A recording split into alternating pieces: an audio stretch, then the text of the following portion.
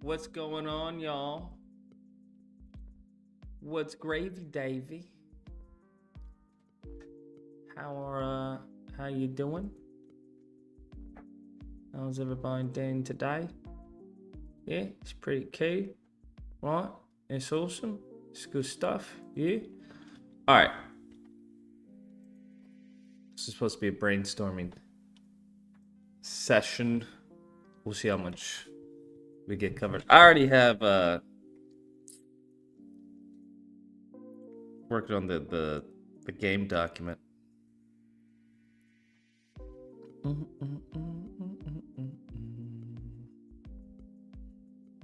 Where is it? I think I have it also on. All right. So basically, how you start this off is design pillars. Design pillars. So, I wish I could bring up my underscreen, but it is what it is. The design pillars that I have, let me just see if I can copy these over. I wonder if I can. Can I? Oh shit, you can. Sweet. Wow, you can copy over text? All right. There we go. Those are the 5 design pillars that I have for the combat arena. Feel like a superhuman being. The environment is your ally. Stylistic realism. Aggressive but not brutal. And simple but deep. Those are the 5 design pillars that I have. Did you check out what I added you on Discord with the double loop-de-loop? Maybe you can put it in your game. Okay, so let me break down what this game is. So people, okay, what it is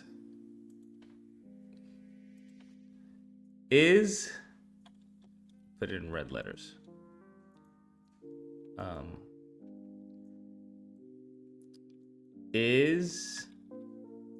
Let's put down what it's not. Is not. So what this isn't is open world. It's not open world. 2, there will be no web swinging. Because it's not open world, right? Let's just erase these. There will be no web wings. Right? There will be no trying to think.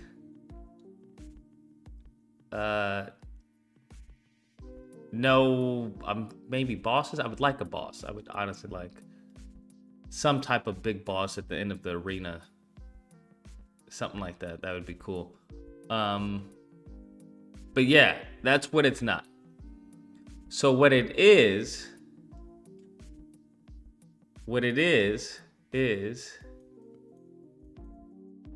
its focus is combat. Hence it being a combat arena. So I don't know if you guys know how arenas go. Imagine combat. Imagine what is it called in Gears of War? I haven't played it in a minute. Imagine a King of the Hill. King of Hill in Gears. Or imagine Spider-Man 3. Combat Trials. Think of it that. Combat Trials. I would love to do open world and web swinging and all that. It would just take a significant amount of time and significant amount of resources. Which I don't even know if we'll get the amount of resources we need to get this done. But it's worth a shot. I think it will come out very nice, bro. Very nice. if I do say so myself. I see what you mean. I see what you want to do. I swear I heard you said you want to do an open world. I must be tripping. I mean, I would like to do it, but that's not realistic. That's not realistic. Yeah, think of, yes, Arkham challenges. Think of that. Arkham challenges is actually probably one of the best ones. Arkham challenges, Spider-Man 3 Combat Trials, King of the Hill Gears. That's what it is. Okay, you need to look up Demon Slayer Combat. What is Demon Slayer? Demon Slayer Combat. Wait, the TV show? Yes, I looked it up. I saw Demon Slayer. I've looked at Demon Slayer Combat. It's not entirely what I'm looking for, but yes, I have seen some of the Demon Slayer fights. Cool stuff. Cool stuff. Not entirely what I'm looking for, because Demon Slayer is mainly with like swords and shit like that. So these are the design pillars. Any game is gonna have them. You usually start off with the design pillars of the game. Then you can get into story. Then you get into mechanics and go on from there. So my Spider-Man. It's not the. I haven't decided whether or not this is gonna be the working look for him. But this is the working. This is him right now. I have this uploaded in an actual document, but this is him right now. We have that one, and I have the other one. There's another design that I may use that one. I haven't decided. I haven't fully decided. I like the hoodie. Don't get me wrong. I like the hoodie, but that may be obtrusive to the player. Of seeing where he's looking and whatnot, or where he may be. I just I like it. Maybe it's a cool design, but I think I may like it just having his head visible. Having his head visible. Could be wrong. Because I know in Spider-Man 2 they have designs with him having a hoodie. So there's that. The other design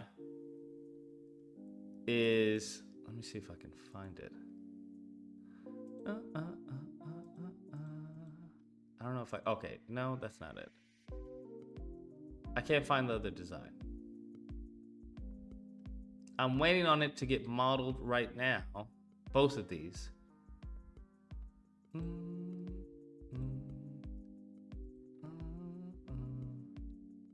Hold on, I can't find the design. Bruh.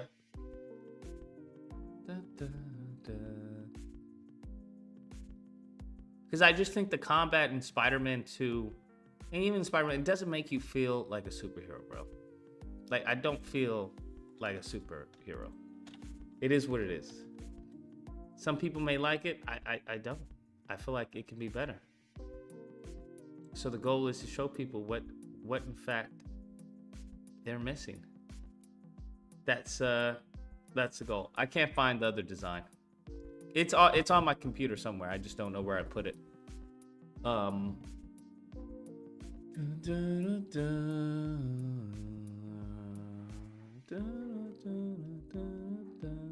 wish I had it. Hold on. I know I sent it to myself. Hold on. Let me see. So y'all can get an idea what I'm talking about. Here we go. Ah, shit. There it was.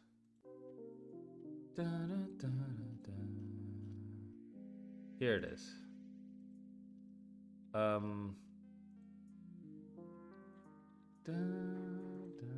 right. This is the other design. Right?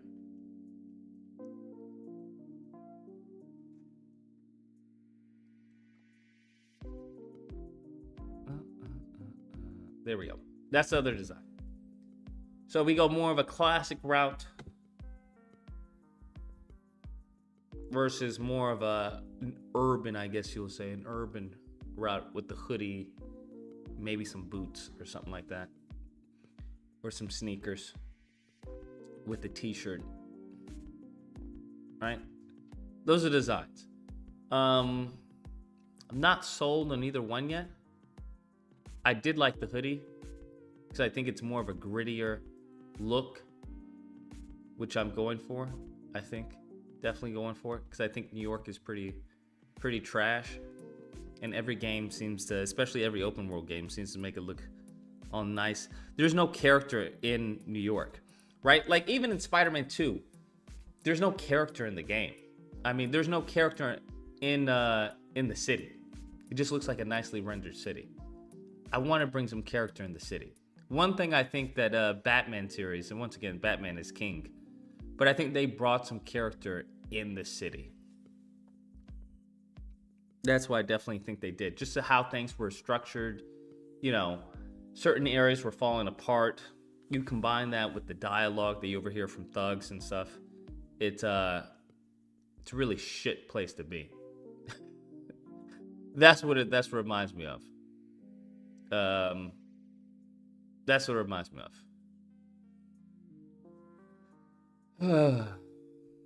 Now, like I said, the design pillars feel like a superhuman being. The environment is your ally. Stylistic realism, aggressive but not brutal, right? I don't mind him doing crazy shit, but when it comes to like snapping people's necks, actually aggressive, we won't say brutal, because I don't mind brutal, brutal in the sense, I'm trying to think, because I want where he grabs someone's face and, you know, smashes it to the ground, but I guess you could say that's brutal. So I guess aggressive but not lethal. Like, we don't want him snapping people's necks, obviously, right? That's what we want. Aggressive but not lethal. Essentially, they'll definitely be in the hospital. They'll definitely be in the hospital. But it's not going to be killing. You're not going to be killing anybody. They may have a broken leg, broken arm, broken shoulder. They may be a paraplegic, but they'll be alive. And simple but deep. That's what I want. One thing I do like about the Platinum games is that it's simple to pick up. Simple to pick up, but hard. Well, I won't even say hard to master, but there's depth there. That if you wanted to go deep with the game, you could with the game, and that's why I'm going over. Like, one thing I like is Street Fighter. A lot of their moves, like Street Fighter, Bayonetta, Devil May Cry. Not really my thing. So I was thinking, do I want to like combo juggling and stuff like that? It's not really my thing. With the stylistic realism, right? I don't see him in the air. Tekken. Like, I've seen some of their moves. I'm like, okay, I definitely can take some of that. In order to develop moveset. But the thing is, I really want feeling like a superhuman being. Because I don't think any game has made you feel that way. Like, even with Spider-Man, doesn't make you feel like a superhuman being. Like, when I'm fighting people, I don't feel like a superhuman. I just feel like a guy who can punch them. I want you to feel like, yo, that you are fucking OP, but you're not OP to the extent where you can't be challenged. Now, obviously, that will come along with, more difficult bosses and elements. But as far as the regular thugs, I want you to be able to knock them out in like 3 or 4 hits. Where it's just pretty much, they're just fodder for you. Just like, bam, bam, bam, bam, bam, bam, bam, bam, bam, bam, bam, bam, bam. That's what I want. Because I think when, even with Spider-Man 2, just punching someone, bam, bam, bam, bam, bam, bam, it's like, bro, I'm Spider-Man. This is a regular thug. He's not even wearing fucking armor, bro. There's no way he should be taking these many punches. I get that I pull my punches, but I'm not pulling my punches to the point where I have to hit you 10 times, fam. No. Here's the thing. One thing I do like, here's what I'm adding. Not as a design pillar. We won't have that in design pillar. But one thing I do like right? Because it's mainly focus. It's combat. I don't have to worry about web swinging. I don't have to worry about shit. I just have to worry about making the combat fucking feel amazing.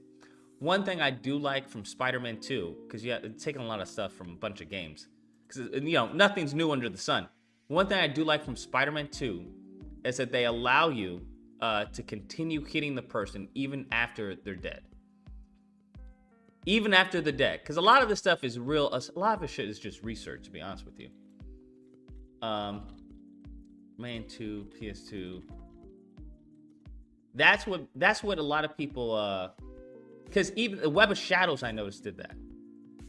Right? Web of Shadows allows you, because everyone loves Web of Shadows. Even though Web of Shadows, what Web of Shadows did really well was style. So I want the style of that, and allowing someone to be punched, and then after you defeat them, you can still punch them. That's what makes it fun in the combos. Because I notice a lot of the games that I've noticed a lot of people love the combat. Devil May Cry, Bayonetta. I don't think Bayonetta allows you to punch them after they're dead. I think they disappear. Spider-Man 2. All of these games allow you to continue punching or hitting the enemy, even though their health bar has been depleted. And that definitely assists, helps with the combat. Metal Gear Rising. Do they allow Metal Gear Rising? Because I was playing that. Literally, probably about 2 days ago, I was playing that. One thing Metal Gear Rising does really well is make you feel fucking badass. That's one thing Metal Gear Rising does really well. And that's what I want the player to feel. I want you to feel, like I said, a superhuman being. I want you to feel like that. That's the goal, right? But like I said, Platinum Games does that really well. Really fucking well. And the thing is, you can get like an advanced combo and all that shit in Metal Gear Rising, but you don't necessarily need it. You can get by a boss or an enemy without knowing all the combos and mechanics of the game, but shit is fun. It's even more fun when you know it, because okay, I can definitely demolish this person in like a few hits. So I'm not sure. I may have just a small little story with it. Nothing too crazy, but something actually, because it is a combat arena. So it may just be something like, I don't know, goblins hire new goons, shit, It's not story driven, right? It's combat. So when it comes to mechanics, try God Hand. I like God Hand. But God Hand is also extremely limited. God Hand, extremely limited. But I think it's cool, how you have these people pop. But yeah. I've seen God Hand. But let me see. Bayonetta trilogy is so dope. It is. It's extremely dope. But the thing is, Bayonetta, the problem I have with Bayonetta is Bayonetta has all these moves, but at some point I feel like they're superfluous. Like, especially Bayonetta 3. It's like, what? Like, what is happening here?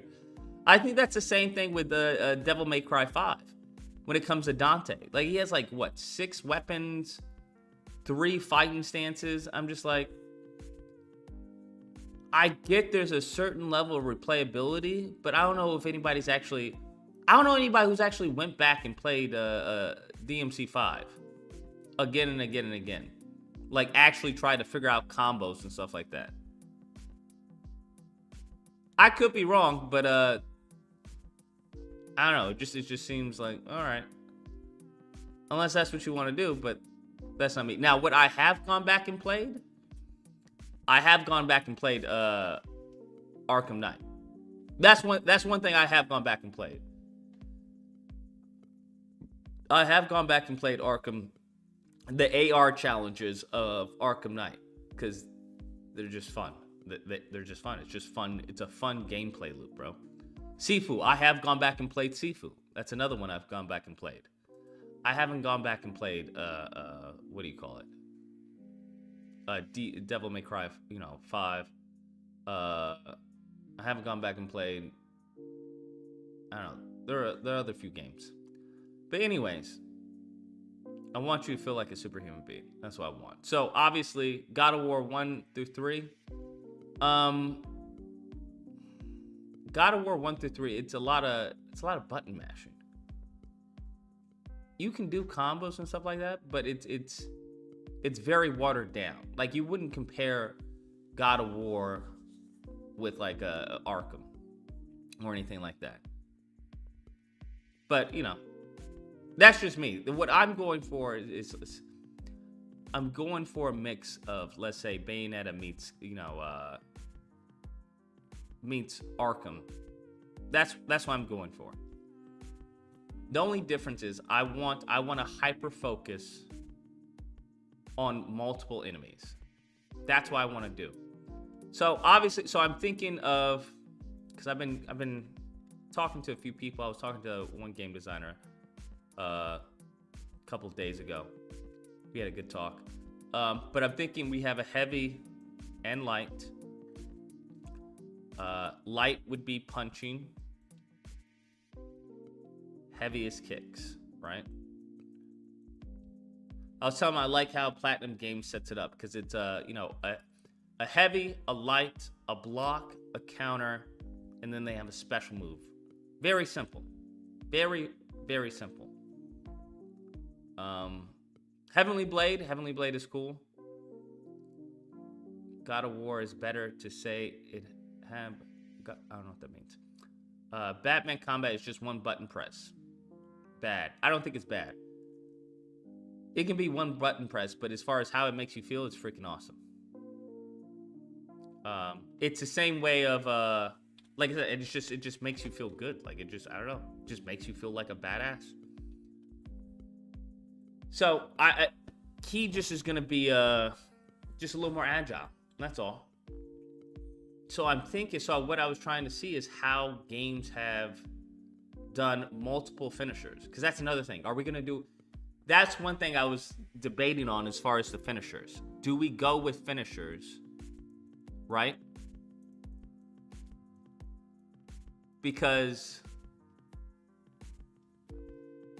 and if we do go with finishers, are the finishers going to be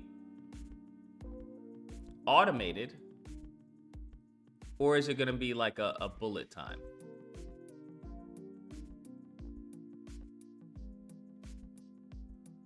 That's what I was thinking. And then you have finishers, and then you have your super move. Super moves, or whatever I have with that. I know I wanted a web mechanic, a web cartridge. We'll see if that works. I know they did something like that in Spider-Man Mayhem. I don't know if you guys play that. Anybody play Spider-Man Mayhem? They have something like that, right? Where you have a web bar up there. I thought that was cool. I was like, oh, okay. Like I said, nothing new under the sun. I remember playing this game as well. But a web bar, I think that's cool. Right? But I wanted to, obviously it would be, cosmetic wise, it'd be different. But obviously you have your health bar, you have your web bar, and then I'm thinking of like a hyper focus bar as well. Focus bar of some kind, and that would be with your superpower or whatnot. Finishers should be quick, like in Doom Eternal, in order not to ruin the flow.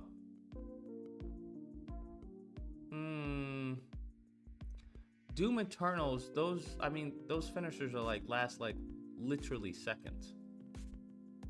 Not even seconds. I want to be less than a second. But here's the thing. Doom Eternal and combat and Spider-Man or Batman aren't the same thing. Like in Doom Eternal, their game flow is constantly moving. That's why they have it something like bam, bam, real fast. Because they want you to get on to the next kill.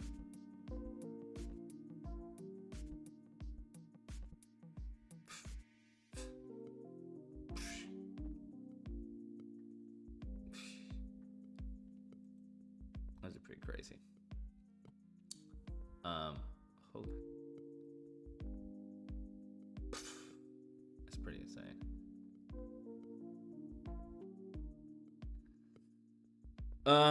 Yeah, Doom is about speed. Yeah, it's a little bit different.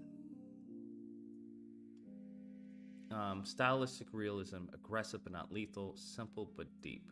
Feel like a superhuman being. And with that superhuman being, I want there to be speed. I want there to be agility. I want you to feel that of him like being OP. Think Spider-Man 2's finishers take too much time? Really? I think they may take too much time because they're not as cool. I think that's why people feel that way. Like, it's okay. It's not a really cool finisher. Like, I don't get a lot of excitement of seeing this finisher to me. I think there's finishers. I think Miles has some really fucking solid finishers where it's like, okay, I can watch that over and over and over again. That's just all right. Like I don't need a finisher for that. The finisher's supposed to be is like something that's like fucking wild, right? One thing I think God of War did well was finishers. When you saw that circle, that's what I want. I want that feeling when you see that circle in God of War 1, 2, or 3, where it's like, oh yeah, where it's like a reward. These didn't feel like rewards. They just felt like stuff we're watching. Like that's getting there with the camera and everything and the pose, but it just, right? Like I don't that doesn't need to be a finisher, bro. That could be a move. That could just be a regular melee move. It's not spectacular enough to be a finisher. I think that's why, like that, it's not really cool to me.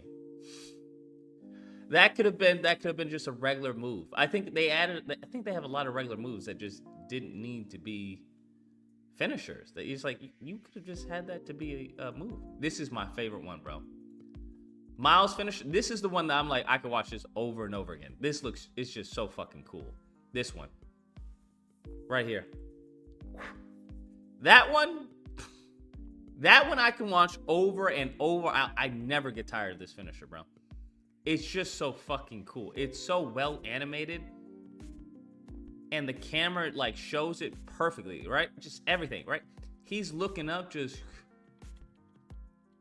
as he's about to get bam. One thing I wish they could have done, it was just held his head a little bit more, right? Just held his head and just that would have been dope. But how this is shot, all of that is fucking dope, bro. All of that's dope. That one, I don't like that one. It's not a good payoff. That's a good one.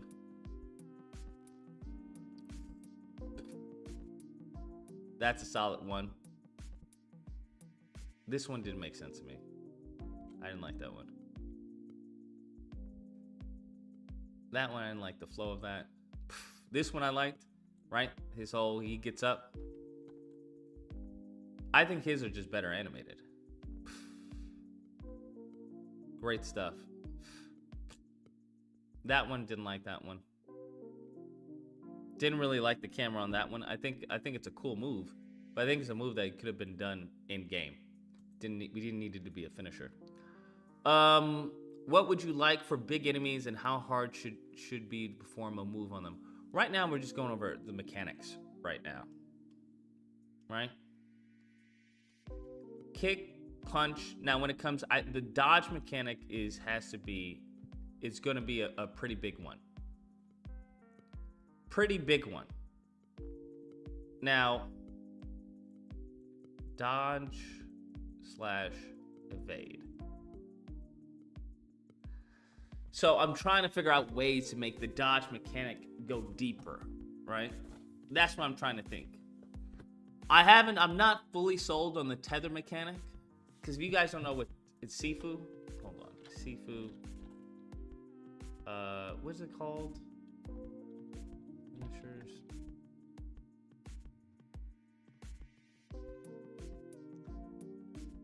I think Sifu does these really well, but there's one move. There's where you go into, I don't know what's called.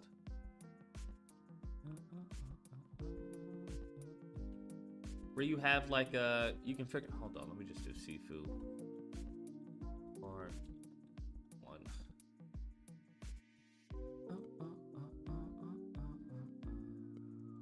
Where is it?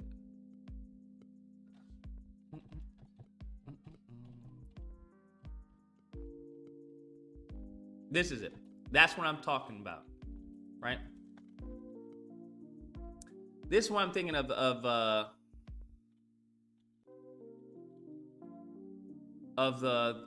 what do you call it? Of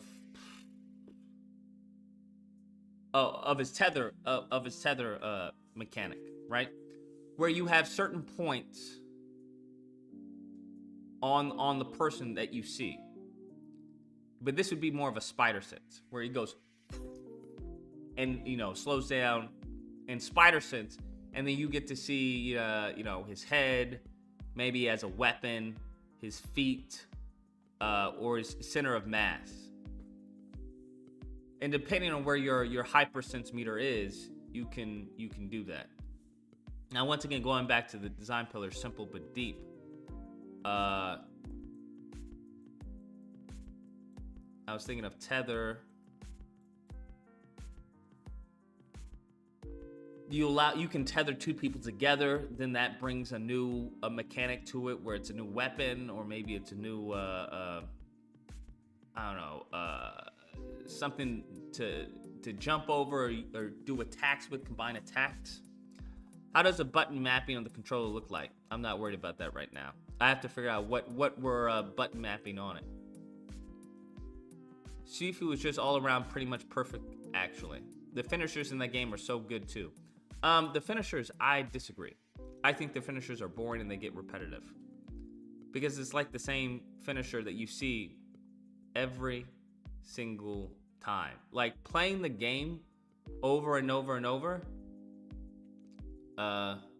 Yeah. Maybe I could do like a Sifu thing.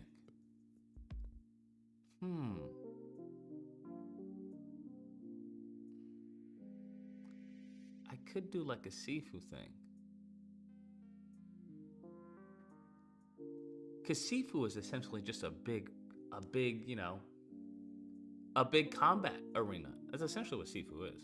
But this is what I was thinking. Sifu. This shit. This is what it would be. This is what I have in mind, right? I don't know, you have maybe Oscorp, you're fighting in Oscorp, you're fighting in Spidey 2099, right? You'd have different missions like this. And you have, you know, a bunch of guys, and you use the environment to your benefit, and just, you know, combat. Obviously, you have a skill tree of moves and combos and stuff like that. But this is the concept. To go on with the environment as your ally, I need environments that are interactable. But I'm debating whether or not I keep that aspect. I'm debating whether or not. You have multiple quick choices for both attacking and defending, plus it's all cool stuff you can do manually. What?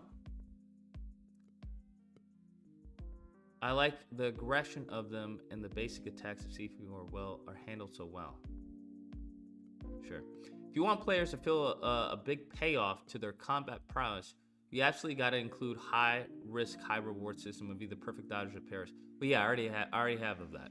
All right. So you have the dodge.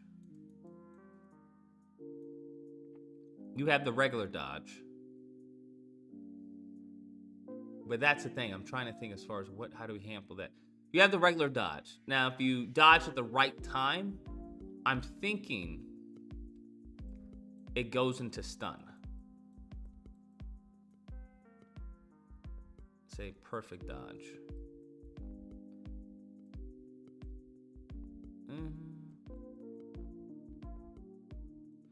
Perfect dodge on some enemies goes into stun or a complete KO on like weaker enemies.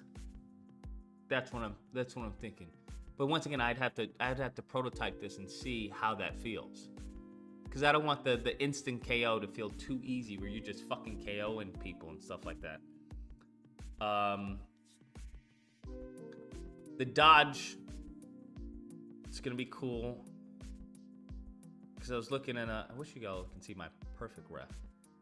But I have a bunch of, people slipping moves. Let me see if I can actually copy that here. Oh, you can. Oh, sweet. You can. All right. Damn, I didn't know you could do all this. Anyways, I mean, shit. You can do like a whole game design project here. Anyways, so I have a whole bunch of ref of dodges and slips and, people, evading punches and things like that. Along with Spider-Man. Right, so he's going to be slipping punches. We want to add some personality into there as well. I should add maybe another pillar. He's confident. Cocky and confident, or maybe confident, not cocky. I don't want him to be cocky. But maybe it would be cocky. I don't have a problem with cocky. Not arrogant, but a little cocky. I think I like cocky. As far as his gameplay, to solidify his gameplay. Cocky. Oh shit. Why does it keep doing that? Cocky.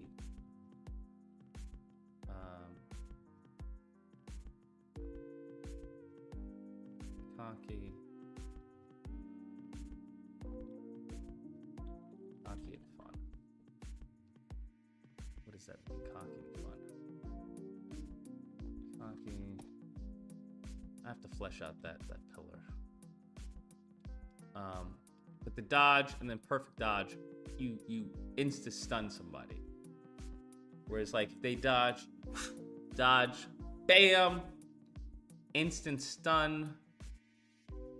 That leads you to, to open them up and just take them down or whatever you want to do, or finisher.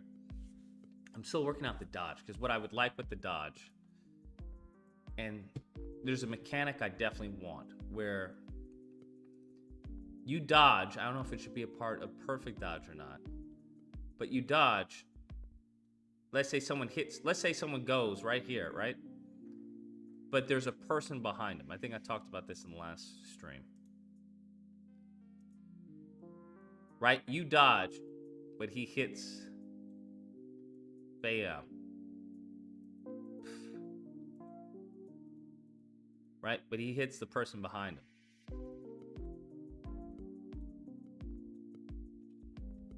Bam. If there's someone behind you, right? If there's someone behind you, obviously that would have to go into how the AI is programmed. If I always want someone behind you, because you want it to the point where it feels like it's not scripted. That's the thing. So that's going to be more in the fine tuning. But the mechanic of having someone behind you, you dodge, bam, it hits the other person.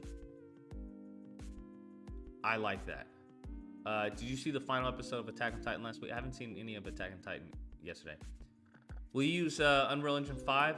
I would like to use Unreal Engine. I don't know if it's going to be 5, maybe 4. It depends. The problem with the Insomniac parry system is that it rapidly turns the tide of the battle just to repeat a couple seconds later, what you end up seeing is a continuous parries again and again without result. I don't understand. What do you mean turns the tide of the battle? Well, I mean, I don't like the animation, to be honest with you. I think it's a clunky ass animation. And it doesn't look like a parry. I don't know what the fuck it is. I don't know what it is, but it doesn't look like any type of parry. It's just like, what? I don't like it at all. It's too it's just way too big for all of his moveset. Like, I don't know. Especially with the symbiote.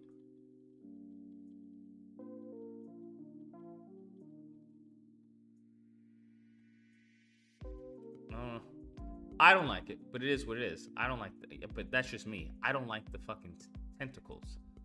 I don't like the tentacles that just magically come out of his suit. It's like, what? I don't like them at all. That's just me. That's just me. I think this way it's a little more organic to the character. Because that doesn't make me feel like a superhero at all. It just makes me feel like someone who has tech.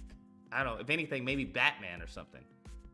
It makes me feel like, okay, well, it makes me feel like Iron Man. That's what it makes me feel like. I don't feel like Spider-Man. This isn't Spider-Man to me. But to each his own. A dodge mechanic akin to perfect dodge from Bayonetta. 3 stacks of bar for each individual enemy fills up with each consecutive perfect dodge. Once they're full, initiate a special attack. Here's the thing. With Bayonetta, so how Bayonetta, this is what I was talking about right here, right? Where it's auto or like you have a bullet time thing. Now, I was thinking maybe I could do bullet time and a finisher.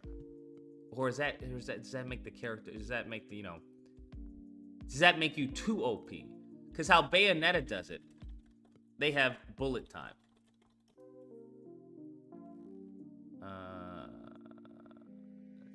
What is Bayonetta? Is this bullet time?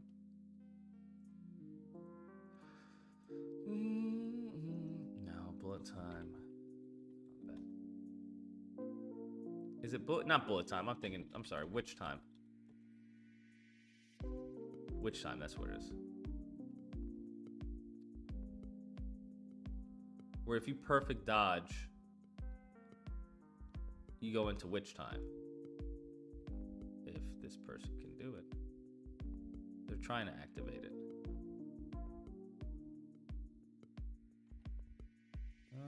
Do they ever get it? Let's see. Skip. There we go. Right? You perfect dodge it. Now you get bullet time. Bullet time, I mean, from my understanding, you don't get any new attacks. It's just everything slows down for you, which allows you to do, deal more damage and build up your combo. Which obviously I'm gonna have combos. That I will be having, because I'm gonna definitely take from Devil May Cry and how they have super awesome stuff like that. Once again, something you don't get from Spider-Man. I just don't understand. I honestly, it wasn't until someone pointed it out, I never knew there were combos in the game. I had no idea there were combos in this game. Spider-Man. I had no freaking clue. People are like, oh, I did a, 386 combo. I was like, where does this have combo, bro? This little fucking shit right up here, bro. Hold up. I was just like, where is their combo? Like, it doesn't. I didn't get it. This little thing right here, bro. That's the combo. I was like, wait, what? What? Didn't make any sense to me, bro. So I definitely want my combo, obviously. I want my combos to be more of Devil May Cry or Bayonetta. More Platinum games. That's definitely what I want.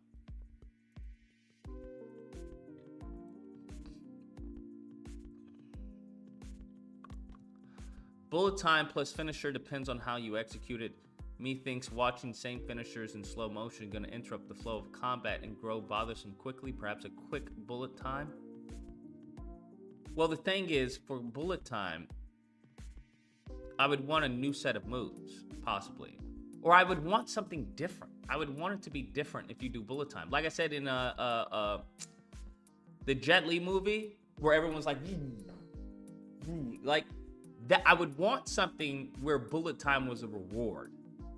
Where I was like, okay, not only is he fucking cool, but I'm also getting, I don't know, more damage or something. Because to me, I don't know, bullet time just seems, I mean, it's cool how games do it, but at the same time, it's the same moveset, right? You're just slow down. Like no one, the enemies don't move differently. You don't see really any impact of your bullets or whatever it is. It's just that you're just, they just become sponges that just take up the damage while you're attacking them. That just feels dated to me, right? It just feels dated to me. So that's why how do we, if we're gonna have, once again, one of the pillars, simple but deep. I want to go deep. So I want a few mechanics that are simple, but there's layers to them. There's layers to them. So if I do like a bullet time thing, the enemies have to move differently. Maybe their hit reactions are different. Something. I just can't. I don't know. That's the thing. I don't know. Because I would like something like the one where you have all these enemies in the air and shit like that. That's fucking cool. But how do you do that with Spider-Man's agility? You ever played the Max Payne games? Yes. Make bullet time like a multi-fear takedown. Bullet time like a multi-fear takedown. Bullet time like a multi-fear takedown.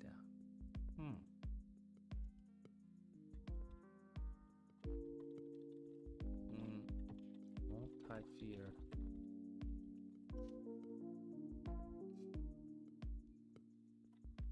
Let's see. I don't remember multi-fear takedowns. I'm gonna swing and get the suit.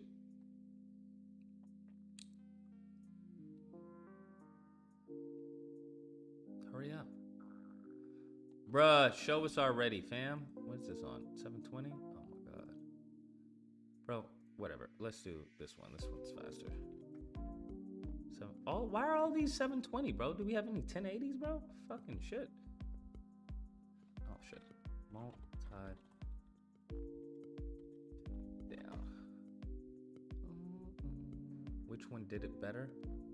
Oh, Assassin's Creed is ass. Actually, or I could do like an Assassin's Creed. But here's the thing. Then we get into, that seems... I just want something that's a fresh take on the bullet time or something like that. I definitely want multi-takedowns, obviously. I still have to figure out how do I relate to the person, to the player, that you can do a multi-takedown without being too game-breaking. Not game-breaking, but too breaking immersion. Right?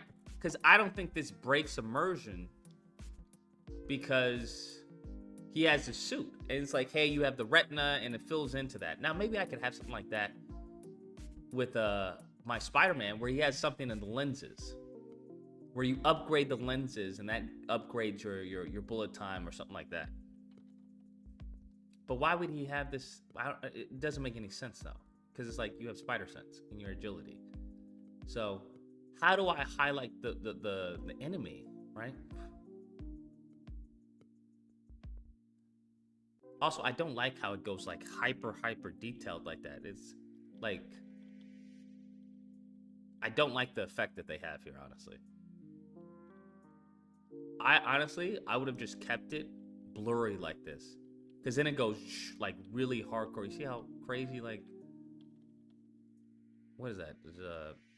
It's like a, I forgot the effect in Photoshop, but I don't like that.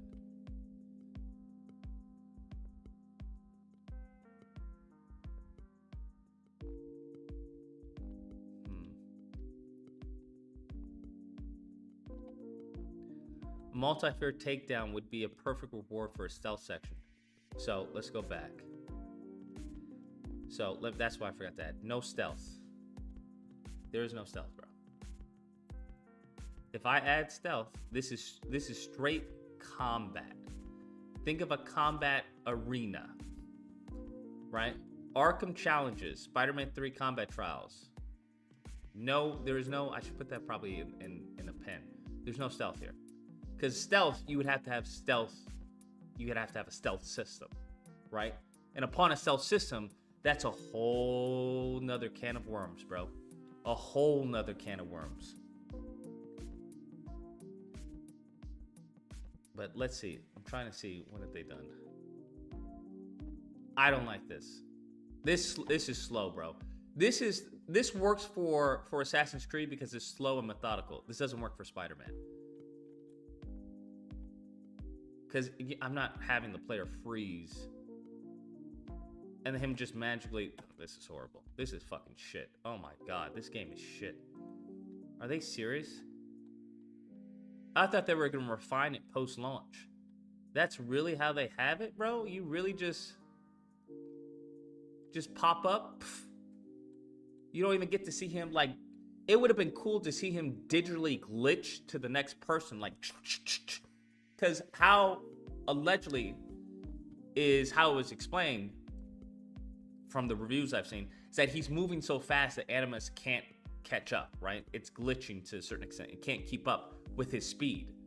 How awesome. All they had to do was fucking add a trail of him.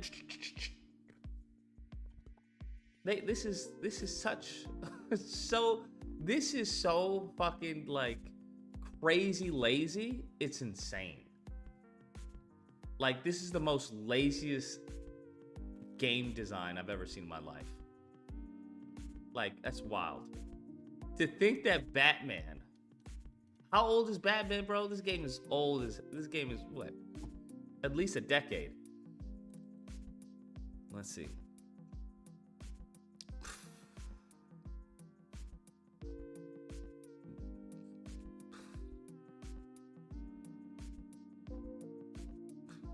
I like that. I do like that.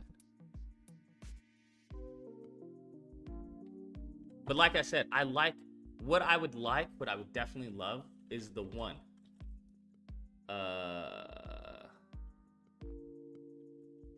Kills. The one kills first person. I can't remember.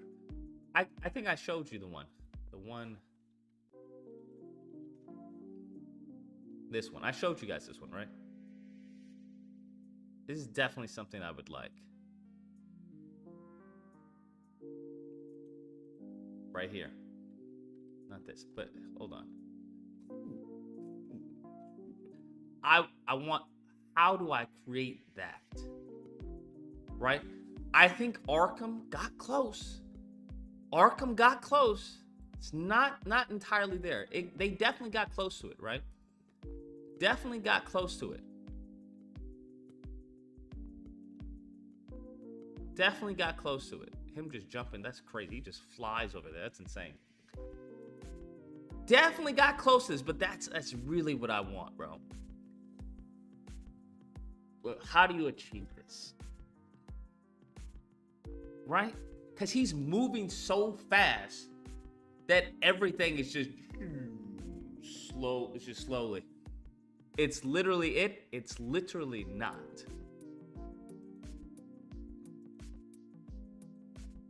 He's moving fast, but he's not, it's not like everything's just slowed down. It slows down before you attack the person, but that more has the effect of allowing the player to choose the next target, right?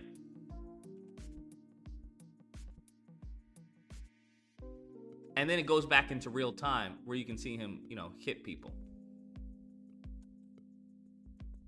But he's not. We not doing this speed, bro. He's not doing this shit, bro. Y'all are fucking crazy. You think he's doing this, bro? He ain't moving like this, bro. This man is moving like lightning. Like lightning. This is like some what is it? The Flash. Yeah, he's like the Flash. Batman ain't moving like the Flash. He's fast. He's not Flash fast, bro. So how do you, that's the thing. How do you do that?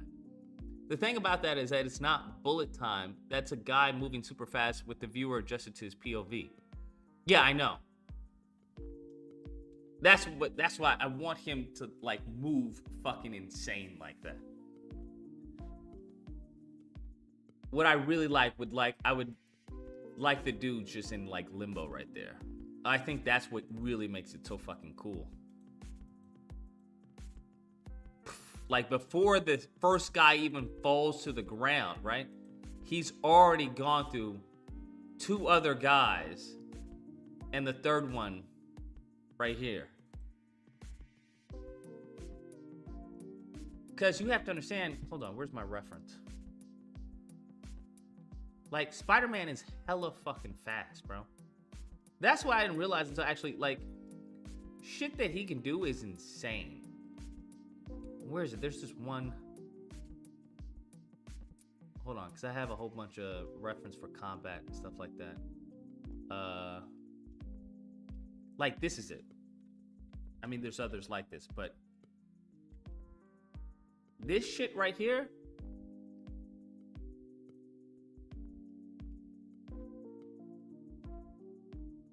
like that, just like he's shooting at him. Another good one I think is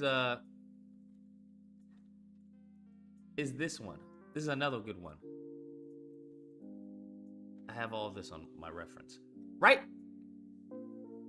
He's shooting and he can't hit him. This is one of my favorites.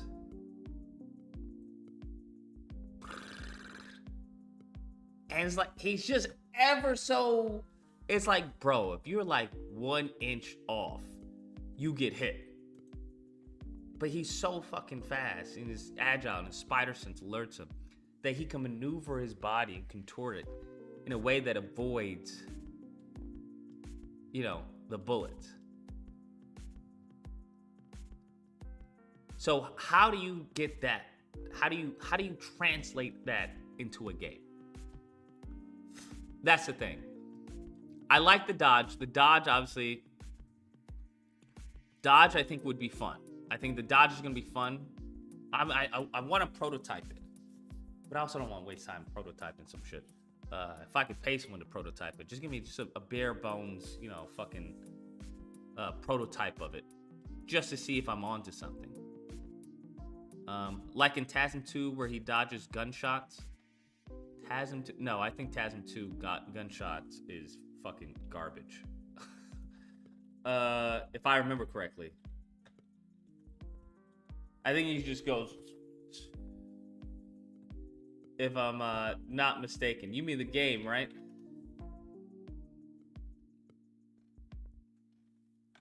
I don't think TASM.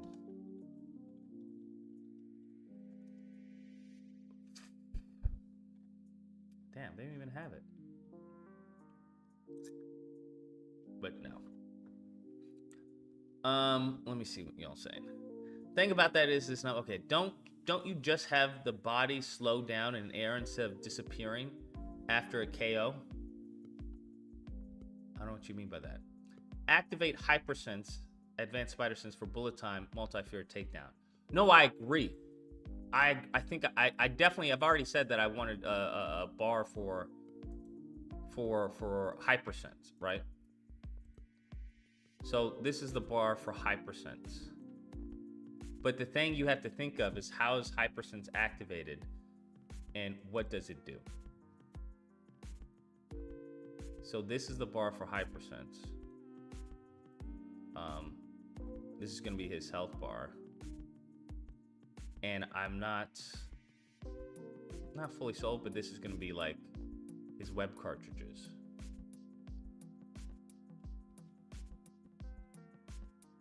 That's the thing. So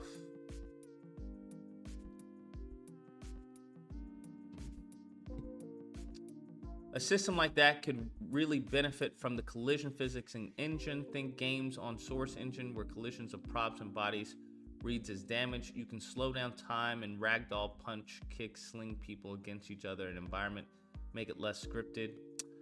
But here's the thing, I like the scripted part though. I like the scripted part of this.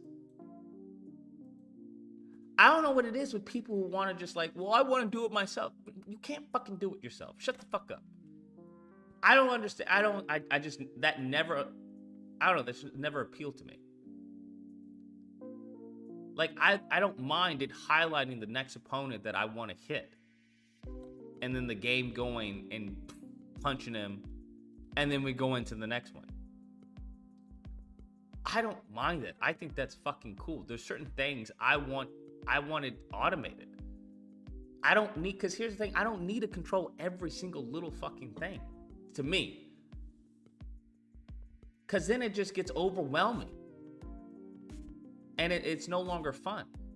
I don't mind as far as, certain segments where it's like, okay, I've reached, I've done all of this input myself, where now I get a reward where it's a semi-automated sequence.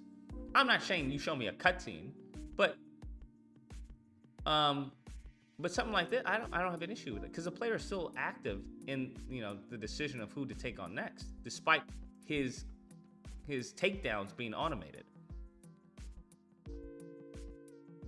But I think each one, everyone's different. The dodge mechanic would have to be implemented so it works where he dodges so fast to where it looks like super speed. That's all graphics, bro. All of that is that's more of this aesthetics. That's the special effects later down the road. That doesn't get implemented until we get the mechanic right. So we're focused on mechanics. Not how it looks, mechanics. Like, what are the mechanics of the game? We can get into aesthetics, but that's such down the pipeline. Aesthetics. You can barely tell it says. That's way down the pipeline, like crazy down the pipeline. Mechanics is what we're dealing with right now. Of what can he do? Why does the player do it? And how does the player do it?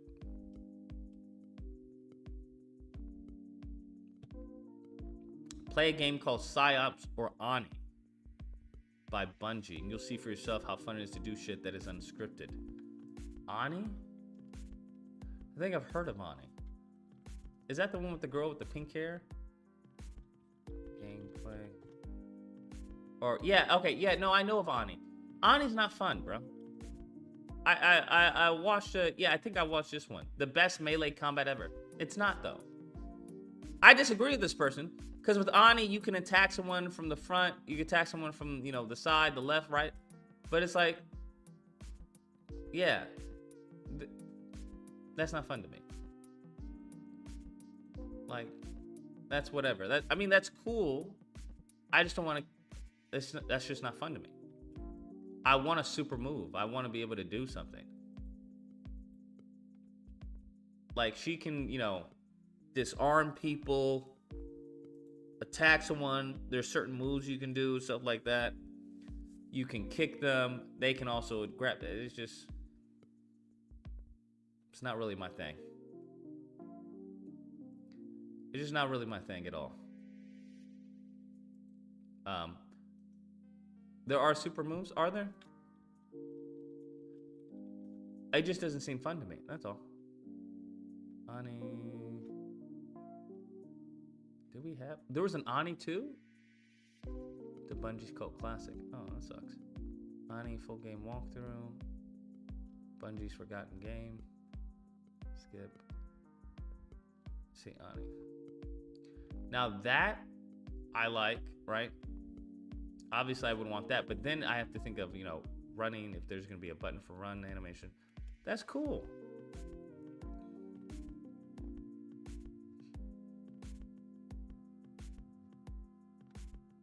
Very cool. But if you gave me this and you gave me Batman Arkham Knight, I'm gonna choose Arkham Knight. 10 out of 10. Like, there's not even 1% chance that I choose this. It's cool, but I don't know. Players are fucking stupid. So I'm not trying to hold their hand, but I'd rather go the Sifu route in terms of control. Like, you have control.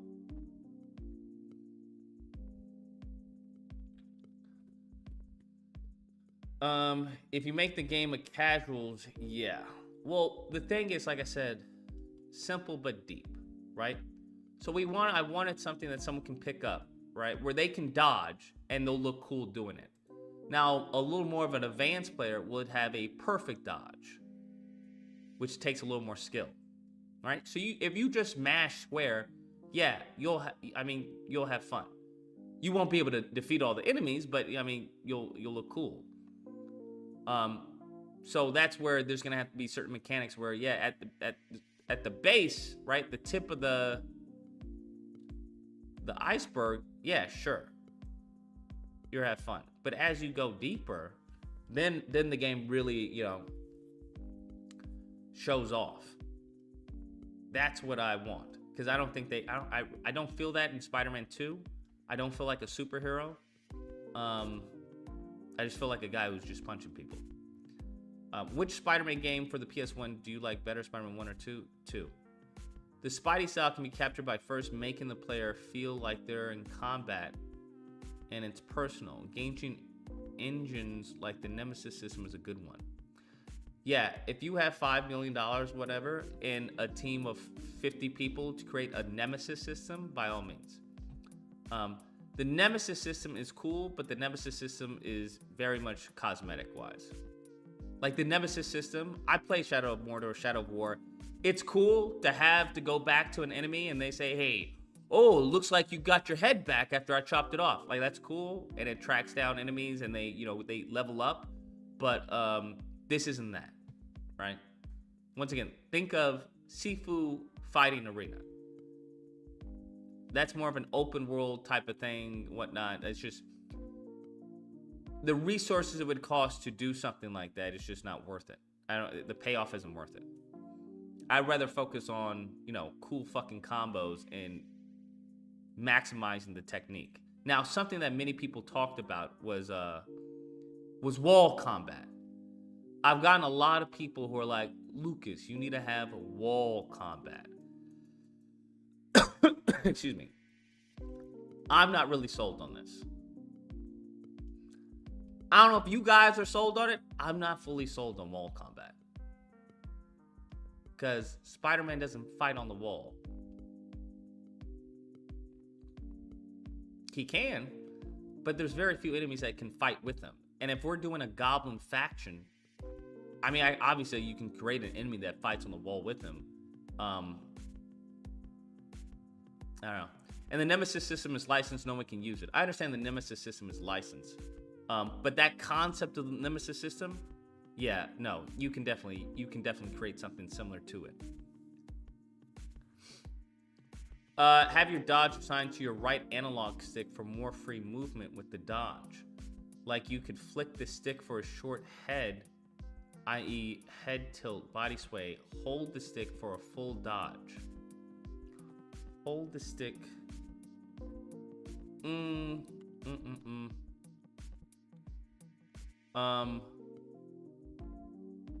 Can't do that, right? The reason why you can't do that because you have a camera. So how the game works is that the player controls the camera with the right stick and the movement with the left.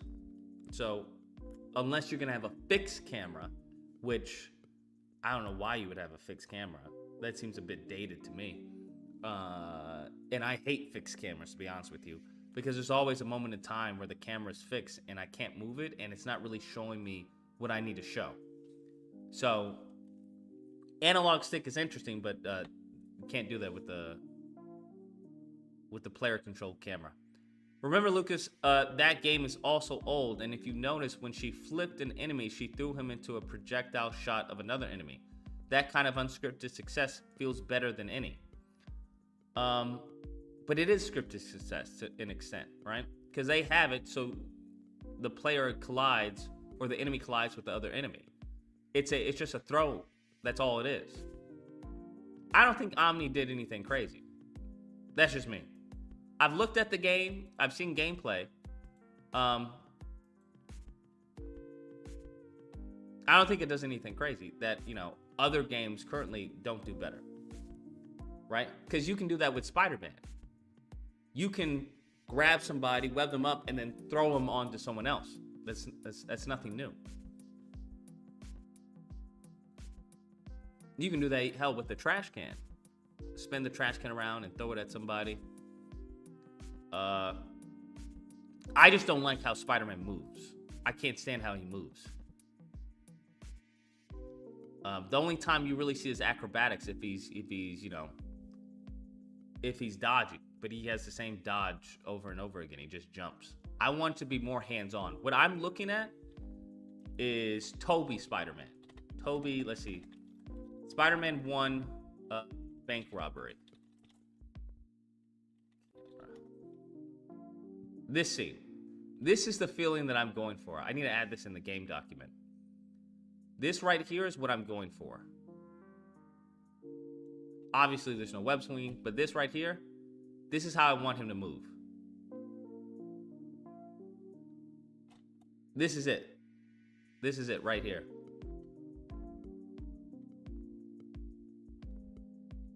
This is it. That's definitely going to be a takedown. I just want you all to know. All of this is definitely going to be incorporated into the game, right? So I want him to be able to jump on people. Bam. After you finish jumping on someone, I don't know, this probably won't be a takedown, but let's say as you're evading, here's the thing. The issue I have is I don't know if people, obviously I need to prototype this because the evade button, right? So you have two, so how you have it with the evade button or how I have it right now is that if you tap the evade button versus hold.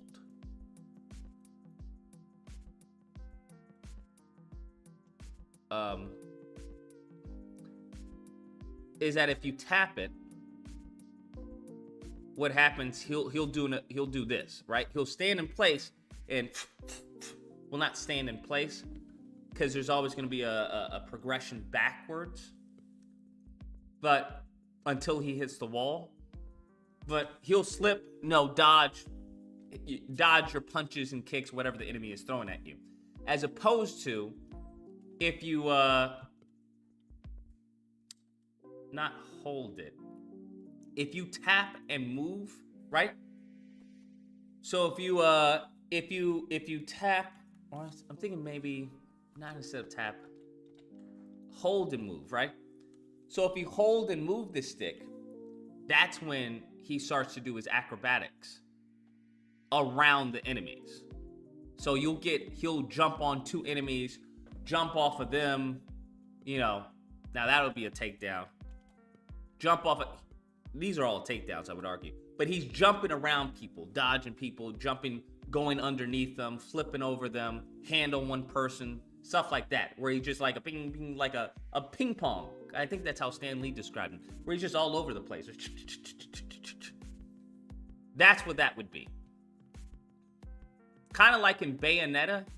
You know how in Bayonetta that if you just well, actually no, you can't do that in Bayonetta. You can keep doing backflips until she does a full, you can do it I think 5 times and then she'll slow down and do like a pose or something like that.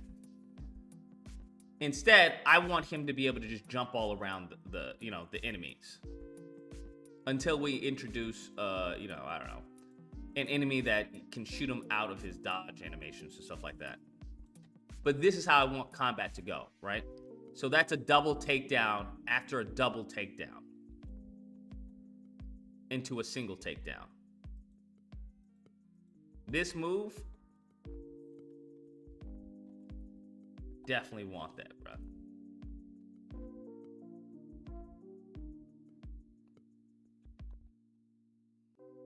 That right here. Now in other Spider-Man games, they have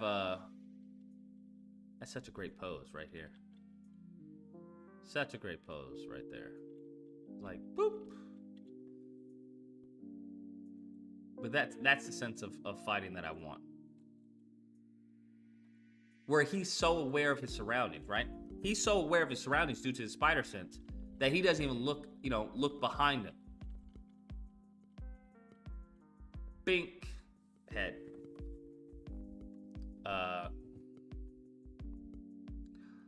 He should have the movements of Toby and Tom. Tom feels kind of OP in Avengers Civil War against the Avenger thugs in his own movie. What you are describing is a player pressing one button separated by tempo. It might look good, but not feel good. I disagree. Because one game that changed my mind on that was definitely Hi-Fi Rush. Once I prototype it, possibly, I'm like, I don't like this. But yeah, I like that because it adds some precision to the dodges, so that you're just not mashing dodge. There's a tempo, there's a rhythm to it, right? And how I thinking of each enemy is gonna have a rhythm, right? So maybe your regular thugs, it's 3-hit combo. So you maybe not circle, but you hit maybe R1 R1. So it's 1, 2, 3, 1, 2, 3. But if you go 1, 2, 3, you're gonna get hit. Or you can simply just hold R1 and just dodge over them or flip over them, and then punish them from that. So I think you can have a lot of variety by doing something like that, where the tempo is 1, 2, 3, where it's like a bam, right? So you have a variety of enemies, low tier enemies that you can KO with a few moves, but due to that tempo, I think you get your most bang for your buck. Where you have low enemies, and because you don't want to, overwhelm the player, I'm thinking. But let's say you have, I don't know, fucking, 2 low thug enemies, but they have 2 different tempos. They each have 3 hits, 3-hit combos, it's just the tempo's different. So bam, bam, bam, instead of bam, bam, bam.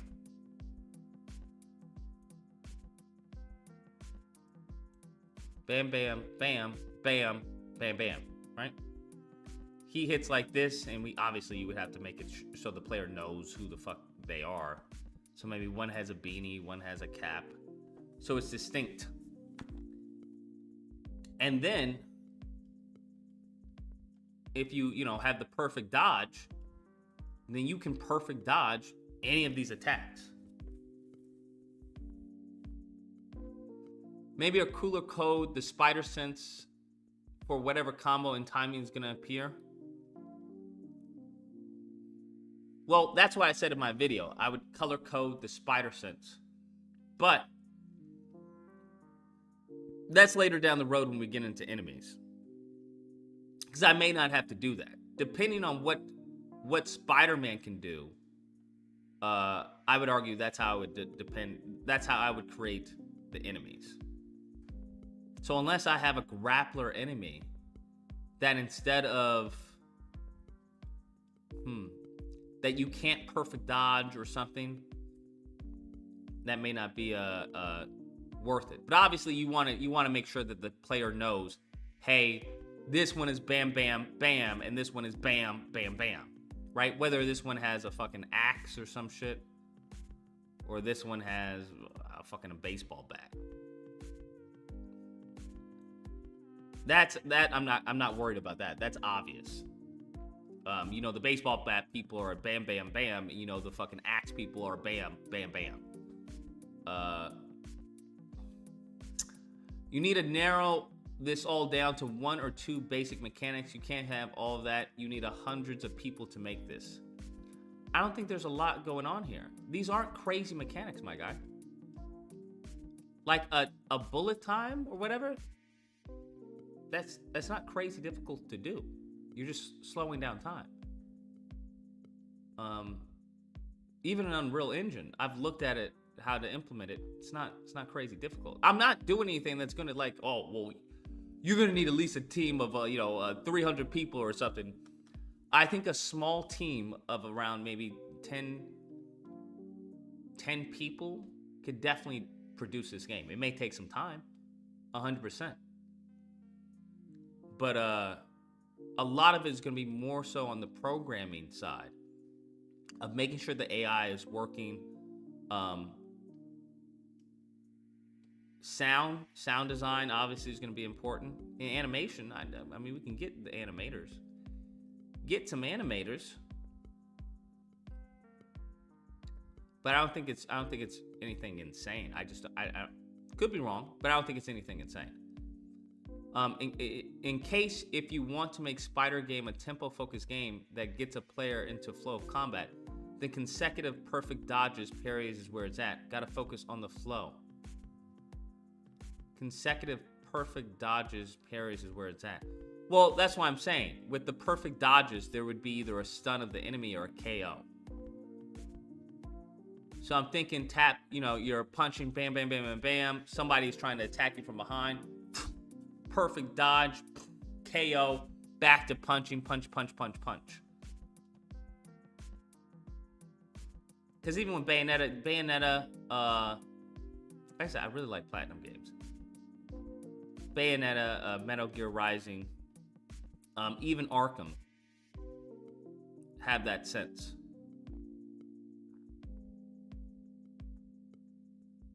All of this has to be prototype first, just to see how it feels.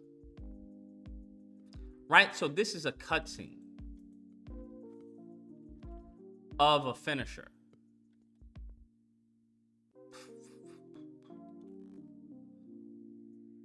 Now, to me, I don't have a problem with this because it's fucking cool, right? Yeah, I wouldn't expect to be able to handle or control this, even though you can in the third one. You can control like the big one, the big bosses and stuff like that. But to me, if you're gonna have me do a finisher, like I want it to be freaking cool. I don't mind me not having control of this up until the point where I have to press the button because I think it's fucking cool. That's just me. I don't know if everybody feels like that, but to me, I don't have a problem with that. I think it's a great break from combat, and it's cool to see. I have a way too ambitious Spidey game idea and can't program for shit, so that likely whenever we going. Okay, what do you have in mind for Spidey's dodge animation? Just curious. Not really concerned about the dodge animation. All of that would be just with style. Just coming with just stylistic animation. Right now, I want to make sure that that I'm actually set on having a dodge, right? A dodge and evade button. Or that I'm actually set on having a kick and a punch button, a heavy and a light attack. Because with Web of Shadows, which everyone loves, Web of Shadows didn't have all that, bro. Web of Shadows, I mean, you had a 6-hit combo, but that was mainly it.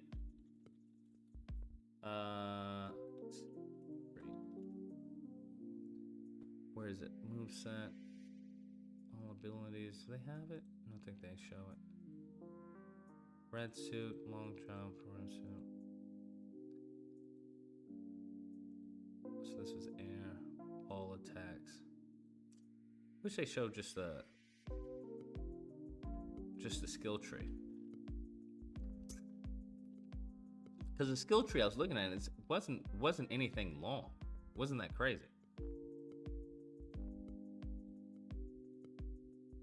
And they did this in a year, which is fucking wild. I think if they did this in a year, we can definitely do a combat game within 6 months. You just have to get that. You just have to solidify the ideas of what you want, depending on the complexity. Every game has that one mechanic that sells a game. I think about what is yours. You need to nail it. Well, mine would be, as far as I would think it would be the dodge. That's what I really want to focus on.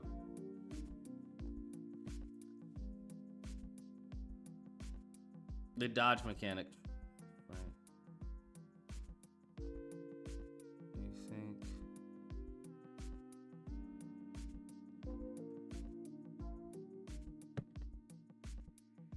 If you're planning on putting it out on Steam, mind they ban AI use. I don't know what that means, ban AI use. AI use for what? And how do they tell if you use AI or not? They can't say shit, bro. I don't think they ban AI use.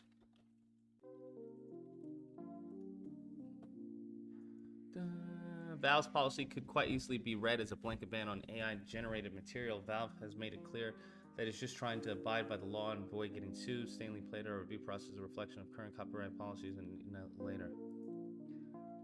It's always been allowed as long as the developer is using it can prove it was only trained on material they own the copyright to. Originally posted by Slow Mango. There's no way you can tell if somebody's using AI or not. Yeah, that's meaningless.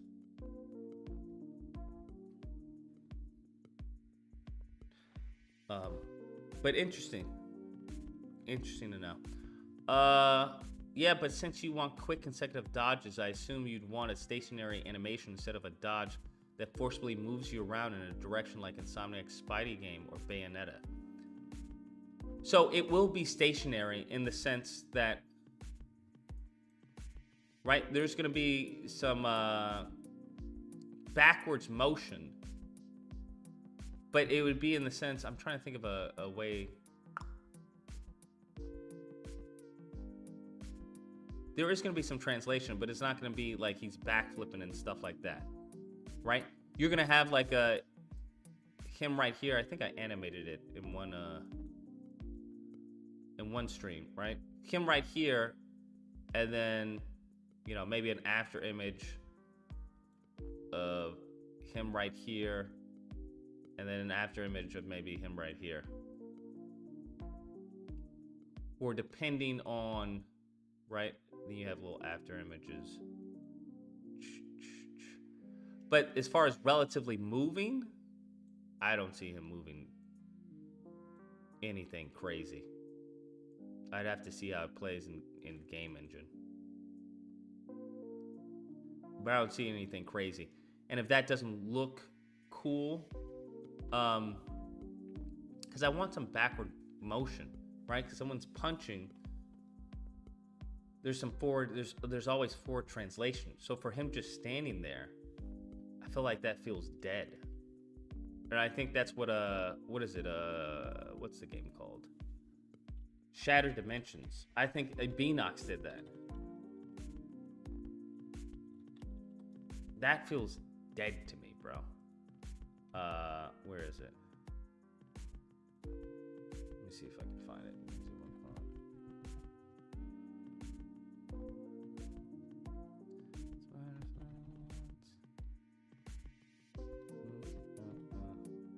This is his defensive stance.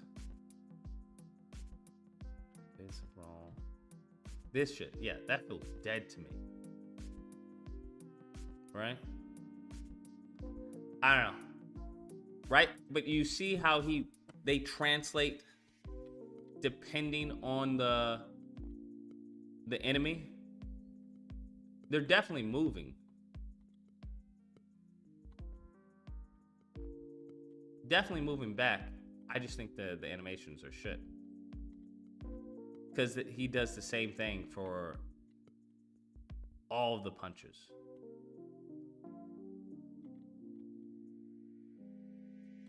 And the thing is, you're just holding this.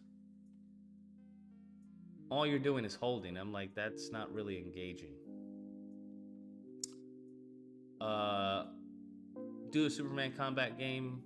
No. If you want cocky attitude that shows an animation of dodges that make a mockery of the enemies, check out Azucena gameplay. What is this?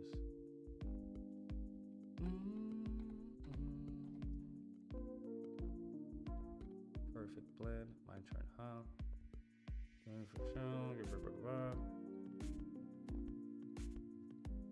Yeah, I like a lot of Tekken's combat. Like it fits right in with Spider-Man. Some of the moves that they do. What's his name? D-Ray. I love D-Ray. I'm gonna take some of his moves. Cammy's perfect. I love some of her kicks for Spider-Man. But that's later down the road for like combos and stuff. Oh, okay, so she has a parry. So it's kind of like Johnny Cage's parry, where he's right here, and the person hits. He goes behind you. How do they make this work? Yeah, this is cool. Wait, what? How do they do that? This is fucking dope. Yeah, this is kind of similar how I want him to move.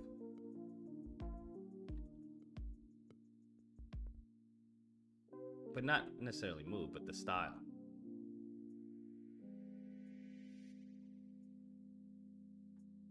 Wait, how? I don't understand. Are these just all her parries? I'm not really fond of that one.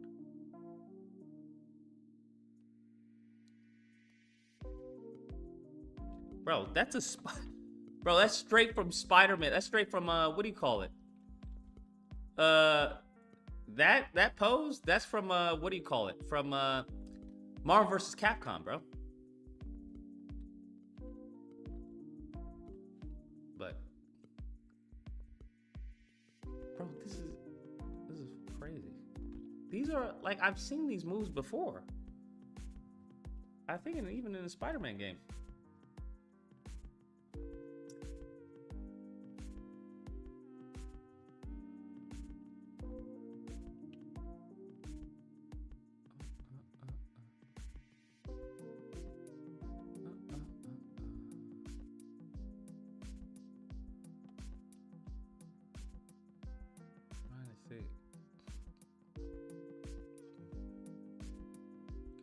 So it's a parry, but not in the conventional sense. It's like a what do you call it? It's like a taunt parry. Kind of like what's his name? In MK1, Johnny Cage.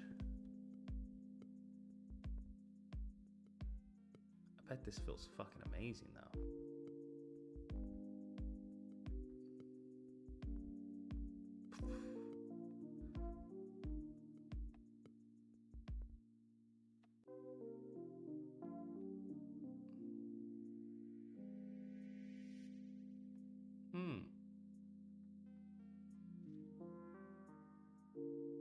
Yeah. Who else has that parry? Who's the black guy with the dog? He has a parry. Has anyone gotten their hands on her? Gameplay. Oh, okay, so someone actually has gotten it. Okay, let's see. This is Lotus Act. Lotus at Sack. Okay. So. Bringing you some Tekken 8 close. Leroy, that's his name. Yeah, that's solid. I didn't even know about her. Give me a layout of the keyboard and controller while you are doing this, and you should actively be mapped these controls to correlating device and also map it with comfortability, S&D functions. Once we get the mechanics, sure, then we can map it out. She's a new character, also Tekken 8 tournament when it comes out. Oh, she's a new character. Yeah, I know she's a new character because I don't remember seeing her in the roster in any Tekken game. I can work on your game OTS only if you want to go with Maximum Carnage direction. What is up with you and Maximum Carnage? You are like on Maximum Carnage. Beta gameplay ranked, that is. And actually, real quick, I was in quick. This Brandon. This costume is sick. Do we have a breakdown of her player? What's a breakdown? Has someone done solving the student problem defense where it makes her debut? More review of the mini guide. Let's see the mini guide. Let's see. And I really enjoy her. I think she's really fun. I love the design, and I love some of the options that she has. So let me just pop into combo challenges and show some stuff with her. So one thing I've noticed with her is her This is Fergus 2K8. early punishment is very strong. This is her 10 frame punish, and it does 28 damage, and it's plus 8 on hit. So you can choose to go front facing, or you can choose to go into back turn.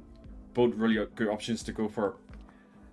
And her while standing for 1 is really, What's her that later parry punishment or is quite weak. So she has this pretty much until 15th frame, and she has this pretty much until 15th frame. Now for 14th frame standing, you can do this for a wall splat, but outside of wall splat, I think this is better. This is a better situation to go into later on. Her trailer is all about this, you know, evading stances, you know, evading highs and lows. But I think outside of heat, it's not really that effective, so you want to use it more. Did she just call him a pussy? For the stance mix-ups. Now her stance mix-ups out of this are super strong. So for example, she has a hell sweep with down 4/4. She has a low that goes into back turn, which I'll talk about in a second. She has 14 frame mid heat engager, which obviously is really good to, you know, make them stop blocking, to catch them ducking. And outside of the heat, so when you do it, Is this more of a project that is supposed to show possible potential, or are you trying to create a legitimate project? A legitimate project. What do you mean? into heat, she gets a launcher. So I'm not optimal with the character obviously, but she gets a launcher outside of heat, or in heat, sorry. So, and like I mentioned, her back turn game is very good. But before I go into that, I want to show off some more options out of her stance. So she has a mid high, which is safe. She has a mid, which is unsafe. What is this that he keeps on doing? Pussy or whatever. She has a 1+2, which is a -14 mid launcher if you're feeling yourself as a mid option. But her mid low option is going to be the house sweep for sure, or the back turn low if you want a bit more safety. Yo, Lucas, what's that game you were showing earlier with the crazy detailed combat? Is it on the PS5? What game? Bayonetta? Is that the game you're talking about? Bayonetta's on PC and on PS. It's a stance walk? Oh. So she has pretty good options out of the stance. Now let's talk about back turn game. So I feel like her so for +8 back turn. So this is gonna be like your main low option, which is just back turn 3. And as you can see, it puts her into the stance, into the liberator stance, front facing. That's one way to go into the back turn stance. The Mach 3 is also another way to go into back turn stance. Right. Now, the Mach 3 she may be my new is my plus new 4 law. into the stance. So now we can talk about her I don't know aura. what her frame did If you do is, back turn 1+2, it's a counter at launcher. So this is counter at launcher, and so on, right? So back turn 1+2 is a 14 frame counter launcher. However, it is unsafe at -10. Oof. So that's why I'm thinking if you do 1-2 into back turn and B plus Okay, what some were her... low option, and if you want to like frame trap them from less plus situations like the Mach 3, you want as well. So it's +5. It's pretty fast for a running move. Chip damage on block. That's a lot. She flies off, so it's actually really hard to get nerfed. For What was running. You move get that crit she grab. did? You get crit grab attempt. No, not attempt, but it's guaranteed. The crit grab is just guaranteed, so they can't break this. Much range. Someone while standing 3 is +4, which will frame trap like them. Does she have a parry? I'm assuming that was a parry, right? Lows are gonna get. That's pretty time afterwards. Feature a crouching came a little bit while standing 1. So 13 frame while standing counter launcher. It had a guy fighting? Oh, guy Yeah, man? like offense Maybe with the God, stance man. pressure and also the back turn game. So overall, I don't know, but why aren't they showing me her move?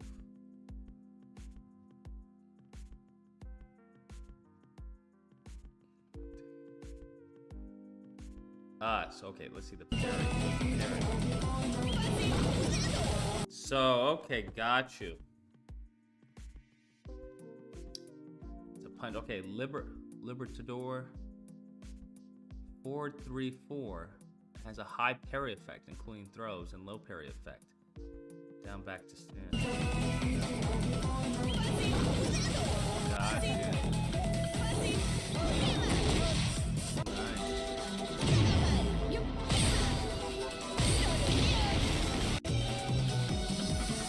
During heat bursts 2 and 3, the parry becomes enhanced, allowing guaranteed.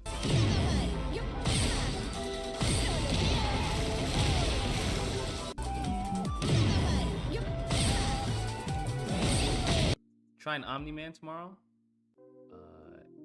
Yes, of course. Of course. What?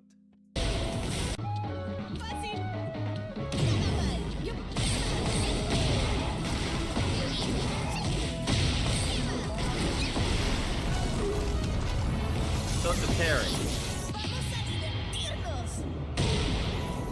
I mean, what really sells the parry is the animation. It's the animation.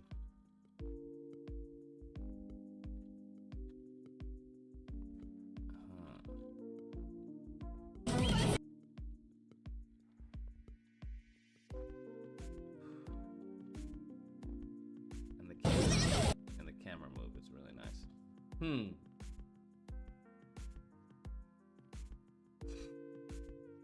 Although a parry though? Yeah, the animations are definitely the highlight. The mechanic is, I mean, everyone has a parry. But if Spider-Man 2 had a parry like that, so I just don't understand, bro. I'm trying to think. But that could be done with the dodge. See, the thing is, I need to prototype this to see how it feels in my hand.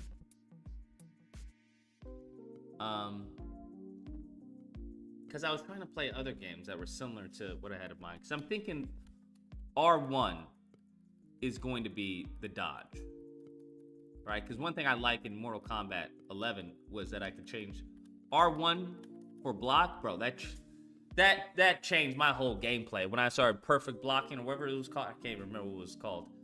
Flawless blocking, bruh. That changed the whole gameplay for me. Changing instead of R2 to R1, the block button, that changed the whole gameplay. I really like that. Parries like that are for fighters. They're like that for fighters right now. But you can redesign that technique or that concept for your game. I'm just trying to think how that would feel with the flow of combat. Say you're doing bam, bam, bam, bam, bam. Summoning, because I like Arkham. I like Arkham of the counter. I like that feeling of him stopping somebody. But that's just not Spider-Man, though.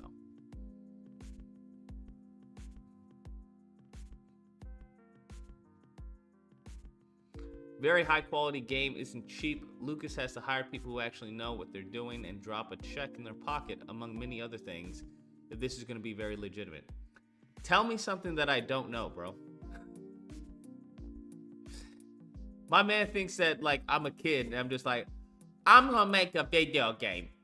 I want it to have this, I want it to have that, and I think I want to have pretty colors. Bro, I'm a grown-ass man, bro. I've worked in the industry, bro. I know what the fuck is needed. Unless you have any actual real fucking advice, my G, I don't know why the fuck you here. Just keep quiet and relax.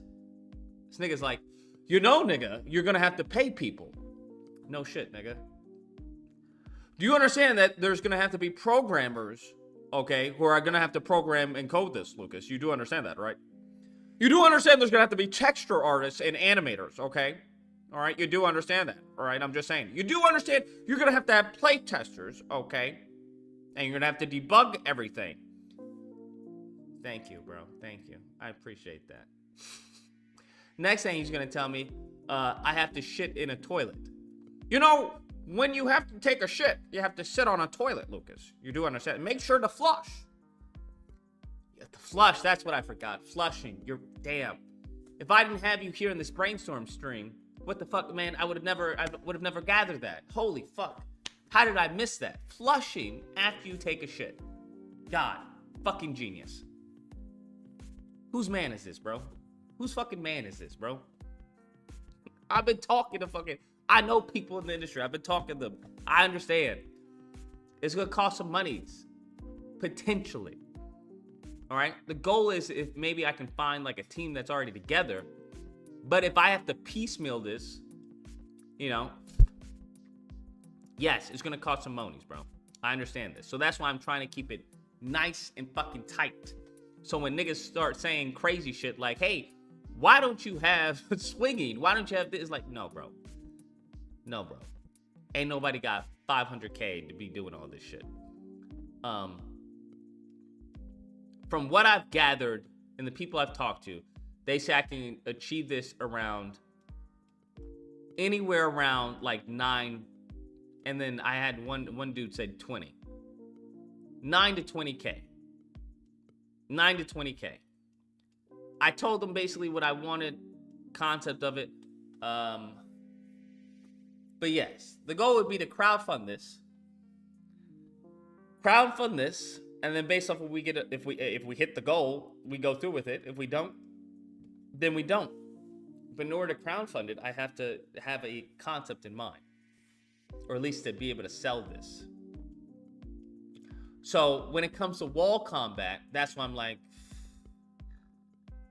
how do we do wall combat? If we're gonna do, I just don't see myself doing wall combat in an arena like this. I just don't see it happening, right? Because this is essentially what I'm looking at. This is what I have in mind for the game, like an arena like this, and you have certain waves, right? You have certain waves, obviously. So I'm like, how do we get wall combat? The only thing I can think of, as I said in the last stream, is that if you have Spider-Man, right? You know, webbing people, and then doing, you know, combat on the wall, which would essentially be wall combat, right? The enemy wouldn't be able to stick on the wall, but you would.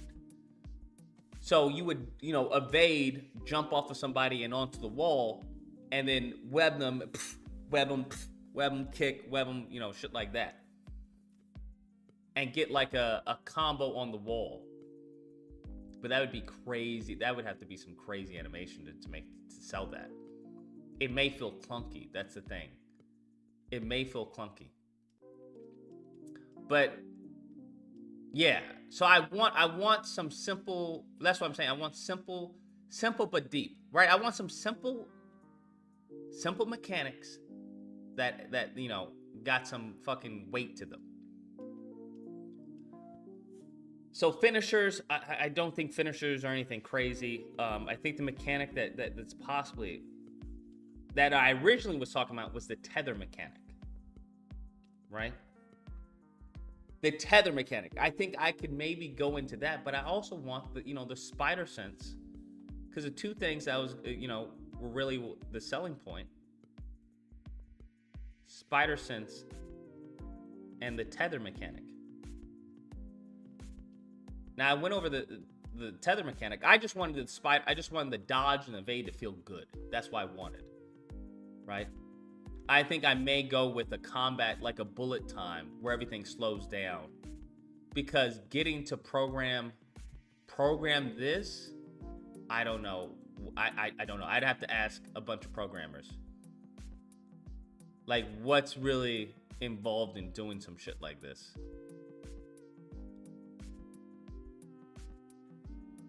Because there's a lot. There's a camera that's being animated. You got some blur, depending on when you can do the move, where you can do the move from, all that shit. Like, I feel like that shit, this like mechanic right here, could possibly take months, right? I could be wrong. I could talk to a programmer or whatever, and a designer, and be like, yeah, no, we can definitely get something good, you know, something really good within 2 months. But I'm just thinking, I don't know, man. I don't program. I animate. So I don't know. I wonder if he does the same hits for every single time, right? I wonder multiple fear takedowns.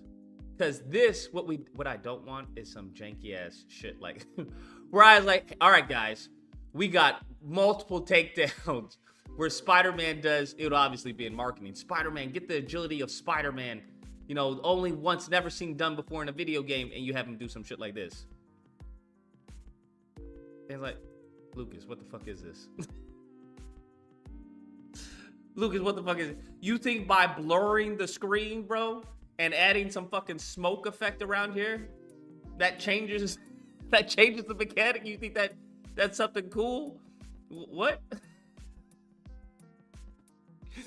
Cause this is a busted janky ass fucking game right here. This, oh my god, busted janky, bro. Let's see if the air takedowns are even better. Bruh. Janky as fuck, bro. Janky as fuck, bro. Completely janky. No, it's easy on programming side, but only heavy on animations. Okay. I mean, at the end of the day, right? Because I know some of these animators, they be charging a fucking arm and a leg, bro. They be charging an arm and a fucking leg. But I would like to, because I know, here's the thing. I'm thinking I may have to go mocap route. That's what I'm thinking, and just buy like a mocap suit, right? I've been looking at extends. What is it called? I think that's what it's called. Something like that. Where, and a mocap suit, you're looking at maybe like 3K. Right? 20K right there. No, nigga, you ain't getting no 20K mocap suit. What the fuck are you talking about, fam? You can get a mocap suit for about 3 to 4K. Yeah, suit. Because there's gonna be a whole bunch of fucking animations. Where is it? Because I have a friend who bought one, and then I have another one who was going to buy one. But I would really like a suitless mocap. Like I've checked out suitless mocaps, but they're all like in beta test. I haven't come across one that actually, because even this one, I forgot what this one was called. Move AI, that's what it is. Move AI. It's not out yet, from my understanding. Oh, where is it? Try it for free, pricing plans. Okay, so it is out. Okay. Try it for free, 300 credits, $15. For individuals looking for more usage and longer recording times. $15 user a month, 300 credits. See, that's the thing. I don't have an iPhone, bro. I don't have a fucking iPhone. One user, 60-second capture limit. I feel like I can get something done in 60 seconds. I don't need anything crazy. Because it's all combat, right? We're not having any cuts. I would like that, maybe cuts.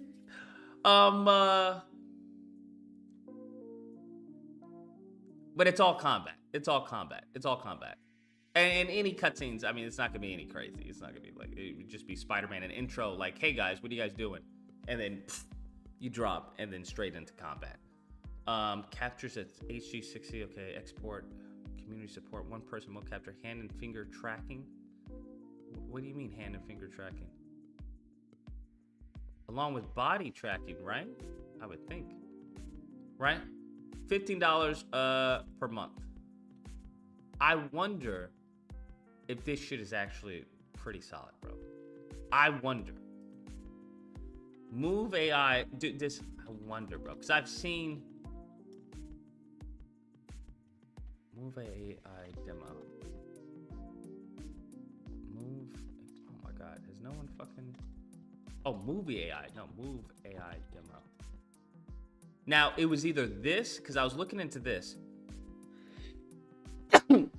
Excuse me. And then I was looking into cheap mocap suit. And there are no cheap mocap suits. Just to let you know, where is it called? Not Move AI. AR, not Roku. Accents. Vicon. Now, where is it?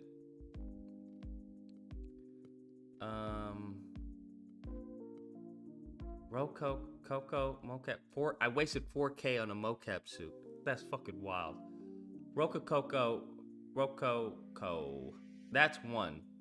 But there's another one. Because then I was looking into Xbox, right? The Kinect. I was like, the Kinect's kind of janky. That's not going to work. But there's one suit. Comparison of $100 markerless mocap and 25K optical mocap. Okay, no, that's not fucking it. There's a fucking suit.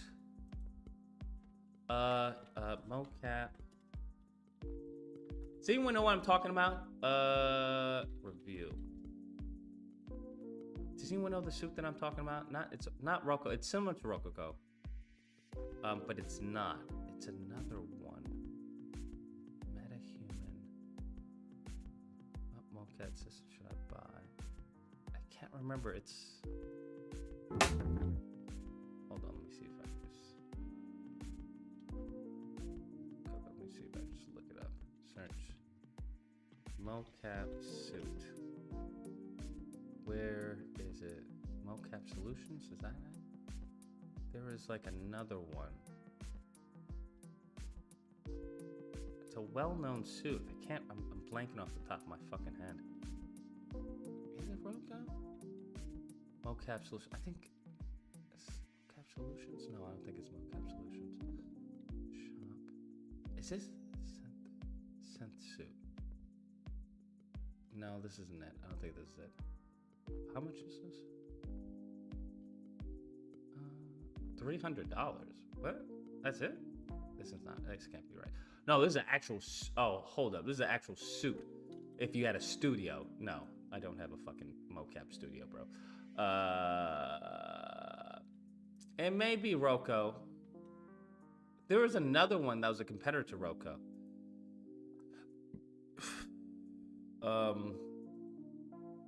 Extends. Yes, that's the one I'm talking about. Extends. Okay, that's the one I'm talking about. Extends. That's the suit that I was looking at. Yes, Extends. Wait, do they change it to? What happened? Is it Movella now? The fuck is? Why is it Movella? Okay, that's weird. Why they change? What the fuck? That's weird. Okay. Movella? What the fuck? Wearables? What the fuck is Movella Dot? What is this? Movella Dot. I don't know what that is. It's an industry leading development platform for capture, analysis, and connecting featuring lightweight movable wearable. Oh, it's the sensors. Okay, so if you have, I'm looking for a mocap suit. Where is it? They hadn't. Wait, do they no longer sell it? That can't be right. Okay, maybe I'm tripping. Am I tripping, bruh? Automation mobility. There was like Extends mocap. Yeah, Extends mocap. Gold standard. Easy integration. Yeah. Product, optical difference. Get the integration overview. No. Okay, Innovate Pro. Play recorded. Wait, did they change their whole fucking thing? Bro, did they change their whole fucking platform? Do they no longer sell the suits? Is it now like a program and something? Up to 60 hertz. What the fuck? Full body strap. This includes 3 t-shirt sizes. Up to 60 hertz, 6 hours battery life. What? Bro, am I missing something? Meta gloves. What the fuck?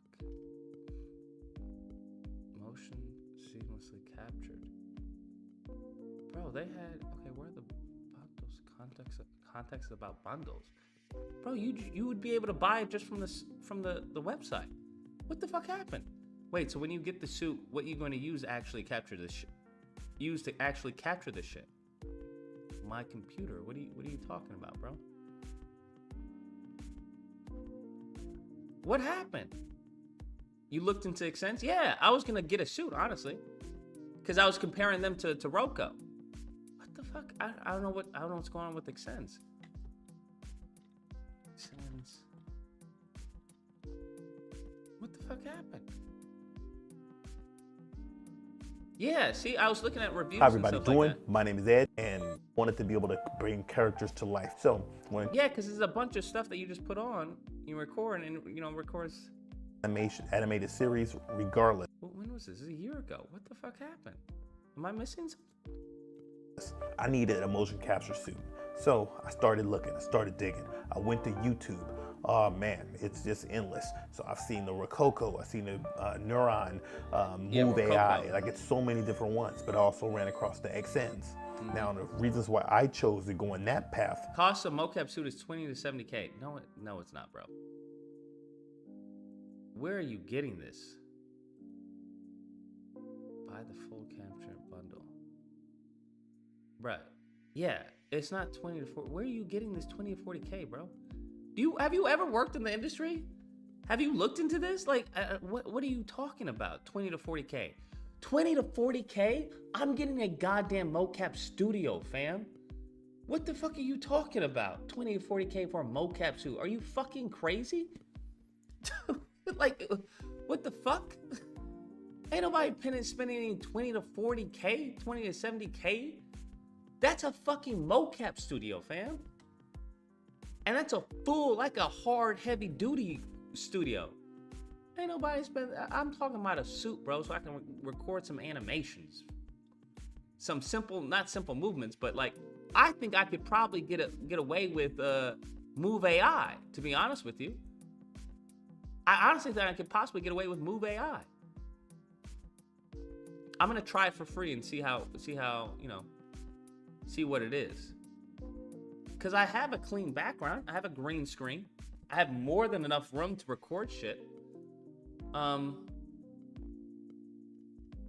Yeah, the full bundle is like 4,000. 4,000. That's not bad at all, bro. That's not bad at all. But I wonder why he chose Extends. Is for basically three. Yeah, I think I'm gonna try that because this is Move AI is without. That's pretty crazy. That's pretty fucking crazy, right? I don't know if you guys happen to know this. That's fucking crazy. Where you're doing this, because I know the iPhone has shit, but that's the thing. This is on iPhone, so I would actually have to buy an iPhone, and it would have to be an iPhone 15. Hold on, where is it? Where's Move AI? Yeah, iPhone only. Such bullshit. They only have iPhone. Because I was looking into this like maybe last year or so, or a few years. I don't know if Move AI has been around, but there was a AI app that I wanted to buy. It was like only an iPhone. I was like, that's fucking bullshit. But this shit right here is crazy. You can take this into Motion Builder, right? Or even fucking just Maya itself, clean this up, and you have fucking animation, right? If I do like a 3-hit combo, bam, bam, bam, take that shit into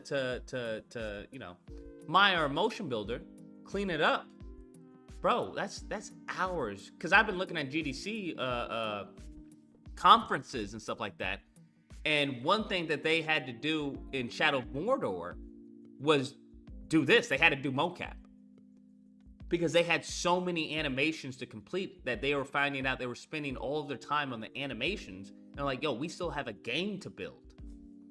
And to be honest with you, I think fucking Shadow of Mordor's combat is shit. I feel like it's weightless. I think its run is floaty. I think it's shit. That's just me. But it was interesting to hear all the work that they put. That's fucking good with no... Bro, there's stuff behind him, right? It's not even a clean background. He doesn't even have a clean background. And it's tracking his motion pretty solid. Now, obviously, it's not doing its fingers, but it's like, whatever. I mean, that's what the fucking animator is for, to do the fingers. And it's not like we're gonna have any crazy finger animation or shit like that. We're not even having face animation. So it's just strictly body right now.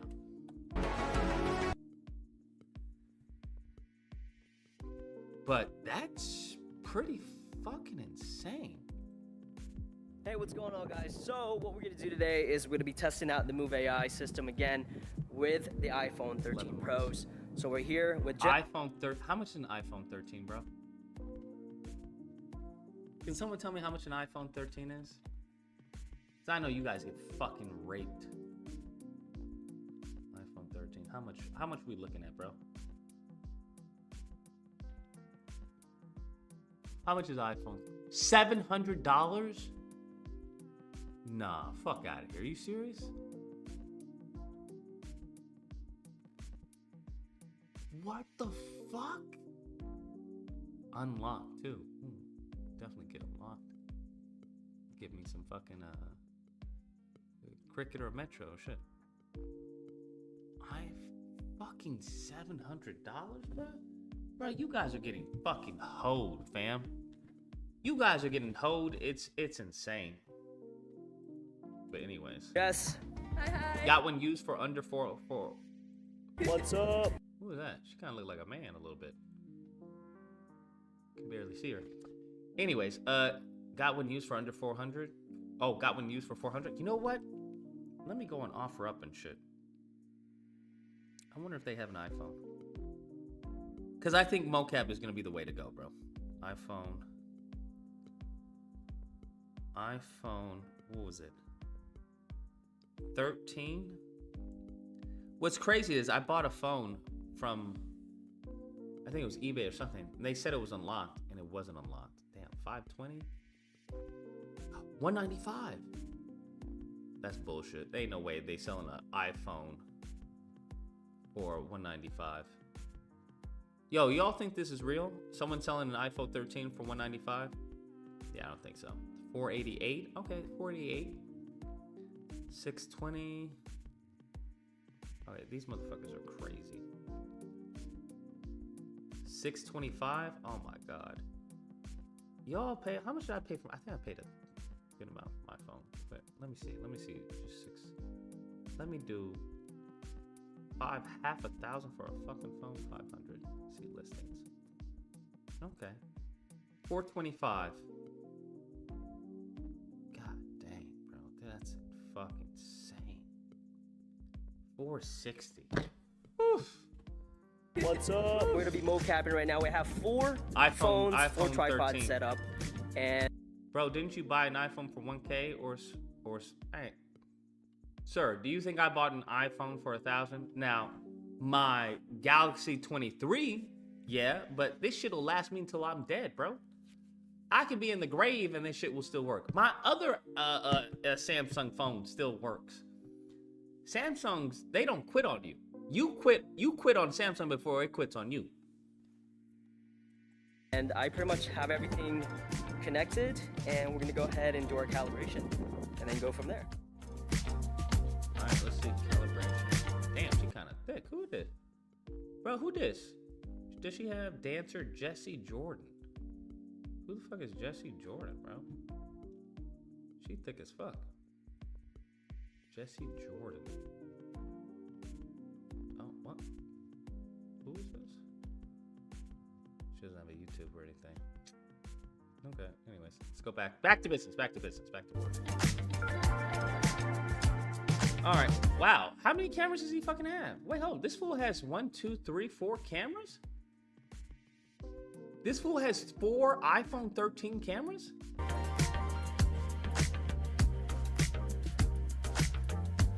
What? That can't be right. I must have it wrong.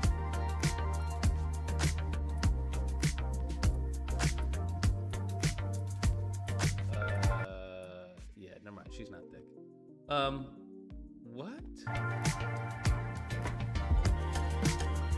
Wait, why does he have 4 cameras?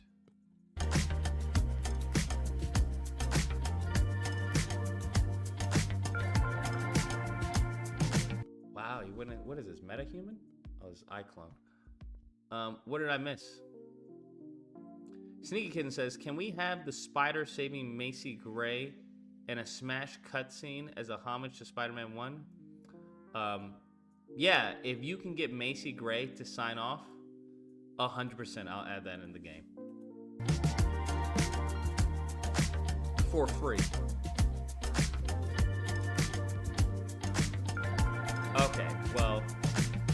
this is not a realistic demo because no one has fucking 4 goddamn iPhones just lying around. So this was cool. Let me click on him. That nigga, bro, is the fucking goddamn 4 or fucking 5 iPhones, bro. Ain't nobody got that. The fuck out of here, bro. That's the only video you have. Now you got 4 iPhones. 4 iPhones, bro. Just like, bro, what are you talking about? Wait, why does it look like she had? This is one camera, right?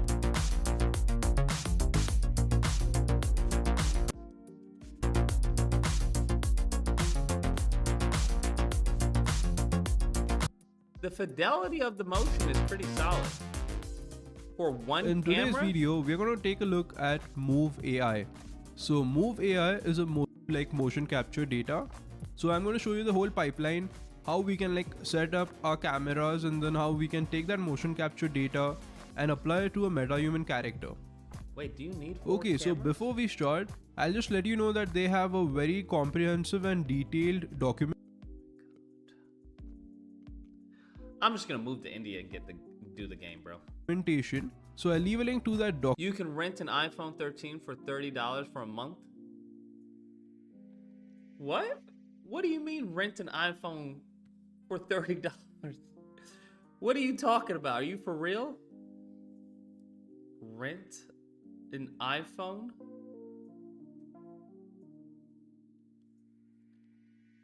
Where did you hear that? Rent an iPhone? What?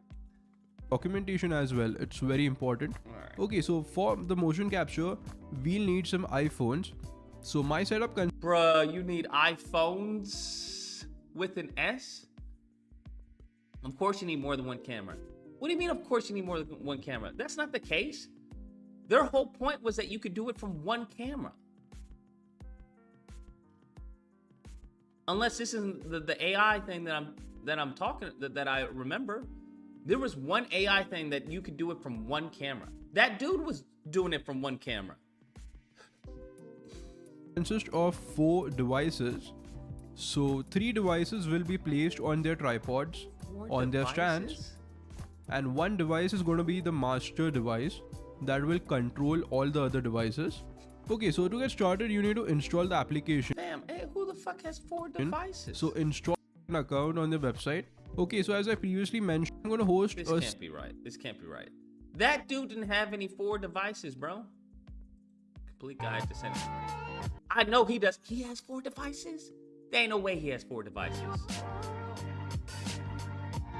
Oh, wow. It got his hand? Oh, it got 2 people? What up, Wimbush here, and today I'm excited to show you guys how to do. Let's jump right into it. Now, the very first thing that you want to be aware of is you want to make sure, no matter if you're only using 2 iPhones or you're using 6, you want to make sure that all your iOS devices are on the same version of iOS. Oh, so you can use 2 iPhones. Damn, 2 iPhones? Same thing goes for the Move AI app. You want to make sure that everything is working cohesive with each other on the same. So I give you a field guide on camera setup. Okay, so see, you can do 1 person the same number of phones. Oh, so you have to have 2. Minimum is 2 iPhones. What is? Hold on, let me see what type of iPhone. Because I can get like a bunch of old iPhones, right? Into it. Now, the very first thing that you want to be aware of is you want to make sure those don't look like new iPhones, bro. no matter if you're only using 2 iPhones or you're using 6, you want to make sure the app, in particular case, I'm using 4 iPhone 11s and 4 iPhone 11s. I'm using my iPad Pro as such. And so my iPad Pro is going to be. Hold on, I wonder it's on the. Okay, iPhone 11s. Okay. I know iPhone 11s can't be a lot. Okay, why can't, what's, okay, okay, what's billing option, word credits, how do I get more credits? Word credits, what's the billing option for you? Oh, credits expire, how do I get more credits? At launch, you will be able to buy more credits coming soon. If you would like to purchase additional credits, users on the starter plan may do so. Purchase credits not available to free plan. Okay, gotcha. What are credits worth? 1 second of processing in Move On. In Move 1. 1 second of processing. So $60. Well, okay, no, I'm thinking. Okay. 60 second. Okay, 1 second is 1 credit. How much is 1 credit? Wait, how much are credits? How much are credits? Wait, oh shit, how much? Because what are credits worth? 1 second of processing. Okay. 1 second of processing? How much is 1 credit? Because depending on how much 1 credit is, that could be pretty fucking pricey. Do credits expire? Monthly plan credits expire at the end of each month. Initial one-time credits on free plans do not expire. Monthly plan credits expire at the end of each month? They don't even roll over? Fam, get the fuck out of here. Annual plan credits expire at the end of the subscription plan year, but can be used at any point during the subscription. Monthly plan credits expire at the end of each month. Initial one-time credits on free plans do not expire. Oh, fuck. Move multicam pricing. Oh, okay. What the fuck is this then? Starter for anyone who's looking more longer. Wait. I don't understand. Starter versus Move multicam is a multi-camera motion capture product that is best. What the fuck is this? Move 1 is a single camera markerless. Okay, so it's a single camera product for 3D animators and creators that work individual or on teams. See, so this one is a 1 camera. I wonder what the quality is between the 1 camera and then the 2 camera. It's a multi-camera motion capture product that is best for organizations that need AAA quality motion data. Okay, 3600 GoPro 8 and newer, up to 8 people captured, up to 120 frames, up to 5 gigs, up to 12 cameras. Can buy more credits, hand and finger tracking. Okay, hand and finger. Oh fuck. Goodness fucking gracious. I send you my iPhone 13 for the time you need it. Get other people to help. You need perspectives to do motion capture for AI, I'm sure. Well, that's why I was thinking if it was 1 camera, like that's fucking insane. It can get motion captured, like data that's good with 1 camera. Under $200 for iPhone 11? Okay. Just be careful with which iPhone can update to the latest firmware because some are on the edge of being obsolete. Well, I would only be using this iPhone for this product only. Wait, what the fuck? Why is the jump so high? GoPro 8 and newer? So I need a GoPro for this, but this one I can use an iPhone? Move 1 is a single camera markerless motion capture. This is a multicam. Which one did they use? My host unit, and the 4 iPhone 11s are going to be the devices that I'm going to be hooking up to my tripod to capture the volume. And if we actually go into the Move AI documentation, it's going to show you no matter if you're using 2 iPhones or using 3, 4, 5, or 6, or if you're capturing 2 to 3 people, it's going to give you a field guide on how to set up your cameras and everything. So if I scroll down here on the website, you can see that there's a volume calculator right here. Now it's going to say number of people. For this example, we'll just say 1. Number of iPhones. Actually, let me scroll down to show what it looks like with just a 2 camera setup. So if you have only 2 iPhones, you want to make sure that they're just in front of your character right there. But if you have 3, you can actually have 1 capture from behind. And of course, the more iPhones you have to capture your volume, the better, especially if you're going to be capturing multiple people. Showing it in like a square pattern. So it always had my person inside each camera at all times. And that made it as much as easily able to capture all my. So how did you set this up? Movements of 2 meters is a 6 situation result. 8 like so do you record in my living room, and so I had to get creative. I took an actual wooden board, put it on my couch so that I was able to put my tripod up on there around the placing my iPhones up on my tripod. What I did was using my iPad, I made that my host unit.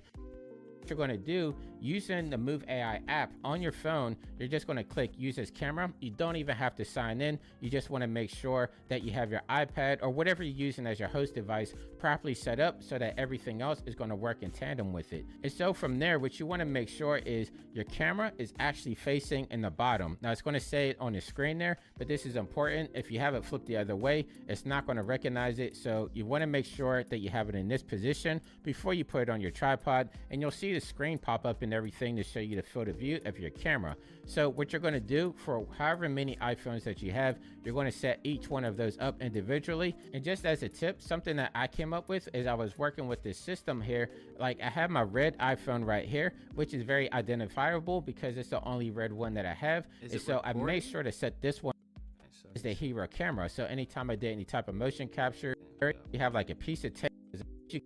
Now this is, but that was a mistake because when you make a try, it's just going to confuse. Have it up and working with each other individually, just in order 1, 2, 3, 4. And I made sure as I'm looking at blocks, calibration, or even motion capture, I know not to go past these blocks because that's going to take me outside of the field of view for that particular camera. Clap 3 times above your head. Now I did a slow clap. I didn't do 1, 2, 3.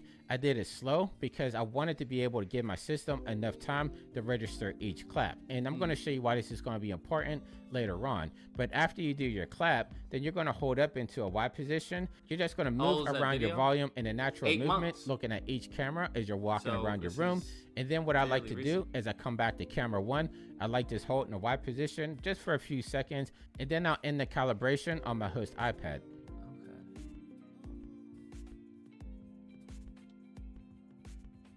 And then the next step from here is in the lower right hand corner where you see new scene. You want to click on that, and then you're just going to type in whatever you're capturing right here, and then you're going to go and hit record. And before you actually jump into your T pose, again, you want to do 3 slow claps above your head, because later on, whenever we're capturing a volume, it's going to ask you where does the first clap start and the last clap end, and then you want to jump into a T pose. And I'm going to show you guys all this here in a moment, but you jump into a T pose just for a couple of seconds, and then you just start capturing away whatever your movements are, whether you're walking, you're kicking a ball around, etc., etc. And once you're done with your capture, you're going to go back to your host unit here. You're just going to hit that record button again to stop everything.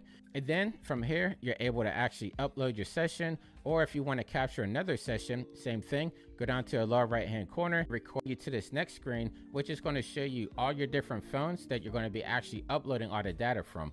So this is going to have progress bar for each one of the phones. You don't want to touch any of your phones or anything in your setup. You just want to let everything naturally upload to your system. How fast it is. And then once it's done, because there was one AI, I believe, that you could just record yourself and then upload that video, and then it would create like the animation from. Hold on, someone sent it to me.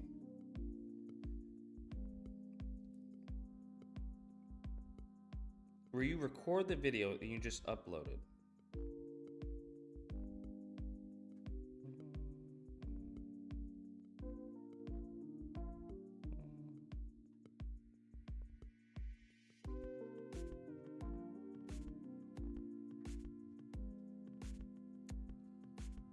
Trying to find.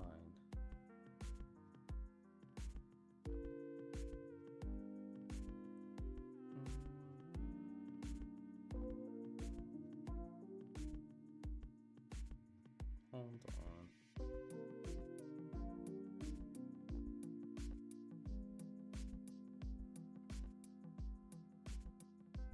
Trying to see.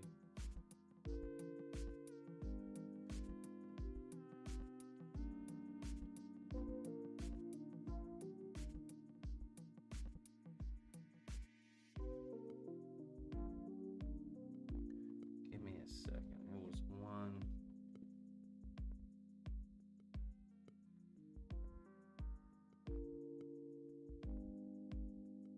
Ah, that's what it was. So this is the one.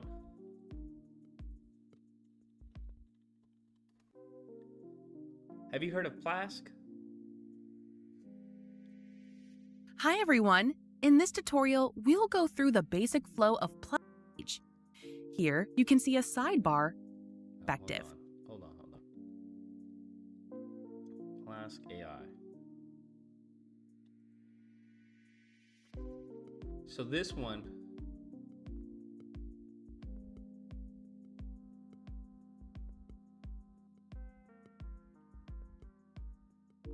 get started. God darn it, look at demo.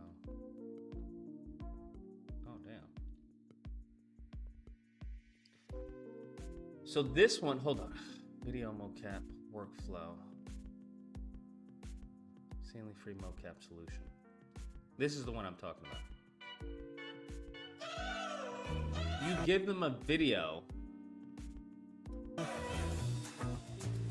Hey, what's up guys and welcome back to Ask NK. Today we're taking Right, not crazy good, but a look at a beautiful web-based application called Plask. So for those who've been wondering about how they can easily it's pretty solid. make the idea is for you to be able to turn up your mobile device, record whatever you want, and automatically generate motion capture data from that. At the same time, if you already have a movie file or you have advantage of that, you would notice that we have something that is pretty simple. Like it's your webcam. So first things you need to do is you need to create an account and also get started. And started, if you click on the plus, so in this case I'm just going to click on open and select that video, click on confirm, and the video which I'm using is exactly the same video that was on the page. Since I wasn't able to capture a video, so I decided to make use of what they had on their website as, you know, a resource and test out if this tool actually works exactly how they said it will. So right, the next thing which you can do here is you can preview the video however you want, and you can play with the length of the video and specify the segments you like to capture data from. So in this case, if you clean the animation, well obviously everything's gonna have to be clean, but I'm just gonna let this be, press the playback button, see what we have. Doesn't look bad.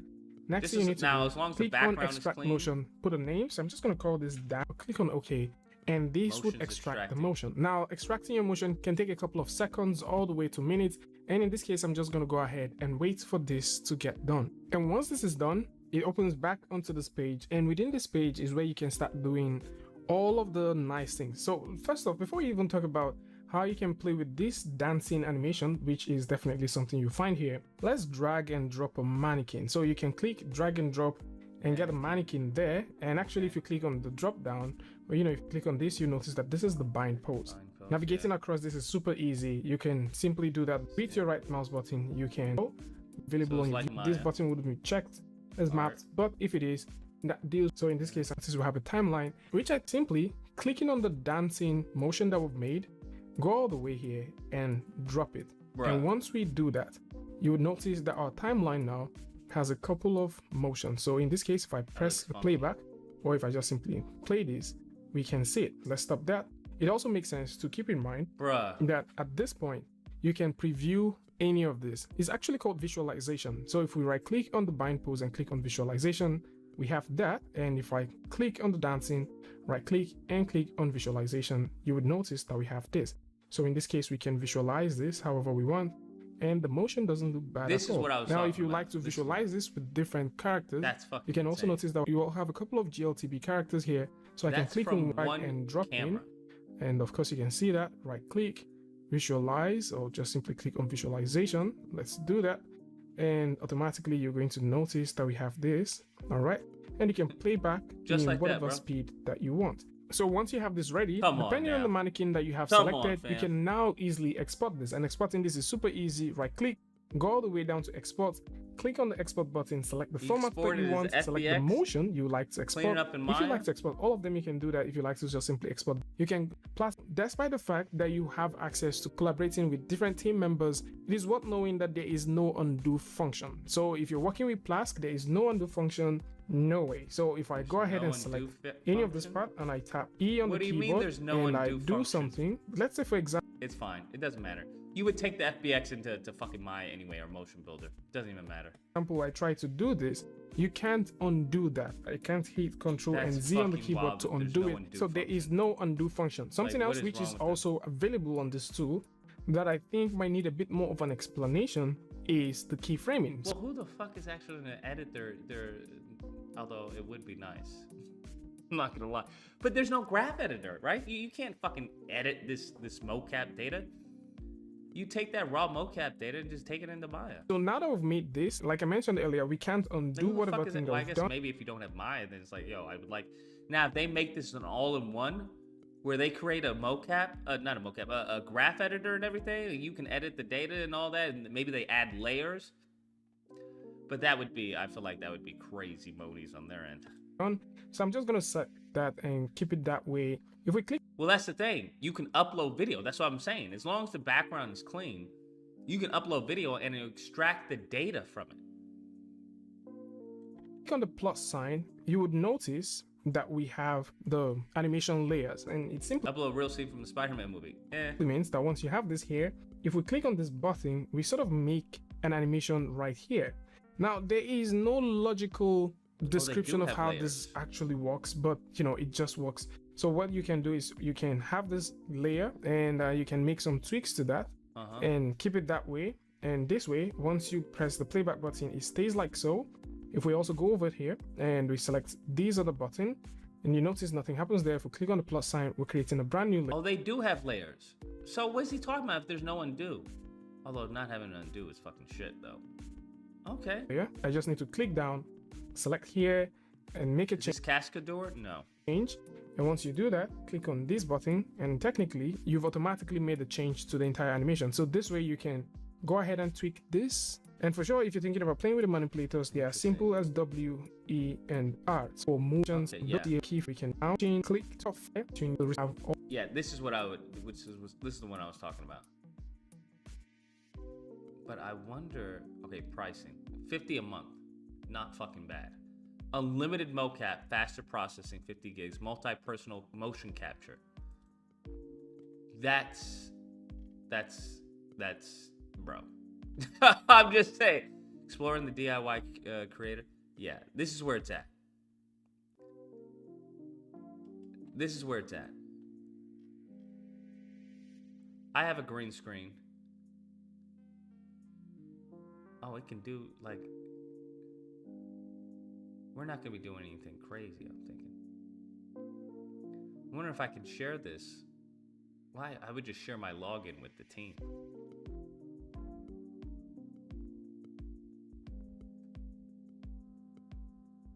It gets an overall motion.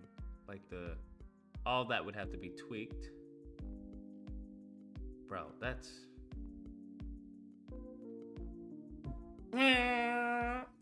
Yeah, as opposed to, I don't know what the fuck. I don't know what's going on. Extends. Or a mocap suit, the Roku suit. Roku suit is, I mean, ultimately that's going to be your best bet. Be a Roku suit. Right? Ultimately your best bet, bro. Oh, this is only 2,000? What? Smart Pro, simply the best mocap suit on the. Bro, this is $2,000. That's it. It doesn't capture hands. Okay, smart gloves. Okay, I don't need fucking hands. Oh wow, this is 2 racks. That's it. Bruh, what? Mocap suits overpriced, bro. Not for $2,000. What are we talking about? $2,000 you can get a full mocap suit? Are you fucking crazy? That's an insane deal. That's a fucking insane deal. Are you stupid? Like, bro, I don't even think y'all understand how expensive this shit is, bro. That's crazy. Shit. That's an insane deal. However, this is just nicer. Not the Roku. Where is it? Not Move AI. This is nicer. I do like, you can just upload videos and shit like that, and it'll extract, and it's cheaper. Like how much, what, $50 a month? Depending on the quality of the data. Let's say 12 times 50, $600, bro. For the entire year. For the entire year. Right? Unlimited. Unlimited, bruh. I don't know if you can beat that, though. I just don't know if you can beat that. That's like for the entire year. $50, depending on the quality of the animation you get from this. This is a steal. However, that mocap suit, if you're like seriously doing mocap, that's a fucking steal, bro. I don't know what to tell you. $2K for a mocap suit, you're out of your fucking mind. You're not gonna find that anywhere. Let's see this. Hey guys, Lucha here. Okay, so this isn't. He got the whole hand things and everything. This time in front of a camera instead of, being behind a virtual one as I usually am. Before we go any further, I do want to let you know that this video has been sponsored by Rococo. They asked me, so what will this video be about? I did. Why don't I want to reach take out to and deliver Roco? a fair Bro, why don't I reach out to Roko and be like, hey, I'm doing a video game. I'm a well-known YouTuber, content creator, and I'd be interested in demoing one of your suits. Fair, honest, and impartial review of them. So what will this video be about? Today we'll take a look at and review the Rococo Smart Suit Pro 2. Just like I did back in the day, I will be talking about price, durability, quality, and what the suit actually is and what it can do. From there, That's pretty clean right there. then on, we're going to move on to the Rococo Studio Beta, which is the new version of their motion capture software, and we're going to be talking about what the new features of the program. And that's just raw data. That's pretty fucking clean, bro. That's pretty clean, fam. I'm not gonna lie. That's pretty clean. Remark, because you know he didn't fucking clean this up. Where it stands currently and how it compares to the legacy version of Rococo Studio. So what is the Smart Suit Pro 2? It's a motion capture That's if the brand manager approves you for the sponsor. Of course they're gonna approve me for the sponsor. Why wouldn't they? system that uses sensors inside the suit instead of cameras to capture your movement. In my experience, the suit needs eyes for clear recordings. So how good is the suit itself? Let's see. To start off, setting up the suit is really fast. You download Rococo Studio, plug in your smart suit, set your Wi-Fi That settings, looks update the firmware if needed, and that's pretty much it. From solid. then on, you just put the suit on, plug it into a battery, and you can record away. Quality and accuracy wise, I can say that the suit does a great job at tracking. I rarely ran into problems recording my animation. And accuracy wise, I can say that the suit does a great job at tracking. I rarely ran into problems recording my animations, and a good portion of those could be fixed with the built-in filters of Studio. Keep in mind that What do you you mean the built-in filters of the studio? should be free of magnetic interference when using the suit, otherwise you run into some issues. I also tested the durability of the suit, and from what I've seen, it can keep up and take a hit. The general rule of thumb I found is use padding. When you do something like falling, rolling, or diving on the ground, as long as you have enough padding to keep yourself from getting hurt, the suit should be able to keep up. So if you can use mattresses or crash pads to soften up your falls, you'll be good to go. Let's move on to Rococo Studio Beta and how it compares to the legacy version. Yeah. Studio Beta is the follow-up new version of Rococo's mocap software, and it will eventually become the main version. I've tested the new elevation tracking feature of the app because I found it really interesting, and from my experience, it works pretty smooth and straightforward. I'm looking forward to using it more in my future projects. With the app currently being in a beta, there are some things you need to work around, but it's looking promising from what I've seen. One of these things is that at this time it only works with an active internet connection. Right now the app is entirely cloud-based, but Rococo are working on offline support, which is coming soon. Okay. For the time being, and until more features get added, I recommend using Studio Beta and Studio Legacy, which is the old version of the software, in conjunction for the things they are great at. Studio Beta will be great for recording walk cycles, static animations, and things that require elevation tracking. Studio Legacy will serve well when you need to use filters like Locomotion Legacy, which will help you record falling, rolling, and lying on the ground. From what I've seen, Legacy also produces better results when recording intense and fast animations like sprinting and running. You can see in this comparison that while the motion capture in Studio Legacy is more jumpy, it does record momentum and intensity better than Studio Beta, at least for the time being. I recommend testing new updates as they come and checking for improvements. But how much does all this cost? The Smart Suit and the Smart Gloves can be purchased separately at their own prices. Studio's basic version with the core features is free. So 2,000, bro. Do they make it cheaper? But there are subscription tiers if you Bro, do they make it cheaper? Ain't no fucking way they made it cheaper. Okay, yeah, okay. So this includes the gloves. That's 4K. What the fuck is this then? What is this? Full performance cap. Well, okay, what does this include then? Okay, simply learn more. No, I don't want to know about payment. Simply the best mocap saving you stand alone. What does this include? Not included. Battery, Wi-Fi router. Find, recommend. Okay, it doesn't include. What's included in the box? Let's see what's included in this fucking box. One breathable textile suit, pre-installed sensors and hub, one carry-on bag for protection, easy transfer, limited installations and usage of Rococo Studio software. Okay. What, a textile suit? Does that include a headset? I don't know if it includes a headset. So it doesn't include a head rig. Wait, but the head rig, wait. Is the head, that's for facial capture, right? Yeah, it's for facial capture. That's dope. That's for facial capture. We don't need that. Smart gloves. That's for hands. I don't really need that either. Coil Pro? I don't know what the fuck Coil Pro is. Add-on smart suit gloves. Absolute cost. Positioning for reduced drift and precise interactions. Ah, okay, gotcha. So it includes everything else.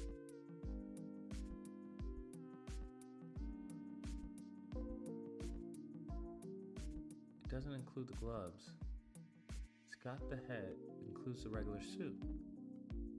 Textile suit. Reinstall sensors and hub. Carry-on bag for easy transportation.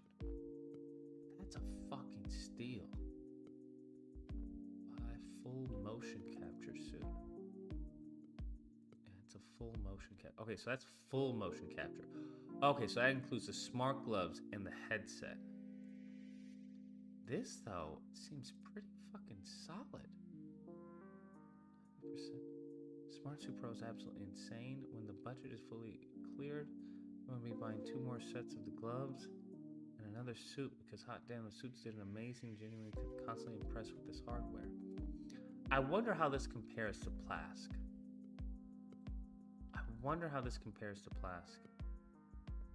Obviously, you can't get someone running unless you had like a treadmill. Huh.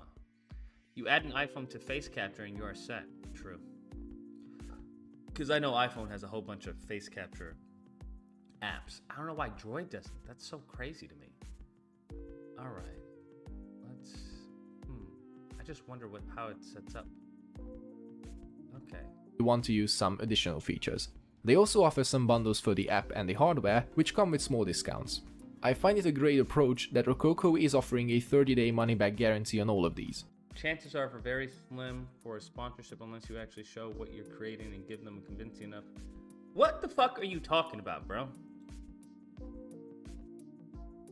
Like, I don't even understand what you're talking about. This dude has 193k subs.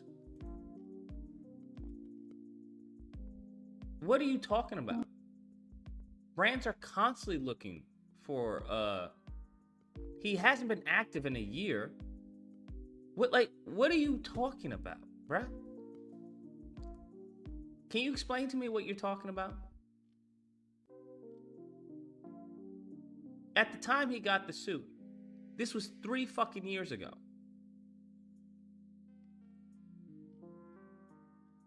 And he had like a couple of videos, like what? I don't understand what you're talking about, bro. Like, have you ever gotten a sponsorship? Do you know how that process even works? Have you talked to brand ambassadors or anything like that? Or managers?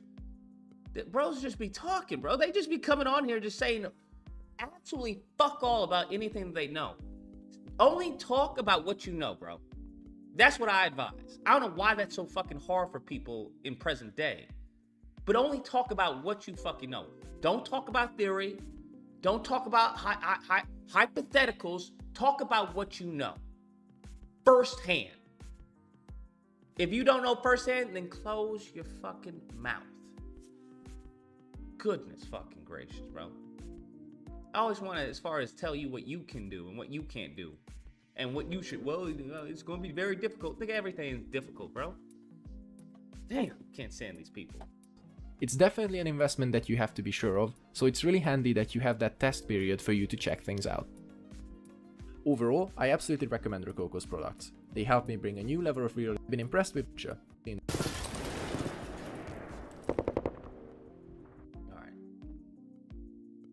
Okay, it's a smart suit too.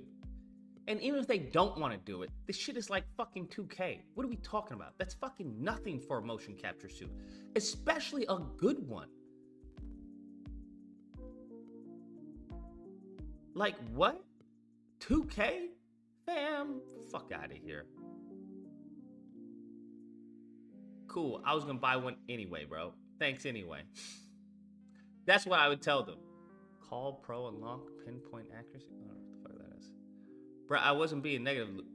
I know you weren't being negative. You just don't know what the fuck you're talking about, which is negative to me. People who don't know what the fuck they're talking about and talk anyway is negative to me. I can't stand people like that.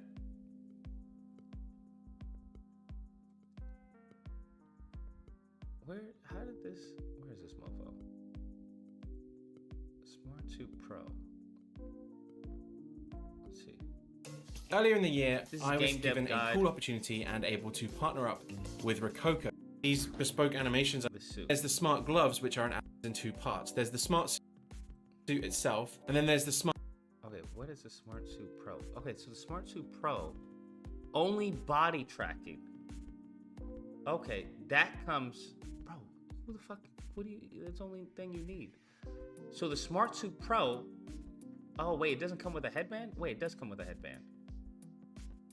Wait, no, free facial capture, face cap body count, face cap. Wait, so only does body, it doesn't do head? Damn, are you serious? That's still a good deal.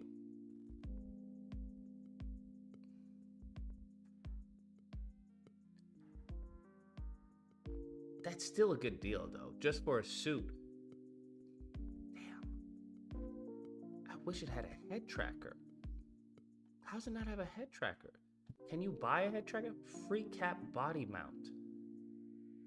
Facial face capture. What's face cap body mount? I don't see how it wouldn't have a head tracker though, right? Face cap body mount. What's a face cap body mount? I know, that's a head rig though. A head rig and a face cap body mount is not the same thing, I'm assuming.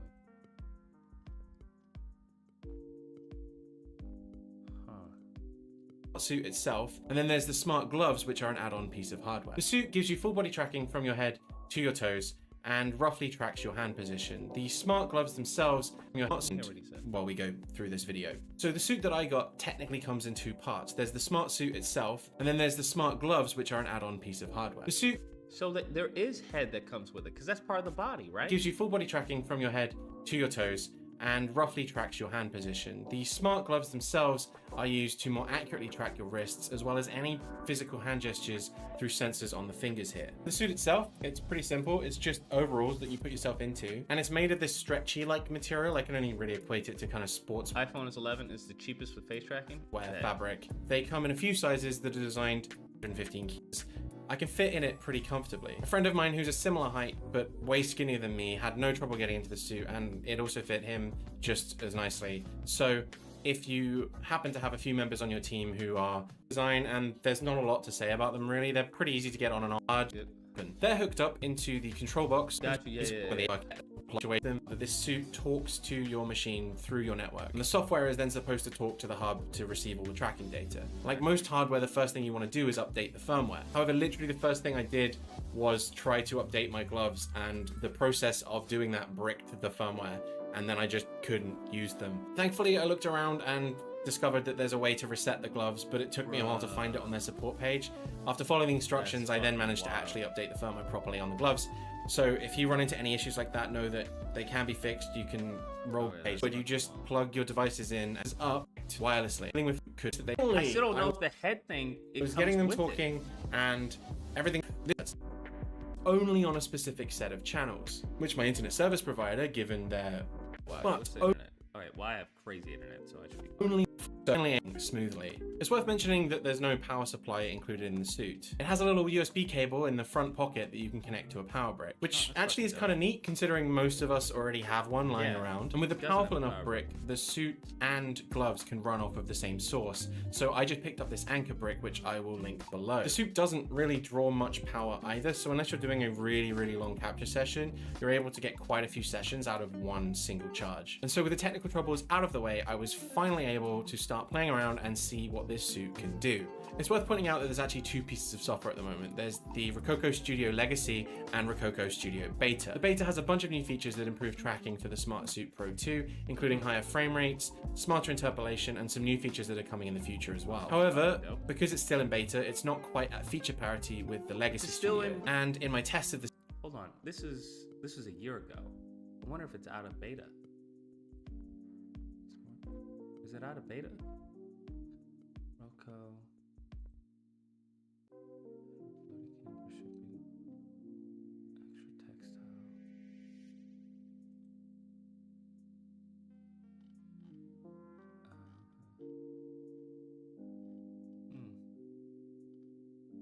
if it's out of beta.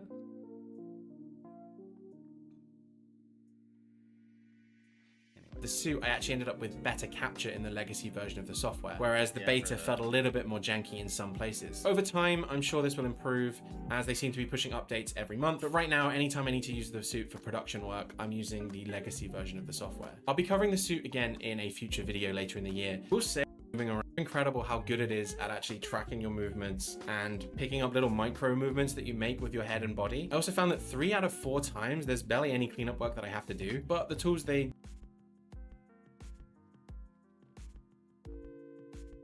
Sir. Sir. Sir. There's barely any cleanup work you have to do? Okay, sir. Okay, sir. If you don't stop playing with me.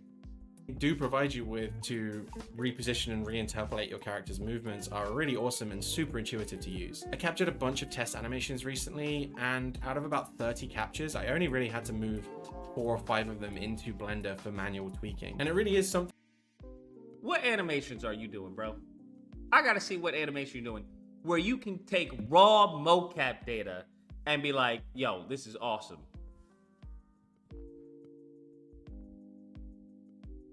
Scriptable render Come on, fam. There is no way. Something incredible to be able to just spend an hour in your bedroom or office and capture a whole bunch of different animations for your project. I was able to just spend an entire evening thinking about some of the animations I wanted for some background characters and record them there and then. The software makes it super easy to review them and get what you need in a single session. And then getting them out of the software is also super easy as well. You can batch export animations into FBX files and then that's beautiful. Batch export. Reminds me of that Antonio Banderas gif. And they come into Unity with a humanoid rig, so they can be shared across any of the humanoid characters in your project. I just created a... Is that an eye pose? There is no eye pose, bro. What are you talking... Broski, what's going on with you, bro? You said a lot of just some weird stuff, right? Talking about, is that an eye pose? There's no eye pose. There's a T pose. What are you talking about, my guy? What's your deal, broski? That was supposed to be a troll answer? Okay, well. You take care. Stay safe, buddy. Stay safe, all right? You take care. A basic humanoid character in Blender, imported all of my animations into Unity, and they just worked great. I wanted to capture a little library of gestures and poses that NPCs could use in a conversation. Something. Wait. What the fuck is this? What program is this? I've never seen this before. What is this? Or am I tripping? What is this Unity? No, that's Blender. Humanoid character in Blender, imported all of my animations into Unity, and they just worked great. I don't know anything about fucking Unity. Capture a little library of gestures and poses that NPCs could use in a conversation. Something that I found was severely missing on sites like Mixamo or in specific animation libraries on the asset store. Now I have all these little pieces of conversation animations that I can sequence together in a timeline and build out a little cutscene. This whole thing would have been a lot harder to do if I was just trying to source animations, or an expensive and time-consuming thing if I had to animate these manually. And Bruh, you not doing anything in these animations. something that I found was... Am I crazy? Blender, imported all of my animations into Unity, and they just work. I wonder if this is how people like carpenters feel when it's like, yo, I want to do a new staircase or something, or I need a new wall, and it's so complicated. And to them, they're just like, bro, that's like a 30-minute, an hour-long job. Cause like this to me, that's like what? 5 minutes? It's great. I wanted to capture a little library of gestures and poses that NPCs could use in a conversation. Something that I found was severely missing on sites like Mixamo or in specific animation libraries on the asset store. Unity is just like Unreal in its workflow. Is it? Now I have all these little pieces of conversation animations that I can sequence together in a timeline and build out a little cutscene. This whole thing would have been a lot harder to do if I animated and capture in my suit and then share across different characters in my games. By the way, this asset pack is available on the asset store if you'd like to pick it up. It's also available into an asset pack like this. No. It is absolutely yes, hands down. As someone who either works alone or in small teams and frequently on a budget, I can absolutely see the value invested for it. This suit game is at $4,000 for the suit and gloves together. It definitely is an investment, but if your game... So it's 4K for the suit and gloves. So the regular suit by itself comes with the headset, right? Introducing Smart Pro 2. Hey, why do they have the clubs there?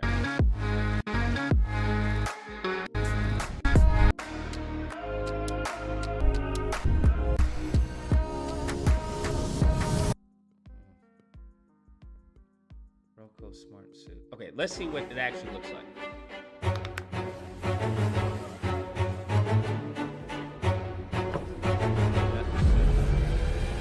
He got the smart glove. I want someone who just gets the basic fucking suit. Okay, this update changes everything. He has the smart gloves.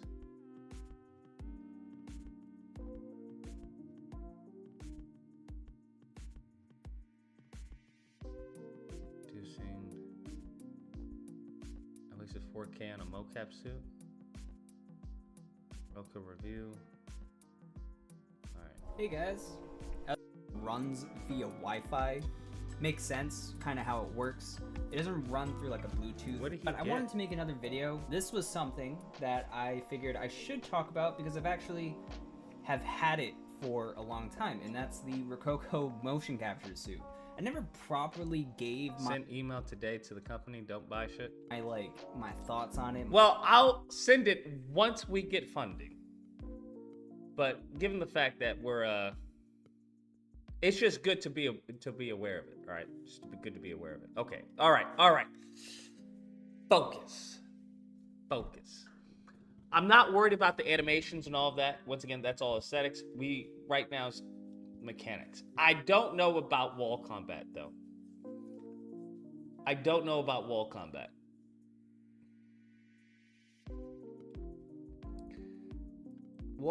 Because I'm like, I don't know how that would. I feel like we may have to X out wall combat, but I don't know if what I have right here is really.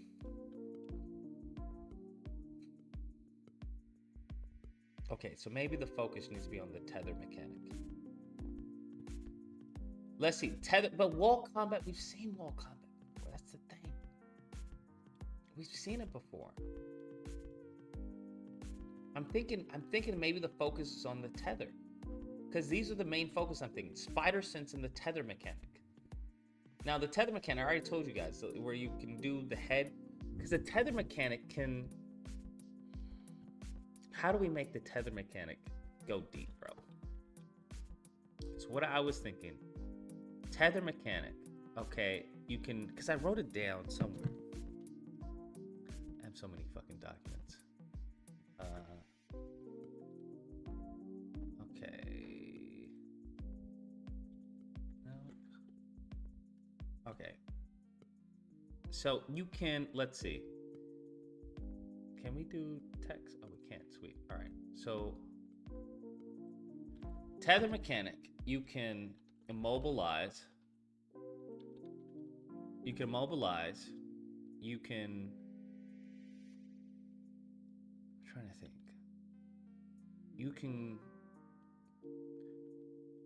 I'm trying to think. Create offensive maneuvers. Did I misspell that? Maneuvers. Offensive maneuvers. I'm trying to think, could you create a defensive maneuver with the tether mechanic?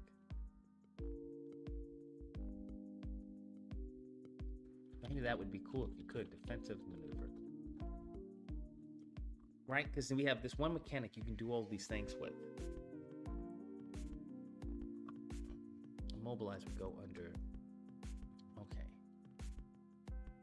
Offensive and defensive maneuvers. Just trying to see whether it would work. Because if it doesn't, then then we can go all in on fucking wall combat, whatever that entails. Spiderson still want to work that out. Offensive and defensive. So one thing I was thinking, obviously you have head, a gun, or a weapon.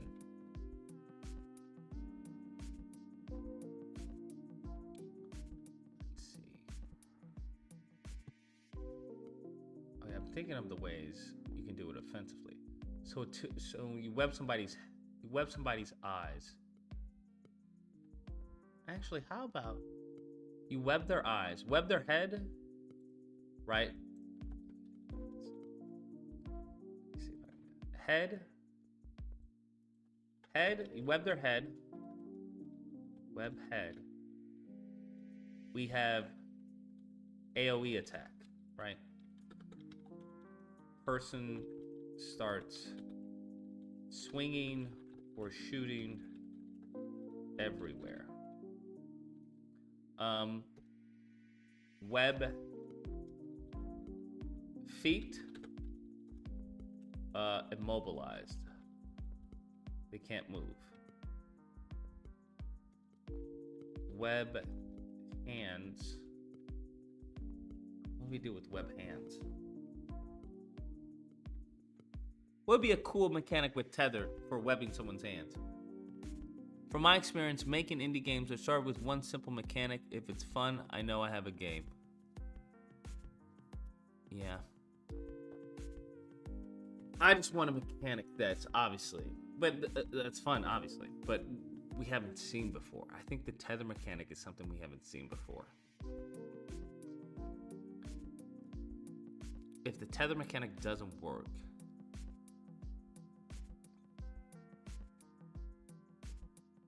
then obviously I would probably go to Spider Sense, see if I can flesh that out, and then wall combat would be last. Web the wall, grab the head and pull to wall, smash head and wall. Web the wall, grab the head, pull to wall, smash head and wall. I don't know what you mean by that. I don't know what you mean by that. Puppet, web them up and you get to control them. You web them up and you get to control them. So it'd be kind of similar to like big brutes. Maybe you can do that to big brutes, possibly. Where you control a big brute. Right? I'm thinking maybe you do that with a big brute. Where you have maybe an overhead, not an overhead. Yeah, an overhead shot, kind of overhead. Spider-Man's right here. Right? And he's, with his webs on the back of a dude.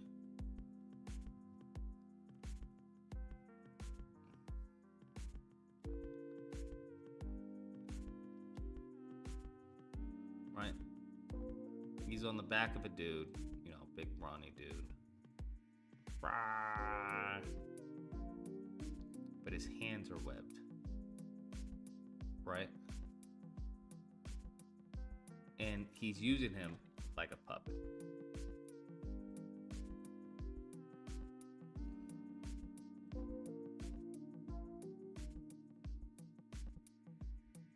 Right? Where you have using them like a puppet, so you have all your punches, but he's taking his hand and like God of War. Yes. But instead of, I think in God of War, was it God of War 3? God 3.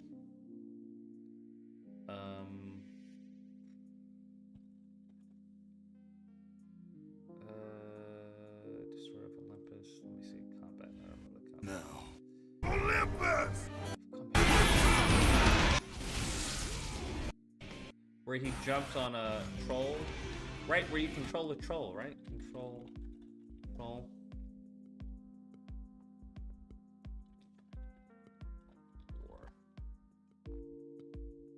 3. Why is it giving me fucking God of War?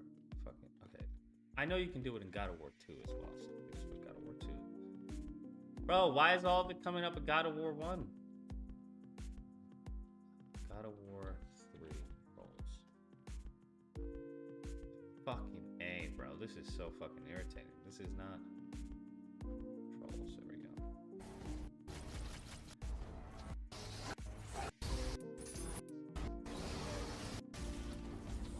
Did you control them? Or am I thinking about another one?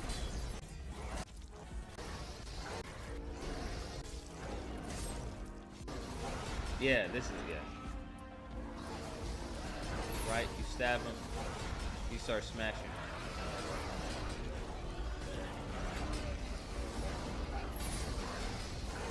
That's what I'm thinking. Okay, something, right, a mechanic like that, but with Spider-Man. But with Spider-Man on top of them, right?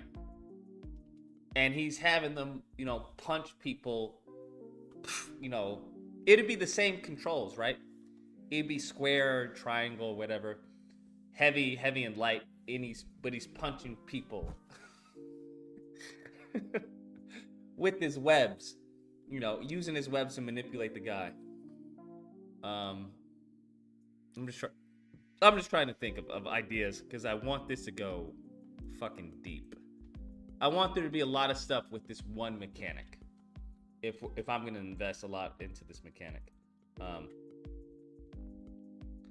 web hands possibly. You know, right? You have let's see, God of War 3, control the brute to punch enemies.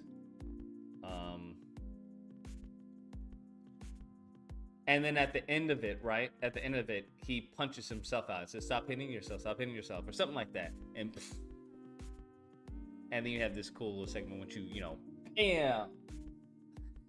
You pull it and he goes, and he hits himself and you jump off the brute and stuff like that. Let's see. Web hands, immobilize. Okay, what else can we do? Immobilize, AoE attack, right? Because you can have crowds. Immobilize, because you have maybe people who are running after you. Brute, you can take out a bunch of people, and that would be cool. Web hands, web chest. Now web chest? What I was thinking of web chest is that web chest leads to, depending if there's another person around you, right? Say you have bad guy here and bad guy here. You web their chest. Now we have a clothesline, right? It creates a clothesline where now you can, you know, run someone into the clothesline. But that's the only thing I'm thinking. How can we, what can we do with this clothesline? Because I was looking at WWE and shit like that. I'm like, they don't really do a lot of the clothesline besides use it as momentum to do a trick and shit like that. So I'm trying to think of utility for this because I think that would be pretty cool. Parrying range attacks or redirecting range attacks, like the last second when someone shoots you, you web up their gun and point it to another enemy so it shoots them. No, we don't want Spider-Man killing people. That's what we don't want. But as far as a range attack or how to handle range attacks, I'll think of a banner, a way to go about it. But right now, let's focus on the tether. We can get into range attacks. The tether mechanic, because if this doesn't work, like if there's not enough utility for the tether mechanic, then I'm just gonna drop it and go on to something else. Or that could be done to melee attacks, because obviously I'm gonna have a combo list where you can disarm enemies, web down. I have one combo in mind where it's like, let's say it's for those of you who don't know combat, let's say it's a square, triangle, square, fucking triangle, right? Now, what that does is, I'm thinking I'm gonna have,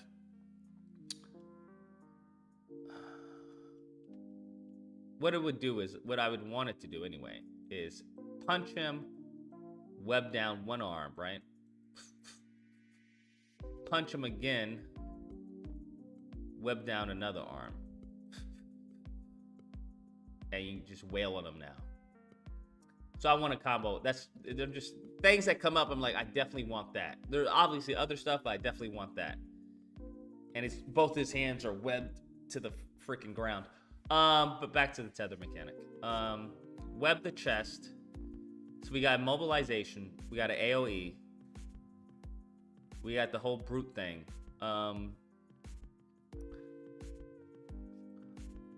I want an evil, violent Spider-Man, please. Well, technically, this isn't Spider-Man. Like I said, one of the we want aggressive but not lethal. Aggressive but not lethal. Web to the chest. I like this mechanic, but I don't know what I can do with this. I don't know what I can do with the clothesline. Because I was thinking maybe he jumps on it, right?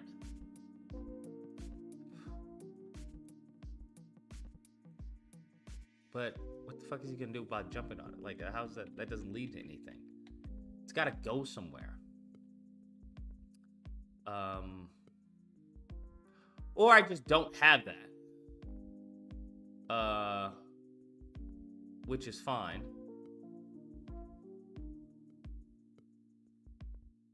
Imagine webbing their shoes together and they trip over. Well, yeah. I would want stuff like that. Jump on the center, pulls both goons in, and they bust their heads.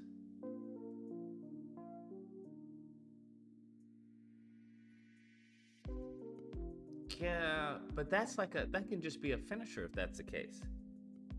I wanted to have it to where you, right? Because this is a reward for using your web cartridges.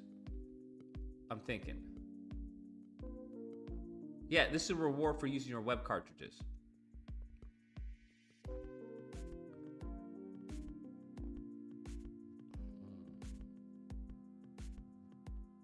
Maybe I'm thinking. I just wanted it to be something cool. Clothesline sounds more like a counter move for when someone charges at you. Well, I was thinking about that too, but like you can unlock it once you have someone who, I don't know, an enemy who charges at you. But I always think that's such a weak enemy type who charges at you. But at the same time, it could be a rhino enemy. That's what I was thinking too. Where you have a rhino enemy type that, you know, charges at you. They have a fucking little rhino head on them. But we're doing the goblin faction. So that's where it's like, I can't really do a rhino charge if it's a goblin. I have to think about that. I want this move. He does the breakdance animation while shooting webs to all those around him. Yeah, I already have that. We already know there's gonna be a fucking breakdance move. Come on now, bro. We already know there's gonna be a breakdance move. 100%.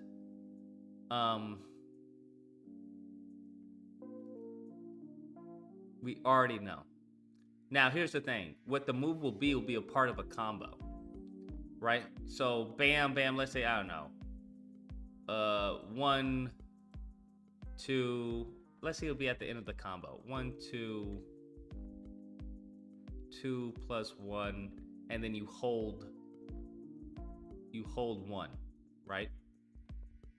Or you tap 1, whichever feels good. I have to try it. So you tap 1 and he's breakdancing, and then as you're tapping 1, you would hit, you know, whatever the web shooting is. So as he's breakdancing, you, which I think would be dope, right? You have him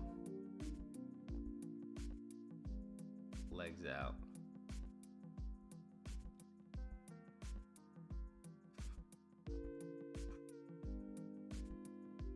Going around, you know, while webbing people up. I'm gonna have web balls.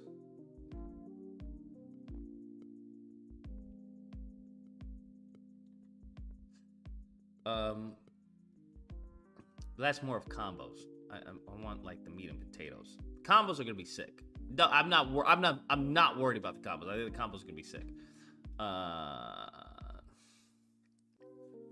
Thing is, what do I do with the web to chest? Web to chest? Because I'm thinking that would just be a regular impact web, but I'm like, I want to have. I can add an impact webbing into a combo, right? Punch, punch, punch, you know, something, something, and then. Or I can have the web button. You hold it, and he, you know, does like a fucking impact web, or something like that. So I want web to chest to be something. We got feet, we got chest, we got hands, we got head.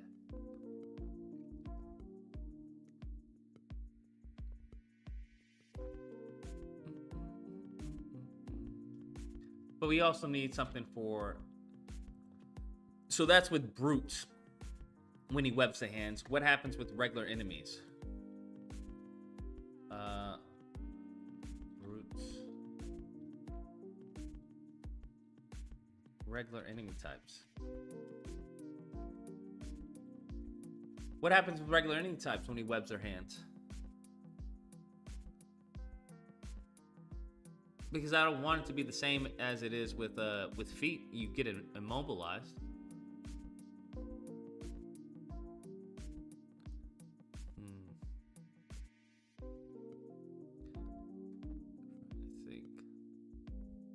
Any ideas? Tether 2 buildings to slingshot objects. Enemies at other enemies?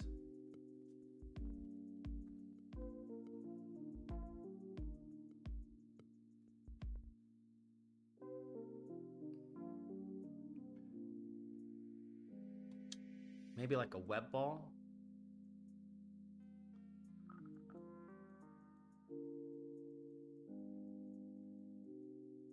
Maybe he uses it like a web ball, kind of, possibly.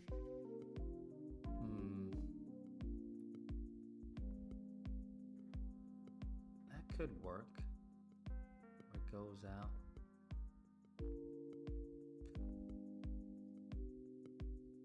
They try kick you. No, that's gonna be Spider-Man's thing.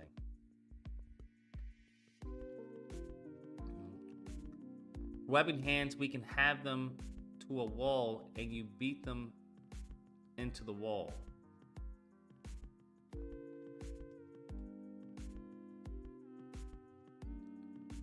Yeah, I think I like that. We could do that. Right? Let's say you slow it down and then you attach it.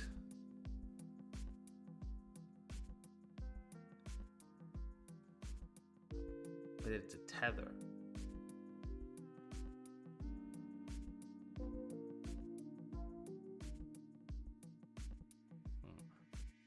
You take their hand, they're about to punch you. I don't know, let's see, we have about to punch you.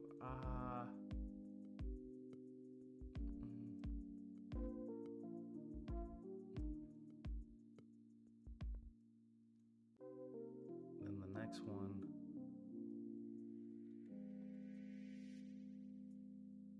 You take their hand, slow it down, web it to a wall.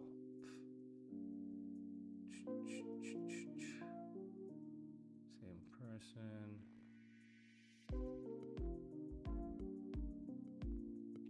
Right. And now, let's say the next box is them.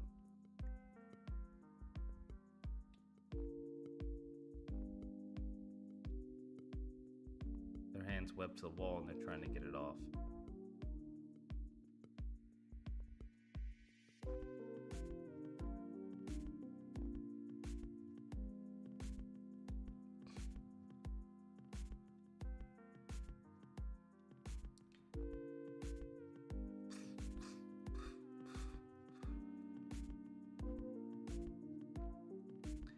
Hands webbed to wall.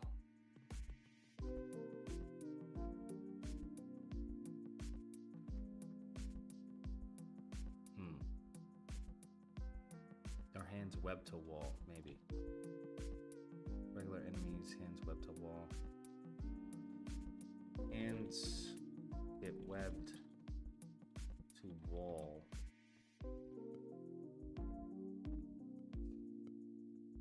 Hands get webbed to wall, but here's the thing. When it comes to this tether mechanic,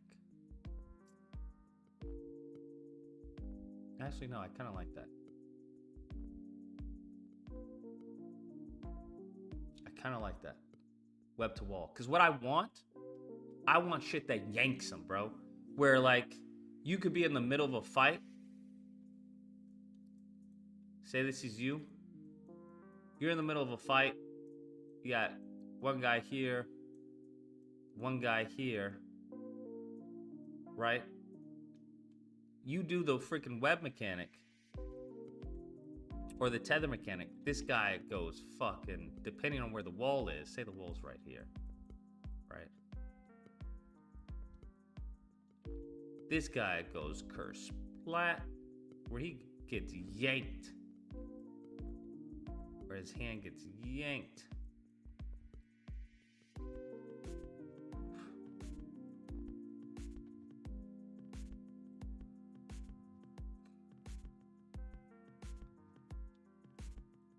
Right? His hand gets yanked. He goes. And I want the same thing for back.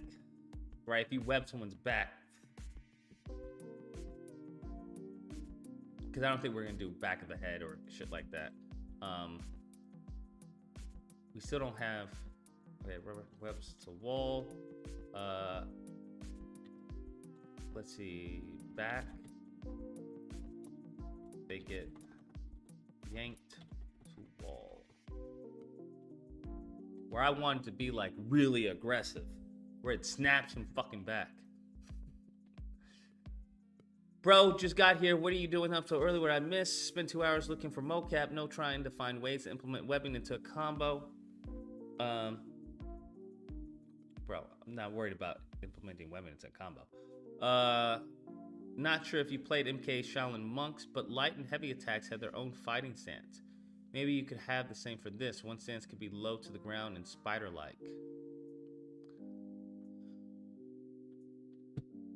I remember they had Shaolin Monks. Okay.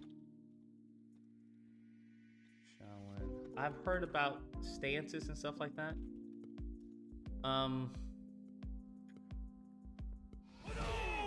I just don't...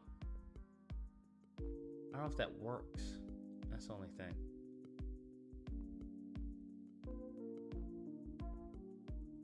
Like, why would he have different stances? That's the thing I don't know. Why would he have different stances? That's the only thing I would think. Unless we're building something around that. Then, because that's a pretty big thing, right? That would have to take over the tether mechanic. And I would have to focus on stances. Because those are pretty big mechanics. I feel. Those are pretty big mechanics. But I don't know how I feel about stances. I think you could just have certain combos, right? One thing I think Bayonetta does really well is incorporating her personality into the combos.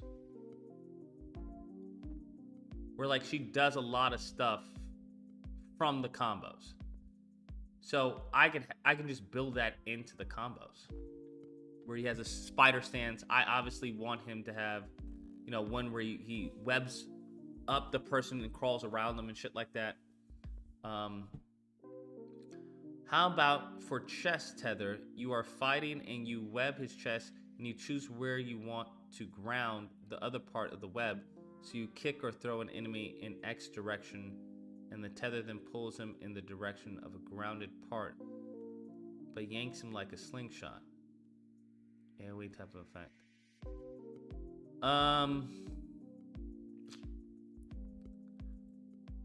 That just seems too that seems too much of like Spider-Man PS4, the gadget that shoots out and grabs someone. I just don't like that. It reminds me of not that one. In Spider-Man 2, that's one where it shoots out of webs and grabs them. They all smash together. I just don't like that. Yeah, the trip mine, but not the trip mine. It's the other one, the new one. I just can't think of anything webbing them to the chest. What if you could slow down time briefly and pick which body part gets webbed? Well, that's what it is. That's what you're going to be doing, right? So the concept is to have Sifu. Let's see if they do it in this gameplay. You know how Sifu can choose where they want to kick you? Trying to see if I can. Hey, we don't have it. Let's just do Sifu part 1. So you know in Sifu part. Oh no. Sifu part 1. Gameplay part 1. I don't know if you guys. Some of you guys haven't played Sifu. This, right? Let me actually just actually fucking screenshot that. This is what I want.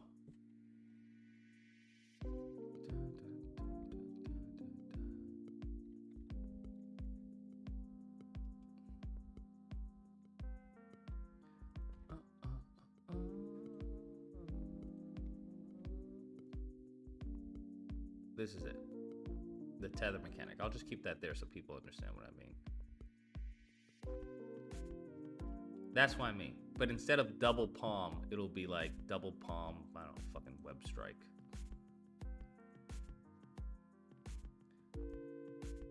Web strike.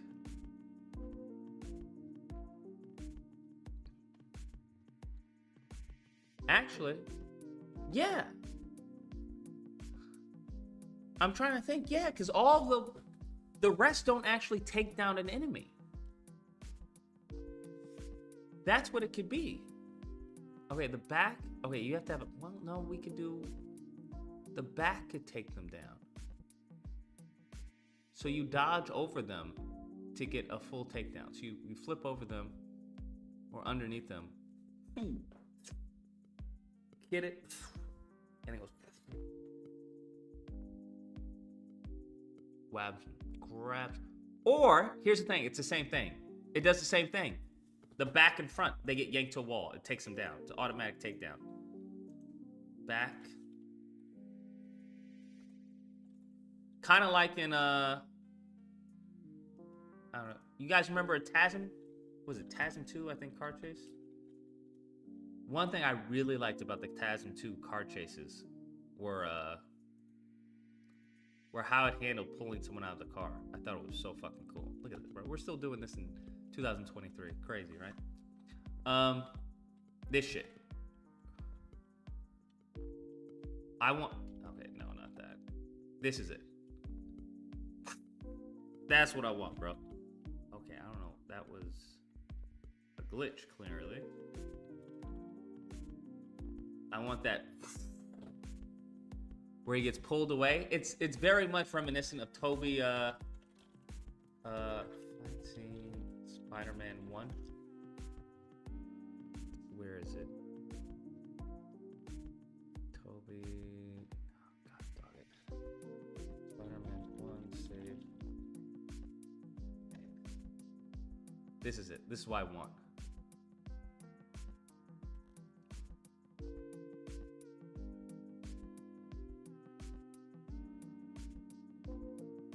This shit right here, bro.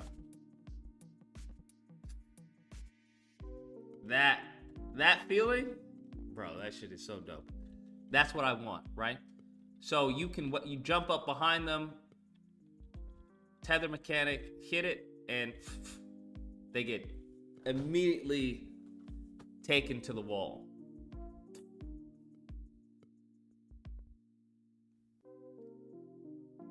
That's what I'm thinking. Now here's the thing. How much freedom do I want to give the player? That's the thing. How much freedom do I want to give the player? Like, do I want them to be able to have certain points that they can tether someone? right? Do I want to give them freedom to the entire map? Not the entire arena, right? Whereas this is automated, right? If you hit this, it'll do it for you. Whereas opposed to let's say if you hit the chest, and then now you have to point where you want them, where you want them to go. Where let's say, but that would be a fucking bitch to probably debug and all the crazy shit. But I don't think it would be that difficult. Say you have this, you tether, but now you have, right?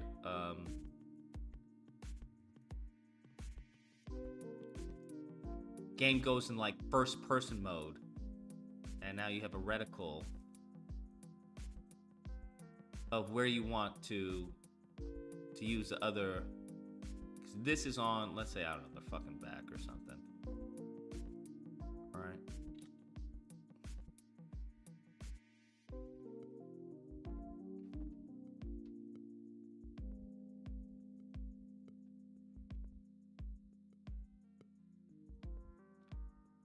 Right?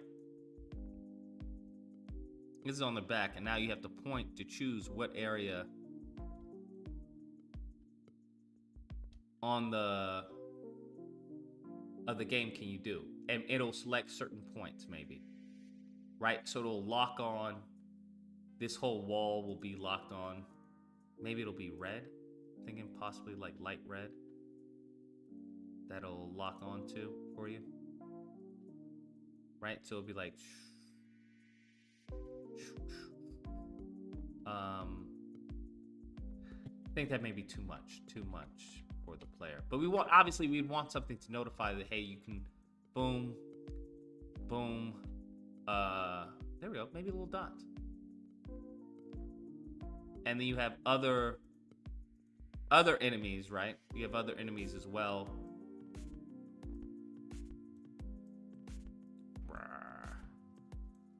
That maybe they have dots on them as well, right? They have dots on their face, or right, something like that. So now you have your reticle, and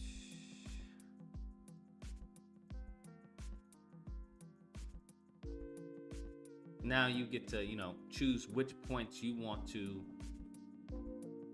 web somebody. Or maybe we don't even have points.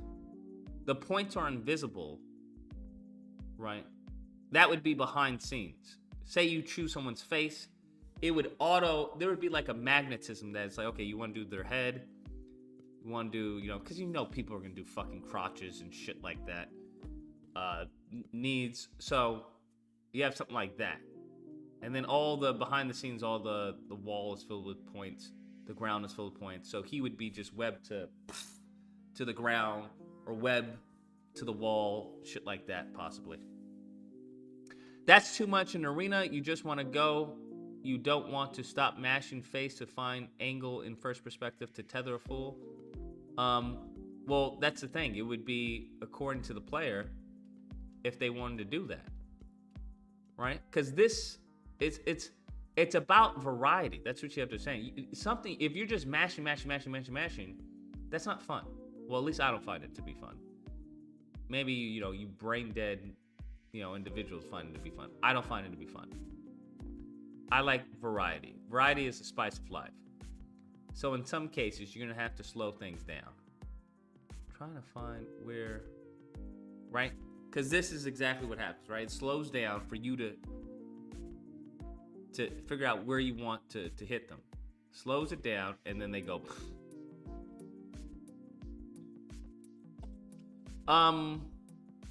You could do it third person like Sifu, but have more circles on the body so you can point quickly at the hand or the leg.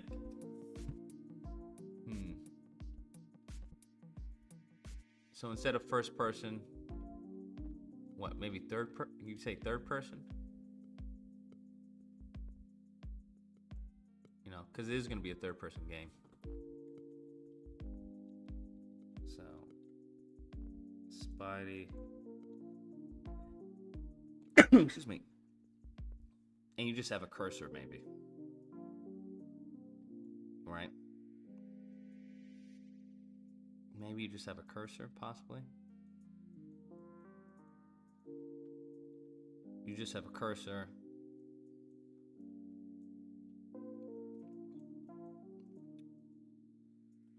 And you choose where to tether the other anchor point. Like instead of just a chest, you have a circle on the wrists, chest, legs, and feet, and then you move the angle directly. In the angle, choose the direction. I don't understand. Don't know what you're talking about. Don't go into first person.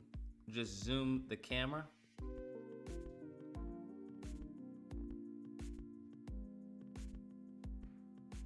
Sure, you can do that. Maybe have it an angle.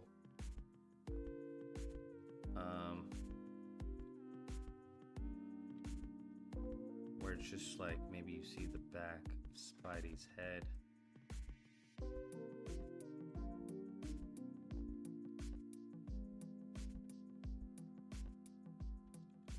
No, that would be right here.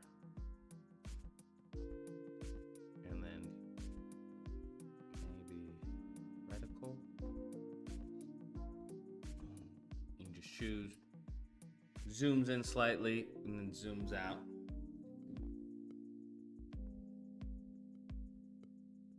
But we also want his hand so you can see that you're about to shoot webs. Janky. Alright. There you go. But magnet. No pointers, but magnet to areas so they can figure out points. That's fair.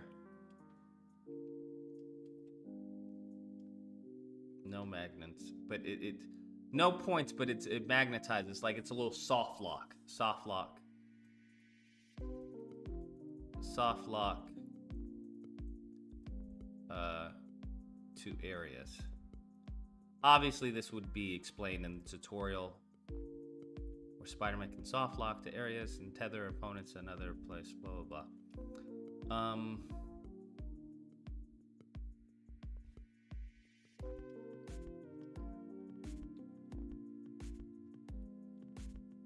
Okay, so webbing to wall, webbing to chest.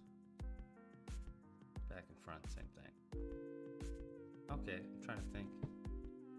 Wouldn't web yank to the crotch, but you could web yank someone to their crotch. Trying to say increase the options so like in Sifu when you focus a circle pops up on the chest and then you move the left thumbstick pick which attack. I'm saying do the same thing but with more circles on the body and left thumbstick to change directions.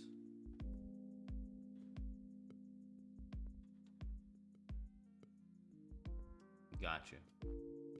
So you prefer the circle.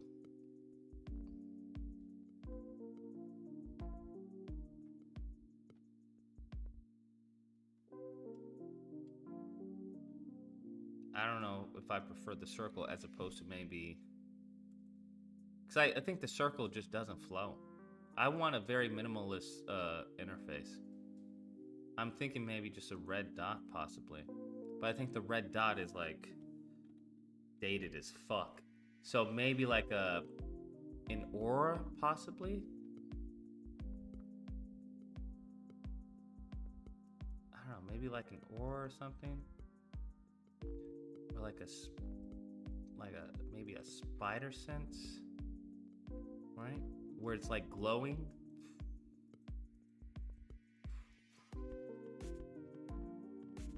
Something like that, maybe. Something in the graphics department, but I want something that signifies you can hit that. You can web yank or web anchor to that. Web tether.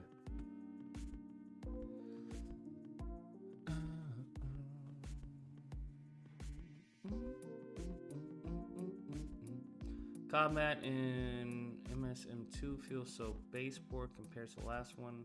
The Gadgets are trash. Definitely shit Spider-Man would never use here. Gotcha. Tether. Okay, feet, hands. We have a different attack for the brutes. But here's the thing.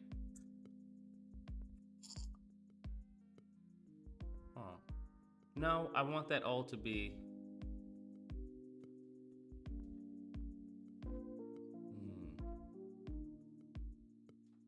We web, because I wanted different for brutes. Because the brutes, let's say the brutes, you can't web them to walls. You can't do, let's say you can't tether a brute. You can only tether people to brutes. You can't tether a brute, you can only tether people to brutes. I think that would be cool. Because then that would make the mechanic fucking OP.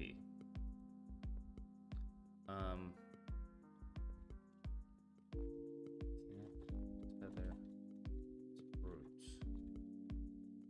Can't tether brutes. Only to them.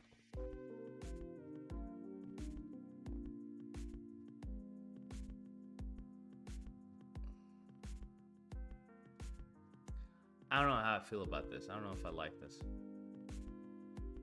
Web their eyes. Web the head. Person starts swinging or shooting everywhere. Does that make sense? Right? Yeah, I think they would probably just freak out. Start. Right? For a moment of time before they rip it off their eyes.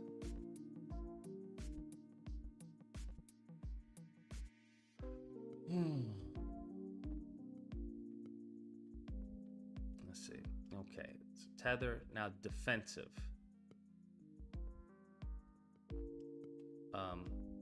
He grabs an enemy by their necks, lift them up, slam them to the ground like a... Oh yeah, bro. He's gonna, like I said, he's gonna be aggressive, just not lethal, right? We're not snapping necks. We're gonna get pretty close to snapping necks. Just not snapping necks. Think of Superior Spider-Man's combat. Think of Superior Spider-Man's combat. That's what I want. Whereas like this mofo ain't playing. But I also want it crazy stylish. I do want stylistic realism is what I'm going for. Right? Where he's not doing shit in the air and just up in the air. Nah. But he will, let's say, or kick you, bounce you with his kicks or some shit. And then slam your face into the ground. Like I have this one punch, because that's why I bought this book. Because this book has some really good poses in it. And I was using it for reference. For like certain action story poses. Like I wanted to be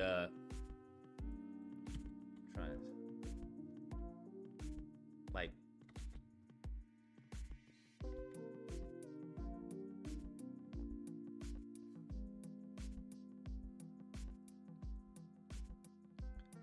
and the person's like completely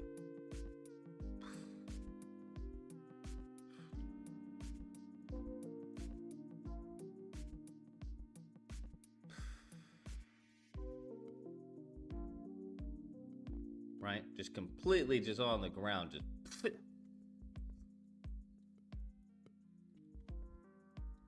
almost like that like in what was it, the warehouse scene where the person goes I want that type of shit, bro. Where it's fucking dope.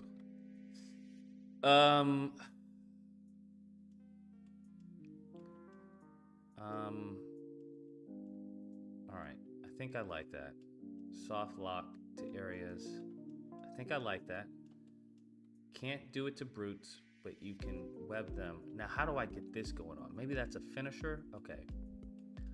We still need defensive ways, or maybe it's just all offensive. But I think it would be cool to maybe have a duality to that mechanic where you can use it offensively or defensively. Let's say defensively, how would he use it defensively?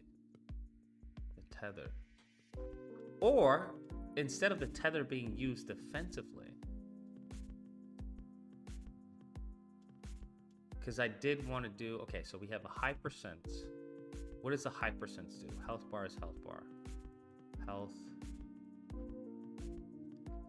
hyper, web.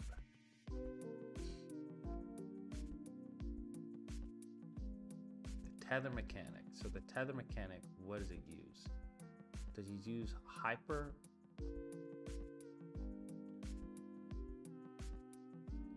We have a stamina bar? No, this isn't fucking Dark Souls. And he's Spider-Man. It wouldn't make any sense to for him to have a stamina bar.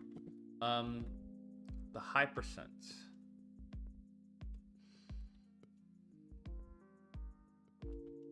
How does the hypersense work?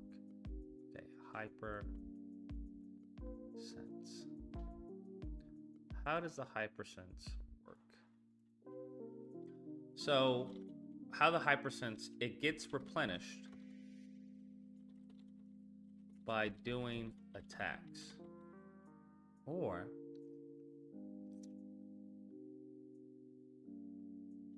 doing attacks and perfect dodges. Regular dodges, no. Gets replenished by doing attacks and perfect dodges.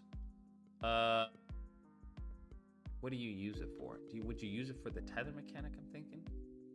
Maybe there could be ways you could take out enemies without knocking them out. So your only option isn't always just beating. No, I'm not buying that one. They're going unconscious. So you can have a more defensive playstyle. Where if you want to knock them out versus if you want to web them up. Maybe. I'm trying to think. But that's like having Batman being able to take an enemy out without knocking them out. There are other ways. I want it. Here's the thing. I want it to feel superhuman. Let's go back to the design pillars. Superhuman. The environment is your ally. Stylistic realism. Aggressive, not lethal. That violates the design pillar of aggressive, not lethal. So no. There is no way of putting them to sleep. I don't know, maybe put them in a chokehold or something. But it's a combat arena. Like imagine doing like a combat arena. Right? Wait, not that. Sifu. You can't have a combat arena with,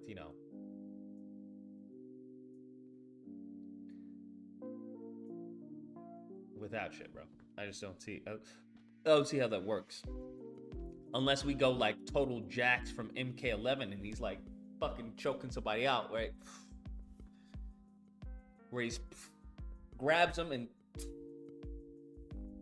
But then that's not really.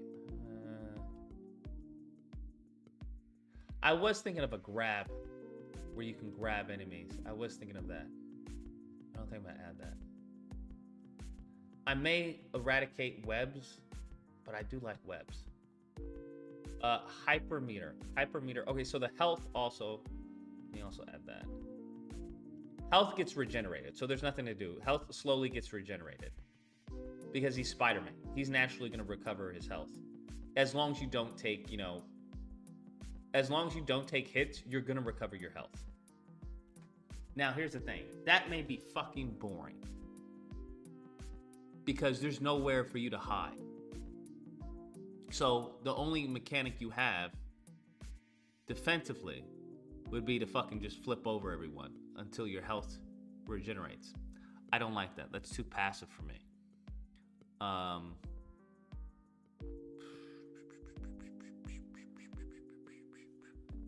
Health regeneration upon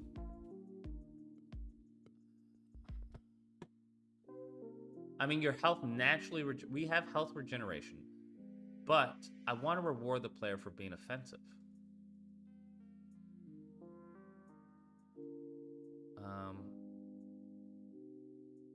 Health regeneration upon,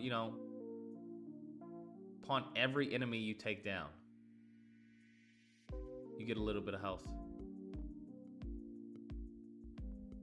Right? It also regenerates, but it regenerates at a slow, very slow pace. I want a mechanic. One thing I love is when where you have, like Gears of War, for example. Gears of War, you know how Gears of War has the reload, active reload function? Where you can do an active reload. It's risk reward. I want that throughout the entire fucking game. Risk reward. Risk reward. The reward is if you hit it, you reload faster. The risk is if you don't hit it, your gun gets fucking jammed. Now, do I want to do that with the health bar though? How do we replenish the health bar? Because I want it to replenish. Well, I guess if you take damage, your health, gets deleted. But if you're good at combat, your health should regenerate pretty fast. I think we're just going with that one. I think that's fine. I think that should be fine.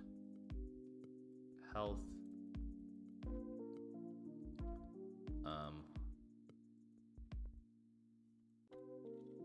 Health.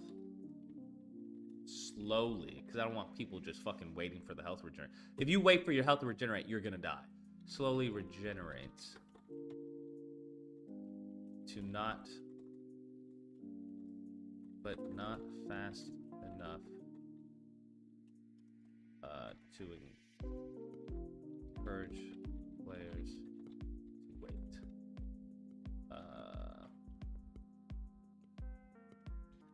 Health regenerates faster by taking out enemies.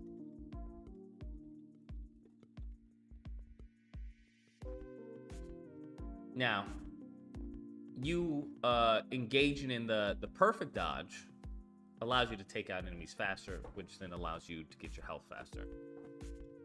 Health faster back. Let's go back to Hypersense. Gets replenished by doing attacks and perfect dodges. Okay. Okay. Health regenerates faster by taking out enemies. Okay. Let's put knocking out. KO enemies as opposed to attacking enemies.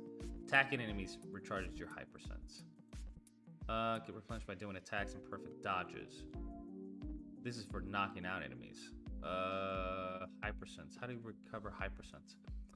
Not sure if you're aware, but the final episode of Attack on Titan aired, telling you before someone spoils it. I appreciate it. Yes, that's the right way to make a good design. Always balance the choice. The higher your web cartridges, the stronger the webbing type thing. So reloading web cartridges adds a risk. Reward in combat? I don't understand. Every time you take damage, the health bar goes down with an orange bar that can potentially regenerated with dodges and combos, but if broken, it goes down to red just for proper. Okay. Actually, I kind of like that, but Nash. I think I kind of like that. Because that's like in, what is that? I forgot what games that do that. Where you have a multi-layer health bar. Where you have green. Right, you have green. I think I like that. Okay, let's... Where you have green, right? But then you also have orange. We'll have yellow. Now, the more damage you take. Yellow, now, this is depleted. That's for depletion. That's depletion, right? Actually, we'll just leave that blank, because I think that gets that point across. Right, yellow is what you can recharge. What will regenerate over time. It'll regenerate over time. Green is your actual health. Yellow is what it will be if you don't take any hits.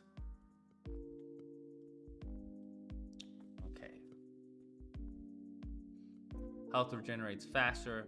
Well, let's say, we won't say regenerates faster. Health is gained. It's gained by knocking out enemies.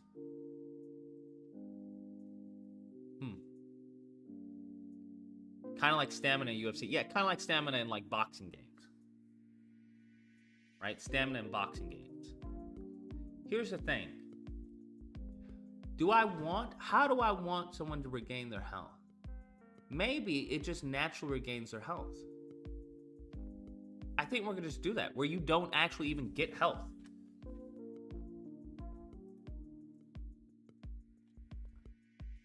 So instead of slowly, it actually health gradually regenerates. Health gradually regenerates. Get hit. If you get hit,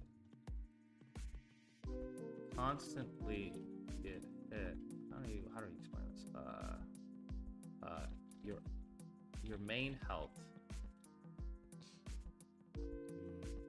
goes down as long as you avoid attacks. Your health permanently goes down. It goes down as long as you avoid attacks. Your health will replenish.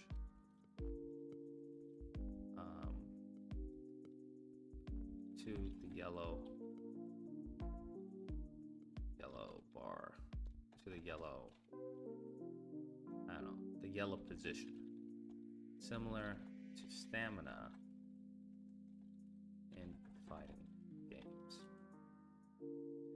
There we go.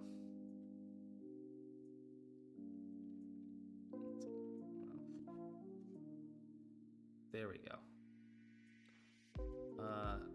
More knockouts, more health back sounds like the best option. I don't like that. How about don't fucking get hit? You're fucking Spider-Man. Don't fucking get hit. How about that? Now, obviously this will be a balance option. If that's needed, right? If we get the play test, if that's needed, sure.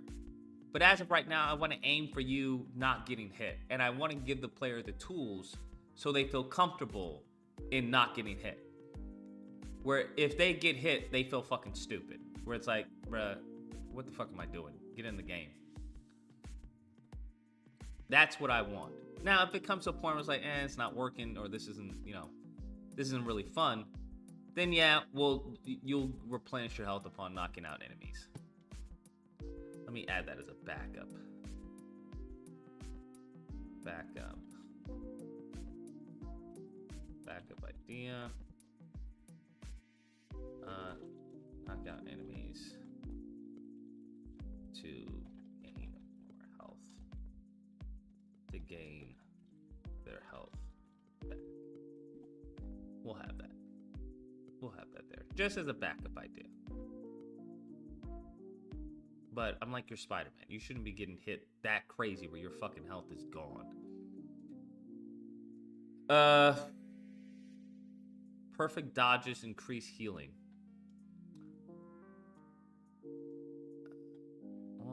Well, we could do that. Where health is actually gradually slow. It goes slow, but perfect dodge accelerates the health. Because if we do it that way, yeah, we do it that way. Yeah. Gradually regenerates slowly, because that's one way to increase the health. Perfect dodges increase, but the thing is, perfect dodges increase your hypermeter.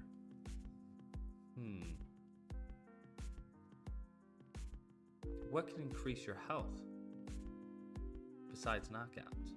Unless we have perfect dodges increase your health and knockouts increase your hyper sense. But perfect dodges lead to knockouts. That's the thing. So what can you do to increase your hyper? Increase your health? Because I think I want perfect dodges.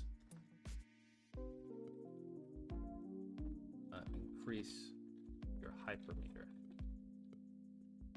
Increase, we'll just say your meter because it's meter. Maybe perks that let you decide what perfect dodge does. No perks. That's an entirely different game, bro, once you start adding perks. And that's I don't know if you have, perks are fucking balancing hell. Balancing hell. Dodge for HP, combos for hypercents. Only to the potential of that yellow bar, you can get chunks, yeah. We got that, but how do you get your health back? Unless we're gonna go the original,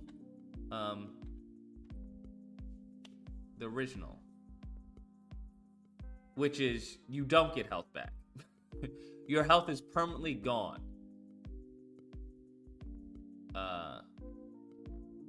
You should add a counter function like Arkham games, but make it require like a perfect counter that could be what adds health back. Here's the thing, we already have that, right? The perfect dodge increases your hypersense meter, right? So what we have right now is we have your health, we have your hypersense, and then we have your web cartridges. So right now, your perfect dodge increases your hypersense. You have regular dodge, but if you perfectly time it, it increases your hypersense. Now, how do you get your health back? Because I was just gonna have it gradually regenerate, which makes sense for Spider-Man. But at the same point, you're never gonna be able to get your full health back. You're never gonna be able to get your full health back. Now, this could possibly be tuned to the point where enemies don't do that crazy damage, so you're not just losing fucking your health bar like it's melting. What if instead of getting health back, the lower the health gets, the harder he hits because he doesn't want to die? Yeah, I get that, but at the same time, yeah, that's not gonna help you, right? It's not gonna help you, right? We want a coming back to Jesus function or something like that. I guess we won't call it coming back to Jesus. Oh, why is this not working? Oh, there it is. Oops, not what I meant to do. Right? Because if you're in a room, let's say this is overhead. Say this is you. But now you got this dude, this dude, this dude, this dude, this dude, this dude, this dude, this dude, this dude, this dude, this dude, right? And I'm assuming we'll probably have, depending on the AI, we maybe have just like maybe, because I don't want you to get bombarded, 3 people behind you. Say you're surrounded. Yeah, your health is right here. That's not gonna help you. You can knock out all these guys. It's not gonna help you, bro. You're gonna die. You're just gonna die. You're just gonna die. So what is something that we can reward the player for doing to get this health all the way back? Besides knocking out their enemy to gain their health back. Because I'm like, is there anything else we can do besides knocking out your enemy to get your health back? Maybe a consecutive perfect dodges give HP chunks. Interesting. You perfect dodge one time, but if you do consecutive perfect dodges, then it increases your health as well.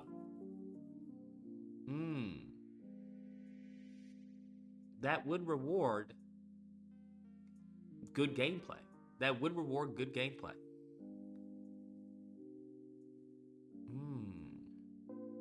But would it punish people for being trash? But at the same time, well, that's Spider-Man 2. Does Spider-Man 2 rewards? I think if you just, as far as dodge, I don't know if it, does it reward you for that? I don't even know. Does it reward you for perfect dodges? Does it reward you for health? Because this one rewards you for perfect dodges. The only way you get health if you do consecutive perfect dodges. You do a perfect dodges, your hypersense meter goes up, but your health stays the fucking same. Yeah, Spider-Man 2 doesn't do that. I like that, Nash. Fucking Nash is on fire, bro. He's on fucking fire. So consecutive. So that allows the player to potentially get their whole health bar back if they're skilled enough. Consecutive. Oh my god, fucking. Consecutive perfect dodges allow the player. Consecutive perfect dodges gives the player chunks of their bar back, which potentially lead to a full bar, a fully restored health bar. There we go. I like that, bro. That's fucking fire, bro. Consecutive perfect dodges gives a player chunks of the bar back, which could potentially lead to a fully restored health bar.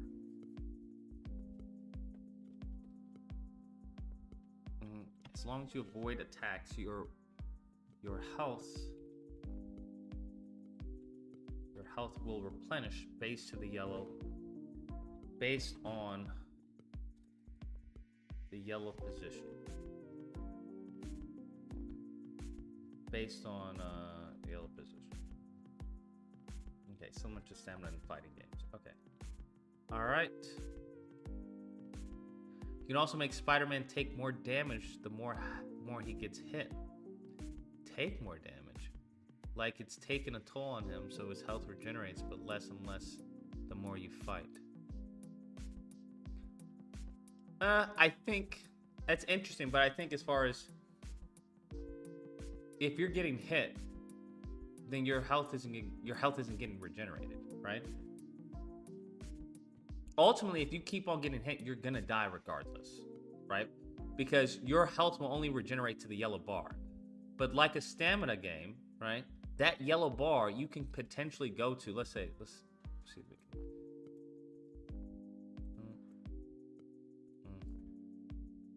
Right, full health.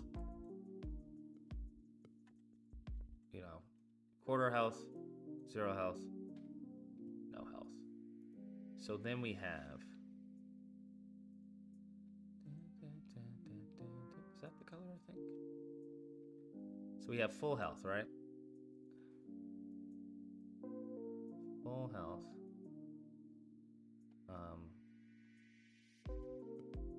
Quarter health. And then like no fucking health. Yeah, like a sliver of health, bro.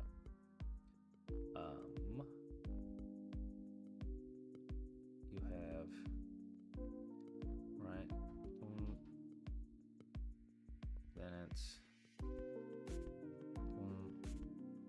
then it's you keep on taking damage, you're gonna die.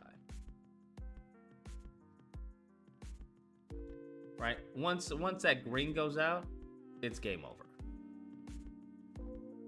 Then it's a depleted health bar. Dead.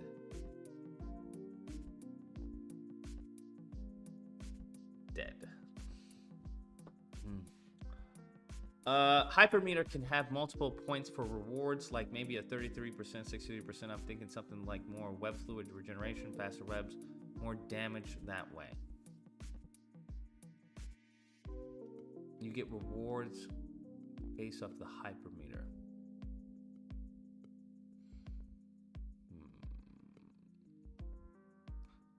I think I'd rather give that option to the player. Right? I'd rather allow the player, hey, if they want to use the hypermeter for combat, they can do that. If they want to use it for,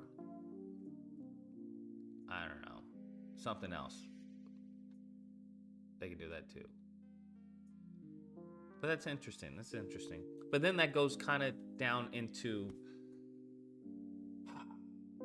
it goes back into what someone else in the chat said, where it's like, hey, why don't we give them, you know, like attributes where you can mix and mix and match with the perks. That's what it was, perks. That's kind of a perky system, and I don't want to do perks because that's gonna be a fucking pain in the ass to fucking balance. Those things should be at the end when balancing game difficulty with the risk rewards actions. I meant like the fight is taking a toll on him, so with consecutive perfect dodges, his health regenerates, but less and less the more damage you've taken. Yes, we already had that established. This is already established right here. Thanks to fucking genius fucking Nash. Nash, you're hired, bro. Yeah. No HP regen. When you take damage, 50% of that damage is stored as gray health. When your hypermeter is at 100, you slowly regain the gray health.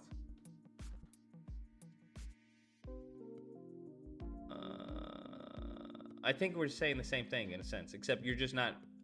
I'm not basing it off the hypermeter. That's all. I'm basing it off the perfect dodge, right? That's the only difference. Because you get the hypermeter gets replenished by you doing attacks. But if you get low health, I would assume you'd want to start dodging more than attacking. That would be my guess. Because you're going to be waiting for someone to attack you to build your bar up. Are you going to have suit damage? Is fucking grass green? Is the sky blue? Are you fucking crazy? Of course we're going to have suit damage. Like, once again, we're in mechanics.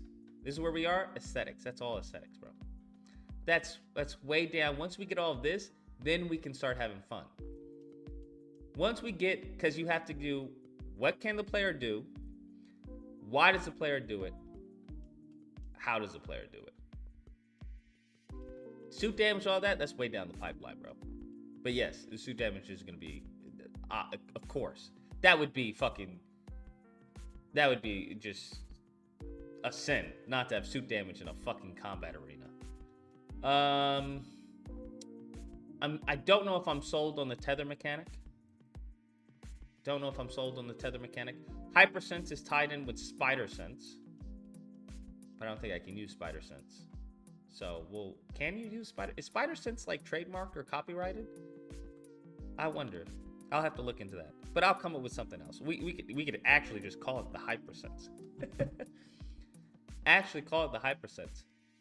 Maybe a gamble mechanic. You transfer into symbiote form. Nope. No symbiote, my guy. Because you have to understand, with symbiote, I'm not holding the symbiote, bro. I'm not doing a Spider-Man 2 with the symbiote. I'm not doing that, bro. I'm not going to have 4 fucking, little symbiote specials that you can do. No, that's bullshit, bro. I want a full fucking whole different combat. I want different finishers. I want him to move differently. So, yeah. I'm not doing the symbiote. I could include, like, the symbiote, but it's not how I would want it, right? I don't want to hold the symbiote like that, bro. That's just not me. So it's going to be one costume, one main costume. There'll be probably suit changes that are inspired possibly by, the comics, but not one-to-one, because we don't want to I don't want to get sued or any bullshit.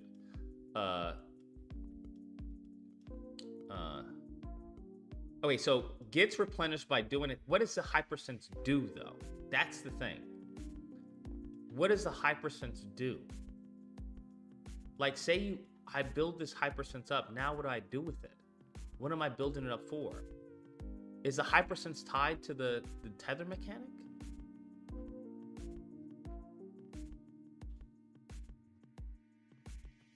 That's what I'm trying to think. What is a Hypersense? Or is it just...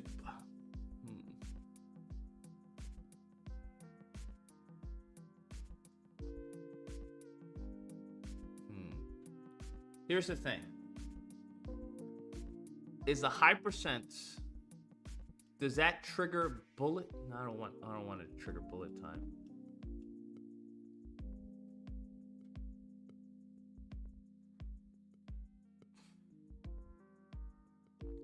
What happens if the Hypersense does trigger bullet time?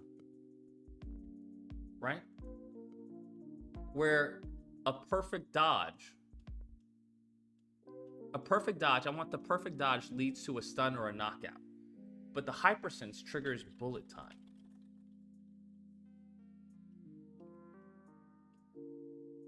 Hypersense triggers like bullet time, where it slows down.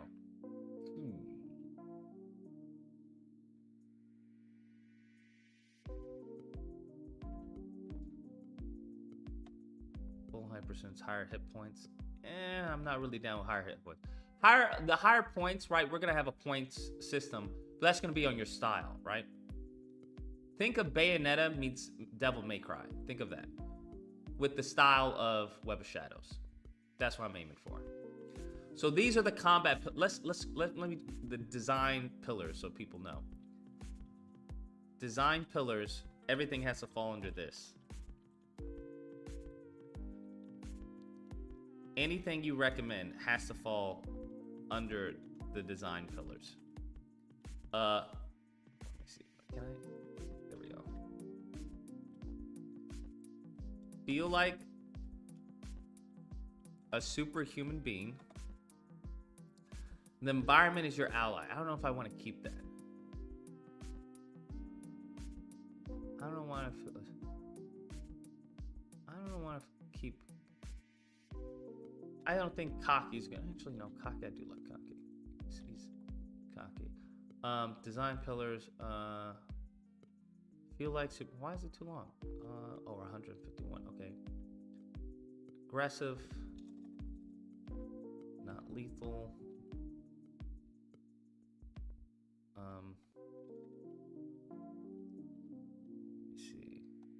Let's see if I can pin this. Feel like superhuman being. Let's put superhuman.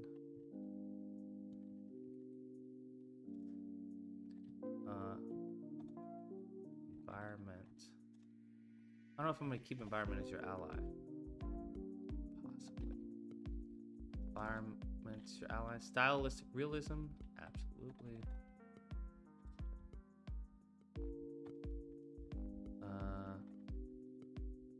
Damn, I can't fit all this in a note for the chat.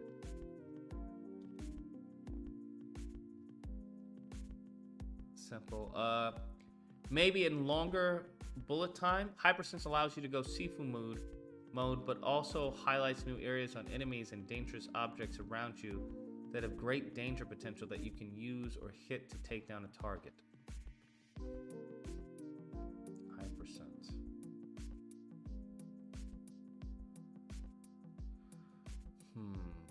Highlight new areas on enemies.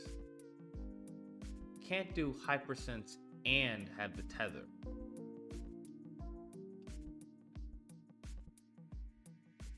I think maybe we have bars.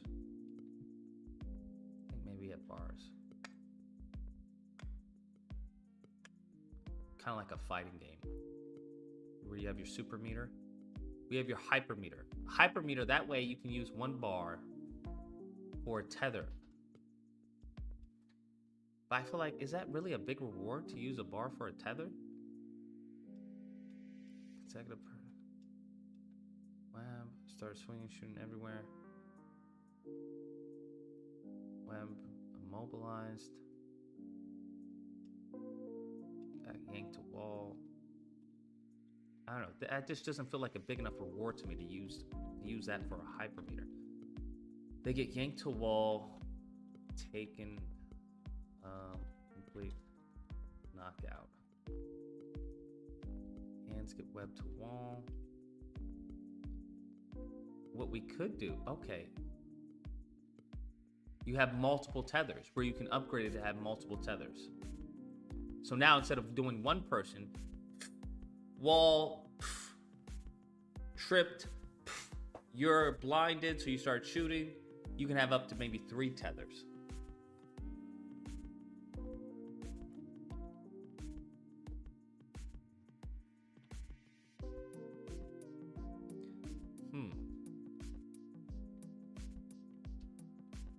Aggressive, let me just simplify it. Aggressive.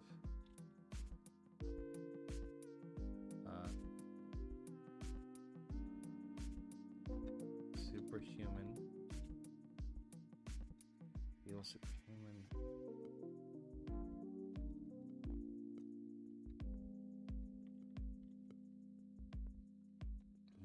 Here we go. Oh shit, is that fucking... What did I do? I'm an idiot.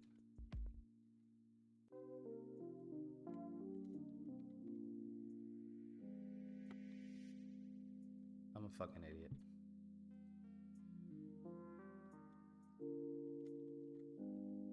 There we go. I don't know why I did that. I didn't even know you could do Q&A. That's pretty cool.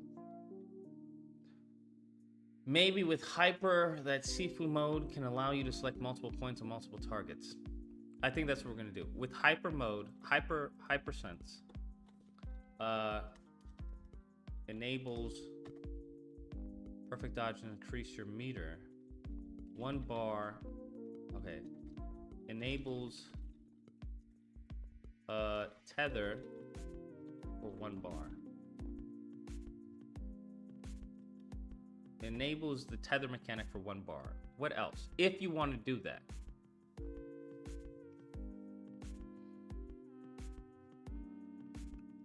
Let me see. Maybe the tether mechanic slows down time. Maybe a massive web takedown. I think that may just be for like finishers. Possibly. Because I originally said I wanted a combat, and then I wanted a what is it? A web. Hold on. Web shadows list. So I like how Web of Shadows had. Excuse me. Okay, Web of Shadows. Review.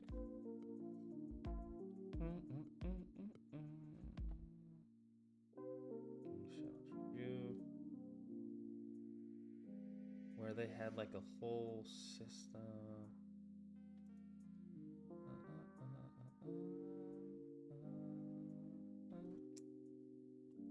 Trying to see if anyone shows the menu of the combat.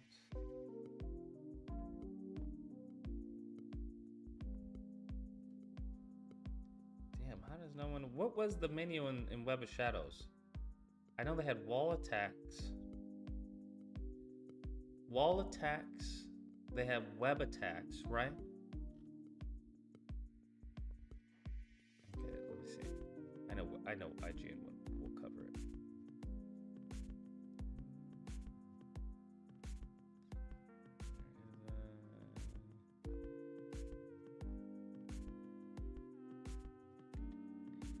They don't show the fucking combat menu?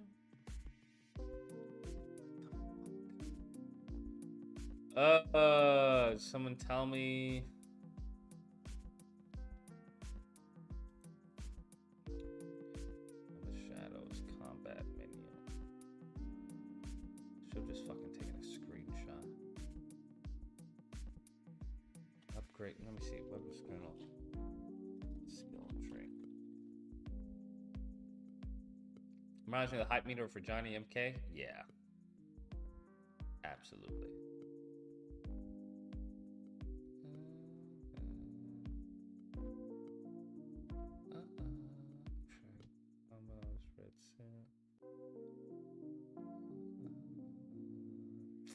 No one shows. How was it set up? Does anyone remember?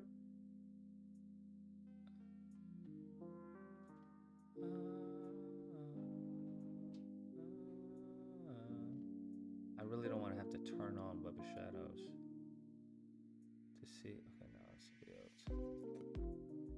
Is it best to skip workouts when your hand is severely injured, damaged? Yes. Why do I have to tell you this?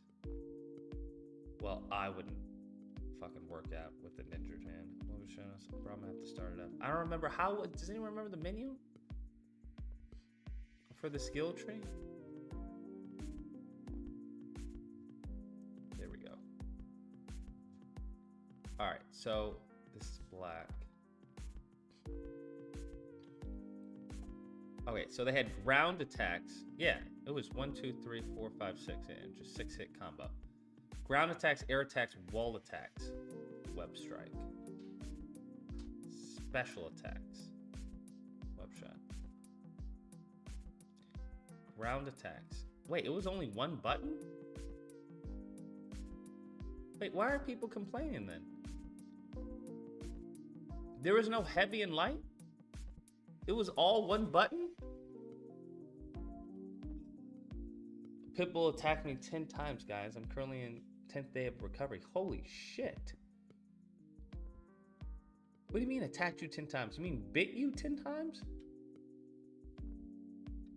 Bro, I mean, glad you're alive. God dang, man.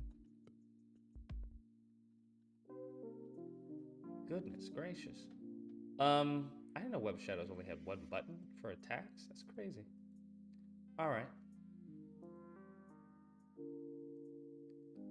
They managed to get all this with one button. That's wild. All right.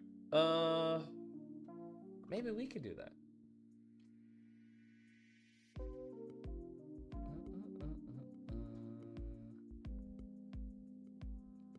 Good idea. What if Pitbull attacks you in the game? Stop it. Stop it. All right, enable one tether for enabled tether for 1 bar. It's got to do more than that, bro. Hypersense has got to do more than that. Hypersense has got to do more than that. What can Hypersense do?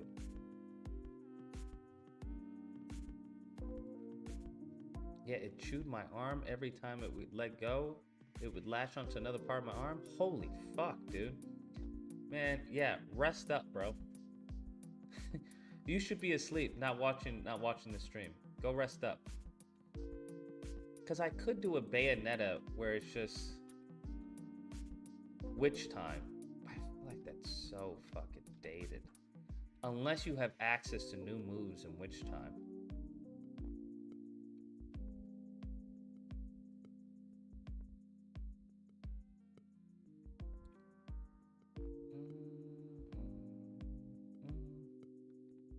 Maybe you have access to moves in Hypersense. Maybe you have that. Maybe you have access to new moves in Hypersense. It's gonna be some crazy. It's gonna be a whole lot of fucking animation, bro. Maybe possibly new moves in Hypersense.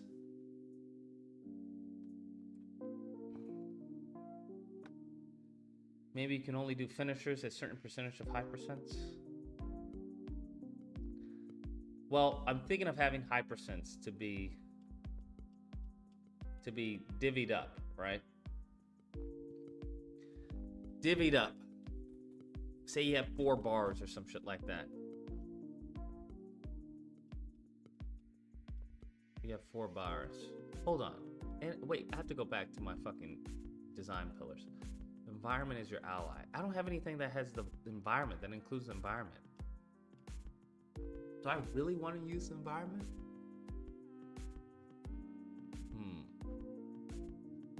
Hypersense.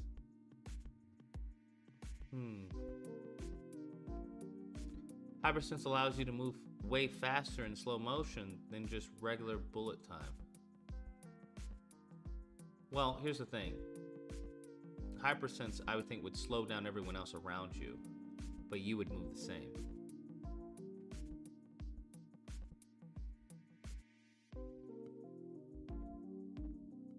I don't know. Open the line real quick so I can call, please. Nash, just tell me, bro. Yeah, because then I have to log in. That's what bullet time is. I know, but I would call it Hypersense. Just like in Bayonetta, this is bullet time, essentially, but they call it witch time.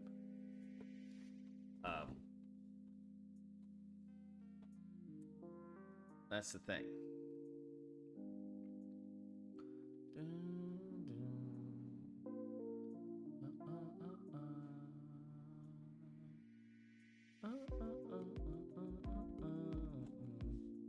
What I mean essentially keeps the hyper in the name.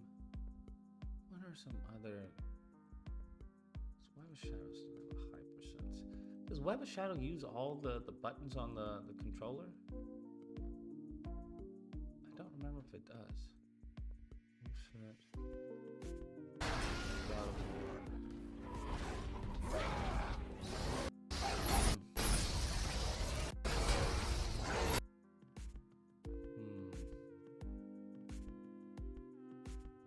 Seafood. How does seafood do it?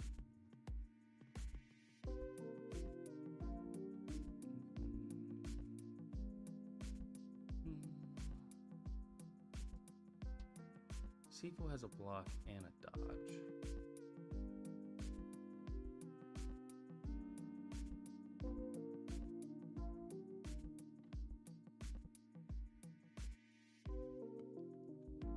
Trying to think.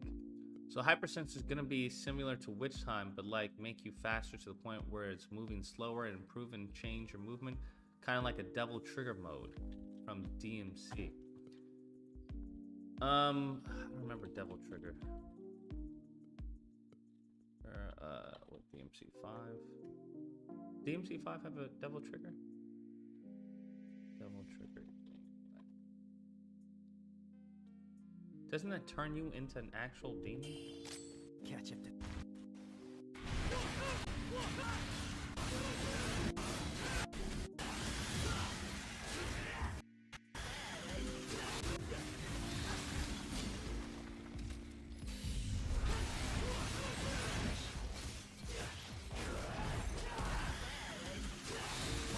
Devil Trigger mode? Wait, Devil Trigger has different moves?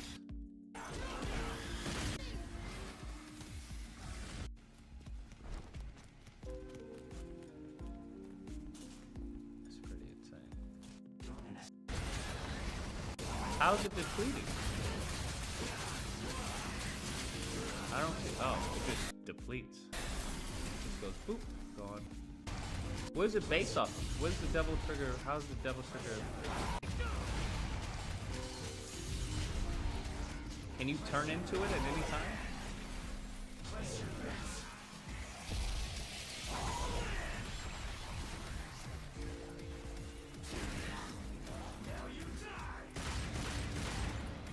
Does it deplete over time, or how does the Devil Trigger work?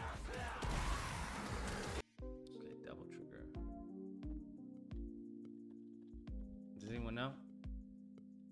Devil Trigger, how it works. And can you lose the a couple weeks back vests? But for the purpose of this, I'll be backing up by a Devil Trigger.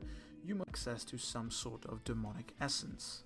Then, and of course, components of Nella the Altum. We saw examples of that with Agnus, Credo, and it depletes. It's like a hypermeter. However, this wouldn't really be Hypersense, you go considered Sifu mode, but now highlights new areas on enemies and objects around you that have great damage potential.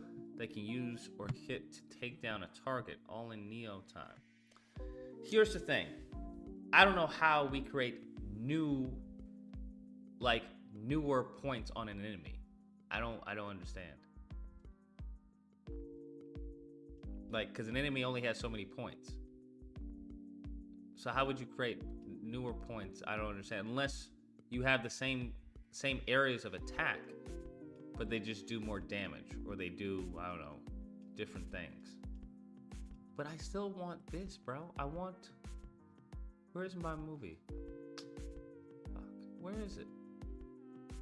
I want the one, bro. I want that feeling from the one. I want that feeling from the one.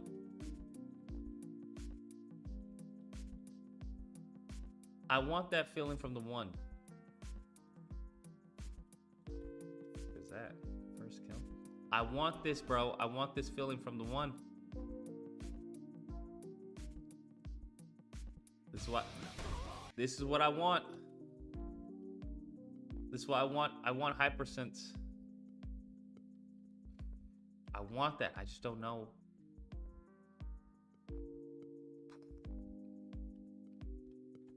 Like that. I feel like that would be so fucking cool. Right? You're Spider-Man. You're just moving. Like we thought, and maybe, I don't know, maybe it's not so difficult to do, right? Because we were thinking about, what is it called? The takedown, multiple takedowns from Batman Arkham, right? Thinking about the takedowns from Arkham, like,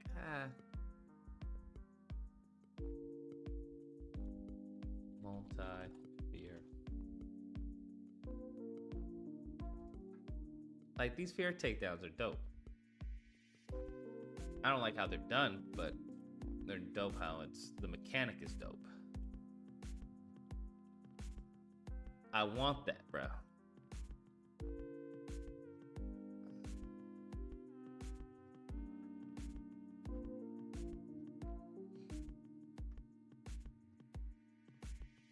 I just don't know how do we make that happen? I want this, bro.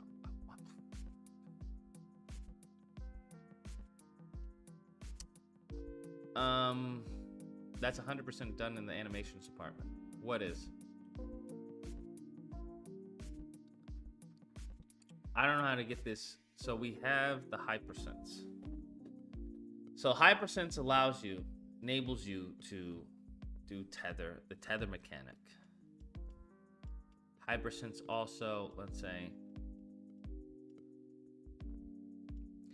what happens just slows down time, right?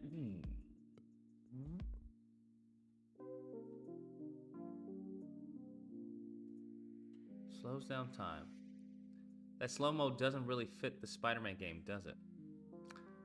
I want it to fit. And I think it can fit 100%. Because he's moving that fast. And this is how fast Spider-Man would be moving. Because if you look at like the reference, I don't have the full reference on me, but where is it?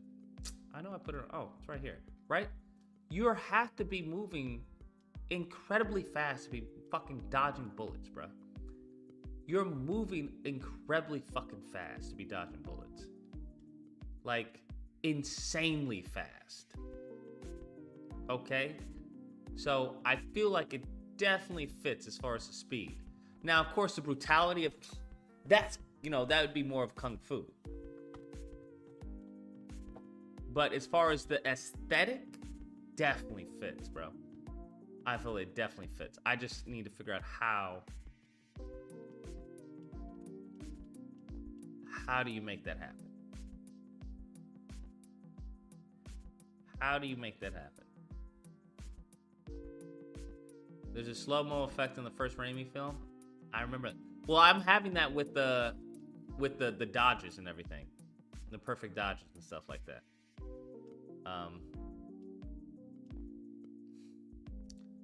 The level of the bar allows you to extend how many, like Ghost of Tsushima did. Allows you to extend how many, like Ghost of Tsushima did. I don't know what you mean. I don't know what you mean. Of Tsushima multiple take. I don't know. Did Ghost of Tsushima have a fucking bar? What did Ghost of Tsushima have?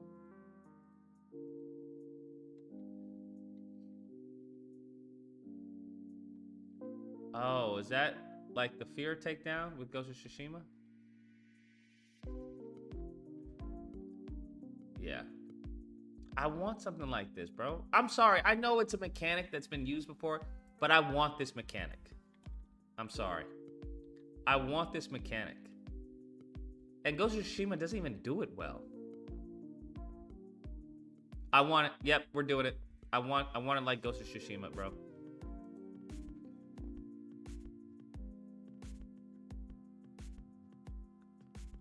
I want it like Ghost of Tsushima, bro. Well, not like Ghost of Tsushima, but like the one.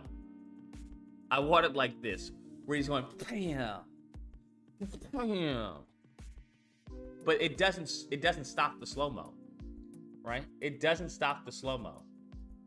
Because that's the one thing I don't like when they do the stop the slow-mo. Like Batman does it. It stops the slow-mo. I'm like, I get it because he's fast, but he's not superhuman fast. This makes you feel like a superhuman. That makes you feel like a superhuman, bro.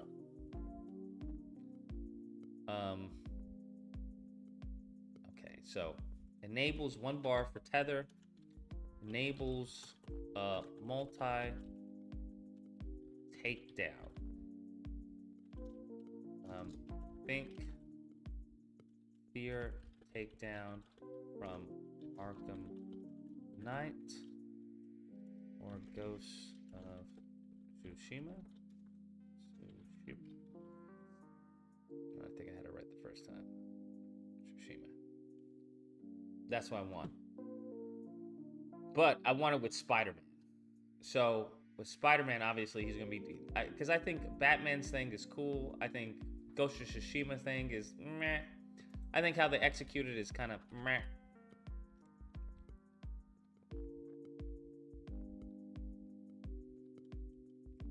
Right? I just think that's kind of janky, right?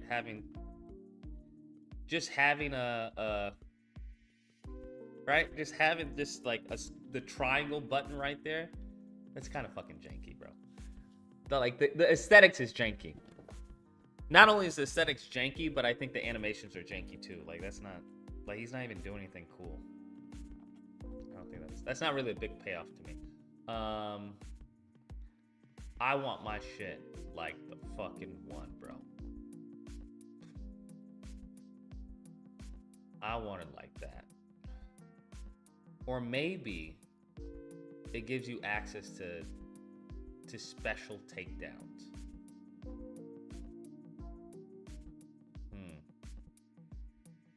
Because I also like how what do you call it?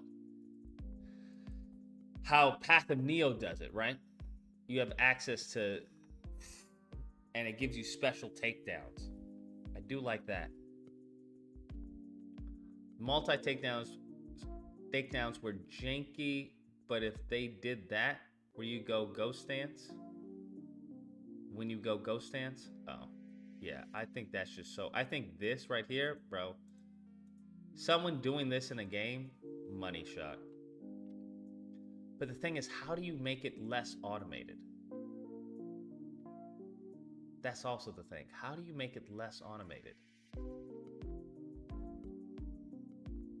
I think Arkham did that because you can choose, which person you want to do, but it still feels kind of automated.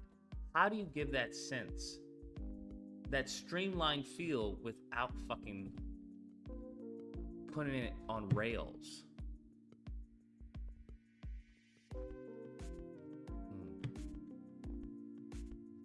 Far Cry 3 chain takedowns.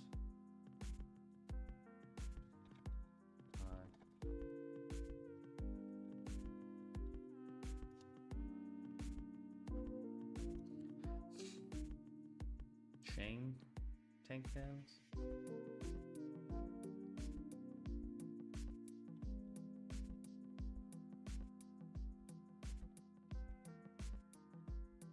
Damn, how many people does he have fucking lit up?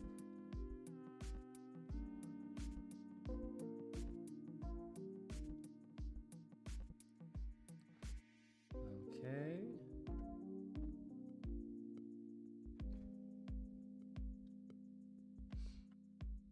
Well, honestly, you know what? It wouldn't feel automated because we already have this mechanic here, right?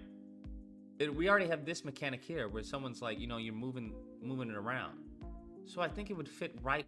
I think it would fit perfectly right in there, I think. It's really going to be the animations that sell it. It's really going to be the animations that sell it, bruh. That's what I'm thinking. But let's go back to this. What is this?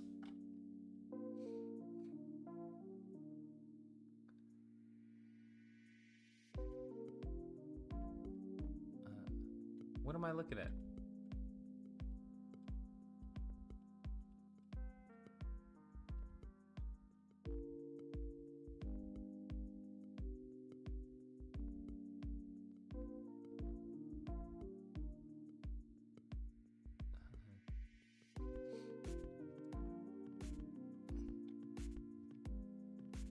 Wait, how do you do that? How does he do this? Does he just take down? Does he do it before they recognize him? Because it would still be a takedown.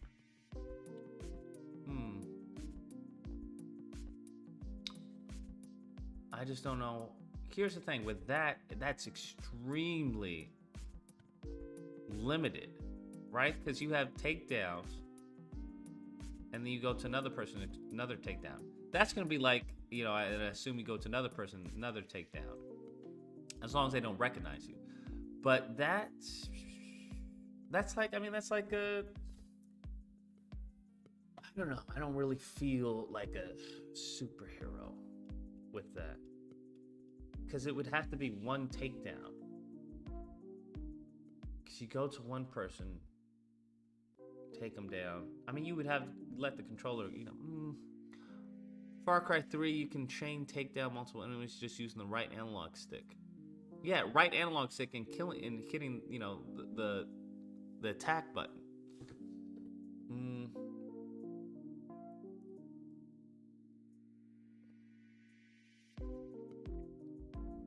How would you? I'm just trying to think. How would you do that though? Say you're punching, trigger hypersense. Like, here's the thing. I don't want the same moves to be in hypersense. I think we can get. I don't know. I think maybe the best way would be as far as the ghost, the multi takedown, like in Batman. That's what I'm thinking. This is shit. I don't even want to see that because there's a point. Some of them, because I want bullets flying, bro. This is what I want. I want bullets flying. I want this shit right here. Bullets flying. If there's somebody with a gun, he's going, and he's, bam. Bam. Bam. That's what I want. That's what I want. Right? With everything going in slow motion.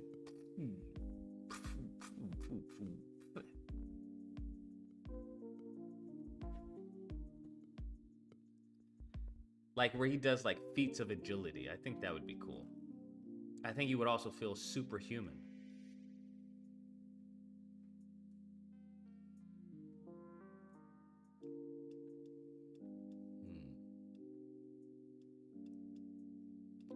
Maybe he uses the environment as he's doing these takedowns. Like, and then you go, you know,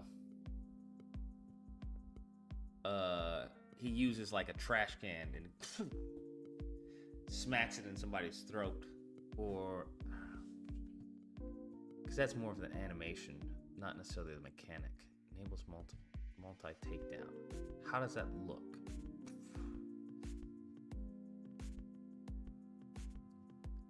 Where he's like, I would definitely want some crazy angles though. I would definitely want some crazy angles.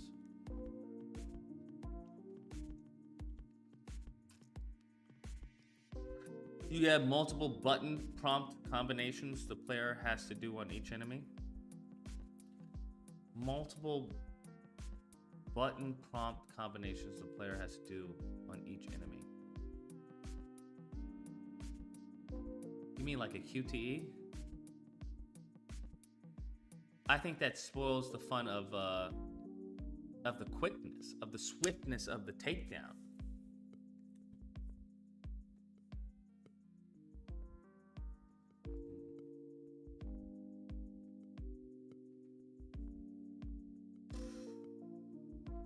I like how they do it though.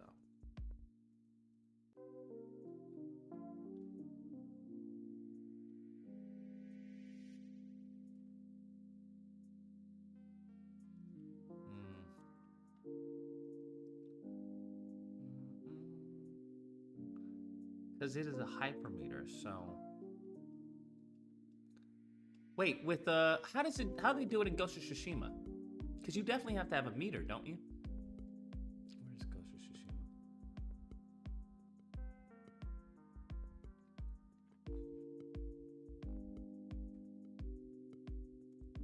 Ghost of Tsushima, you have to have a meter, right? Multiple takedown.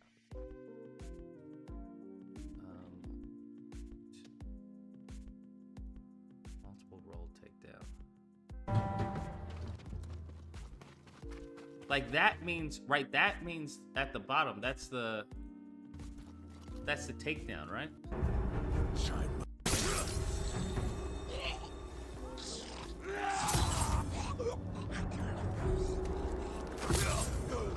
That's cool, but that's too slow for me. I'll lose my fucking mind.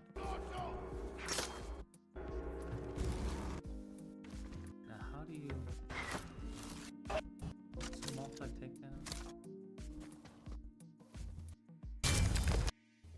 Okay. Do you have to have 3 bars or something? Wait, no, you don't have to have 3 bars. How do you do a multi-takedown, though? There was like a way to do multi-takedowns all at once. How does that work? Assassinate that.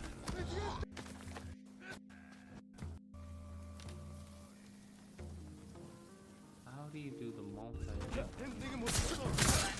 Oh wait, hold on. I think it gives you the option. Does that take bar? Okay, chain assassinate. That's what it's called. Chain assassinate.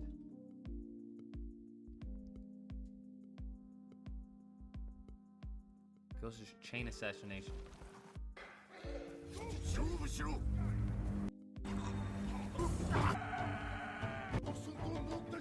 Chain assassination. How is the chain assassination? Okay, that's just one assassination. Chain assassination.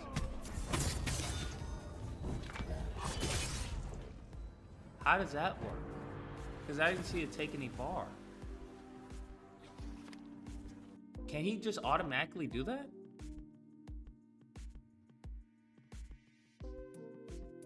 Finally unlocked chain assassination.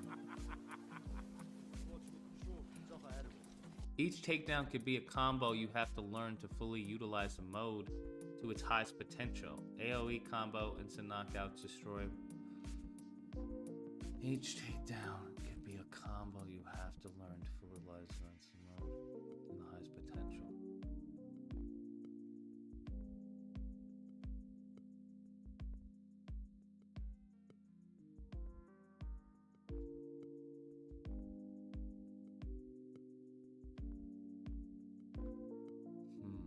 Each combo. I think you have something there. There's something there. I don't know what it is. Damn, I got rid of the design pillars.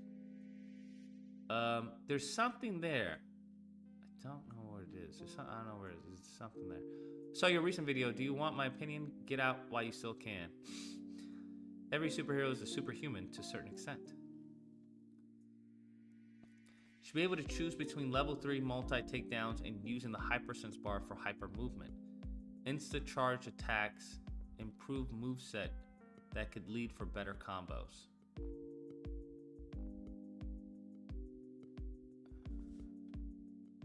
So it's not like a win button, I guess you could say. Because we don't want it to be a win button.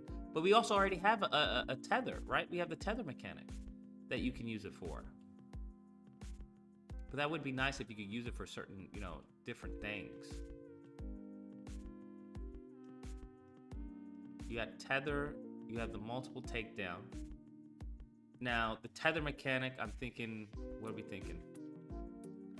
I'm thinking up to, what, you can do the tether max, because I don't want it 3 times. No, depending on how many people you have, do it up to 4 times.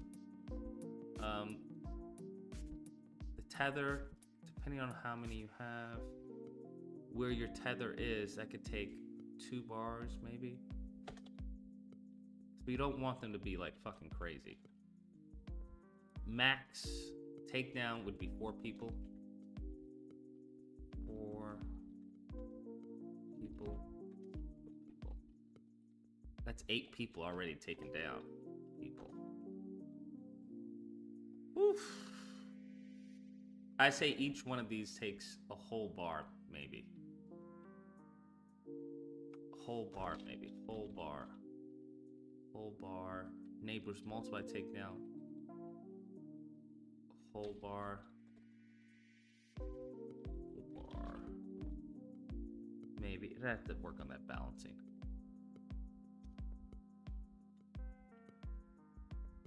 Three people, but 3 people is kind of like, eh. Like Batman takes down 4 people when you have it max loaded, right? Doesn't he take down 4 people? You can take down up to 4 people. I think Spider-Man should be able to. No, he takes out 1, 2, yeah, 4 people. One, because the first one he knocks, he takes out more than that. Hold up. 1, 2, 3, 4, 5. He can take down up to 5 people. 1, 2, 3. Wait, hold, am I crazy? 1, 2, 3, 3, 4. No, it's 4 people. So 1, 2, 3. Okay, up to 4 people. All right. So certainly Spider-Man should be able to take up to 4 people, right? Wasn't the change and assassinate a perk you had to unlock?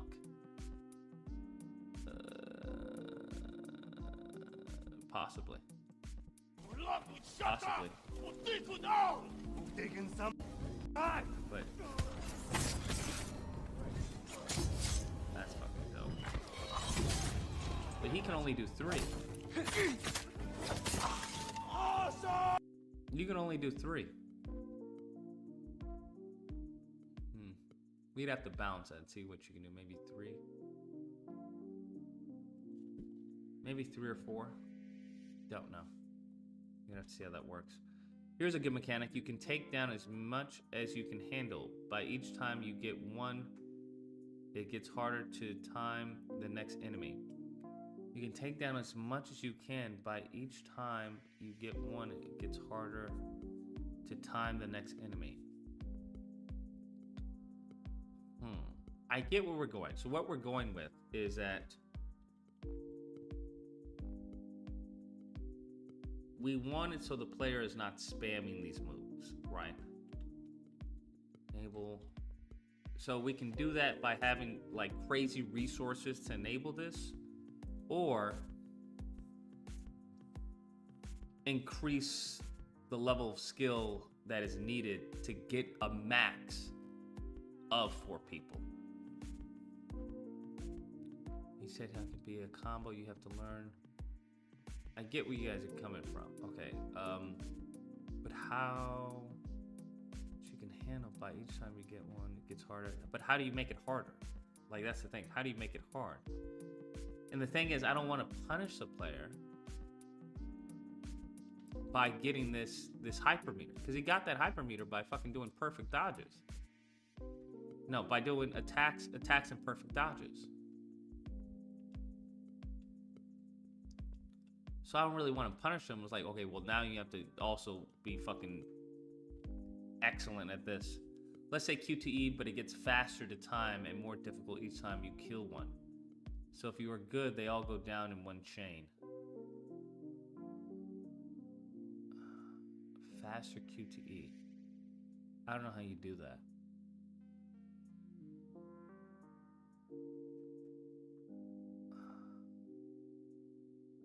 Like, do you limit the time the player has to input? Right, so maybe you have 5 seconds for the first one, 3 seconds for the second one, 2 seconds for the third one. I don't know.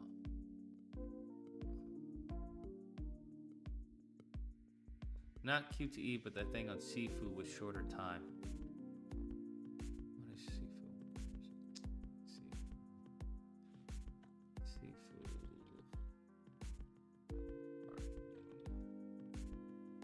I remember Sifu Part 1. All right, guys. Skip. We're all locked. No time with this. Yeah. Just those. And what we're really truly after. Skip. Don't want to hear him. Don't forget to hit. Okay, Sifu Part 1, no commentary. Awesome. Thank you, Ruben925.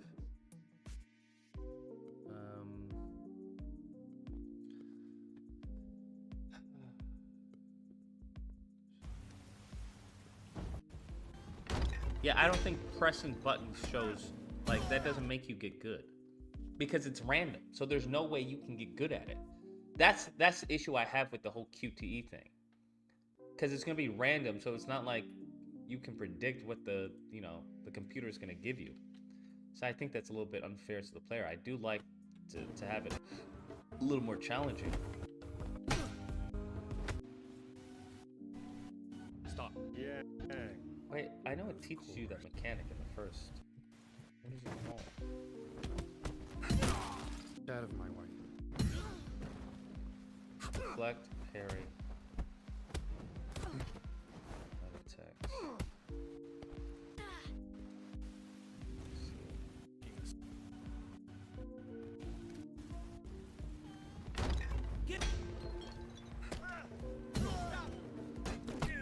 Wow, they don't teach you? I know they teach you that, don't they?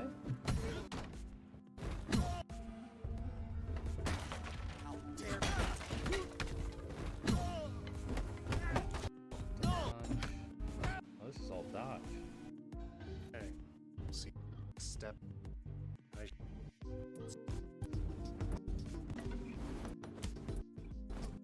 here it is.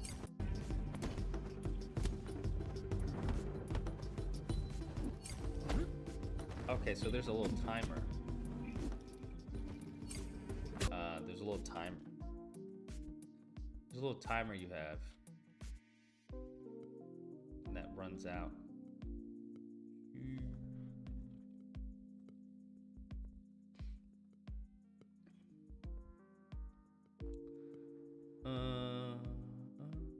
Little timer that you have when it runs out. I guess my view was that instead of pressing just one button like Batman goes to Shimmer Triangle or Triangle plus Circle in Sonic Spider-Man, you have to chain full combos that are unlocked only during HS? I don't know what HS.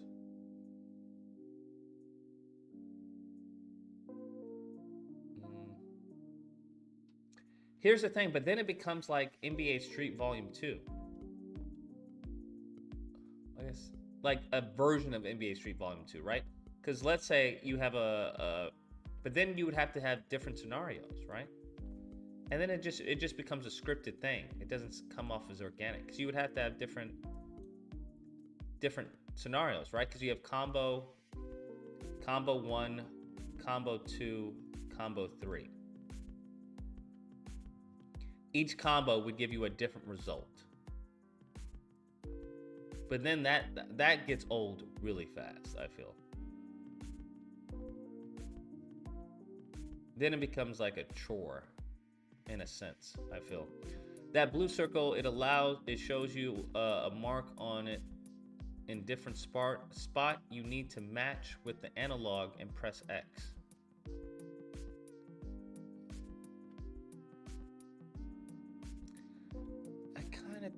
But I feel like, doesn't that slow down combat? Right? Because then we get the whole Spider-Man 2 thing where it's like telling you, right? Where it's a person.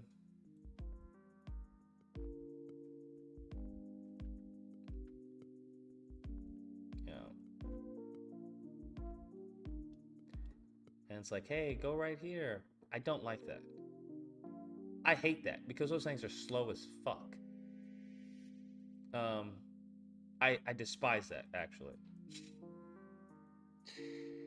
Because then it slows everything down, I feel. It slows everything down. Like, can you imagine you having a circle to hit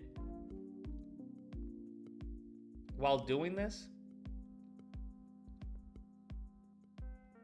That would be painful, bro. That would be painful, even with chain assassins.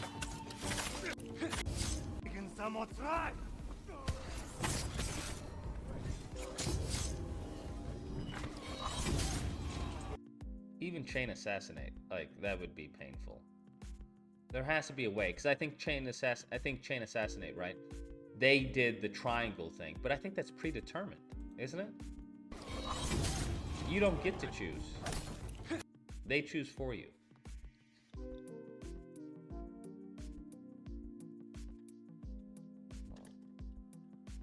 So, okay, so I like Chain Assassinate. We're building off of Chain Assassinate. I think we've established that. We're building off of Chain Assassinate. How do you build off of Chain Assassinate? We can figure out the bar and all that shit later, but how do we build off of that? How do we make this mechanic fucking dope?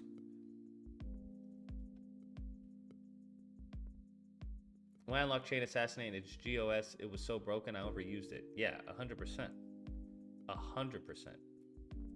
Because, I mean, there's nothing stopping you from doing it. Right? You build it up, you got it. And there's no bar, right? You just have to be in the right position.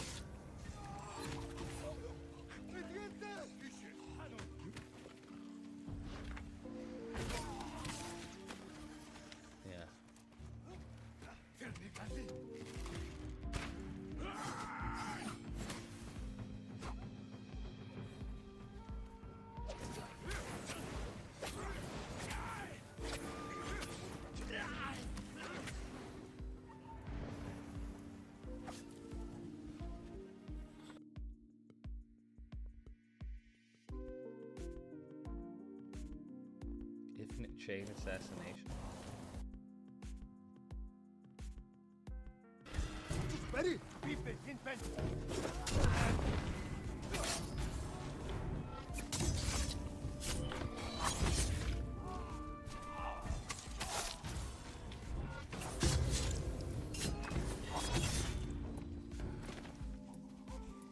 I want that, but with Spider-Man.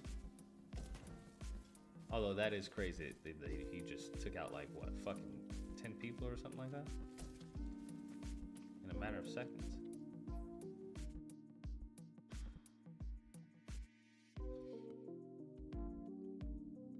It's easy to do it, doesn't feel rewarding. That's the problem with all these flashy cutscene moves. I don't know, man. That does kind of feel rewarding to do this. It does make you feel badass.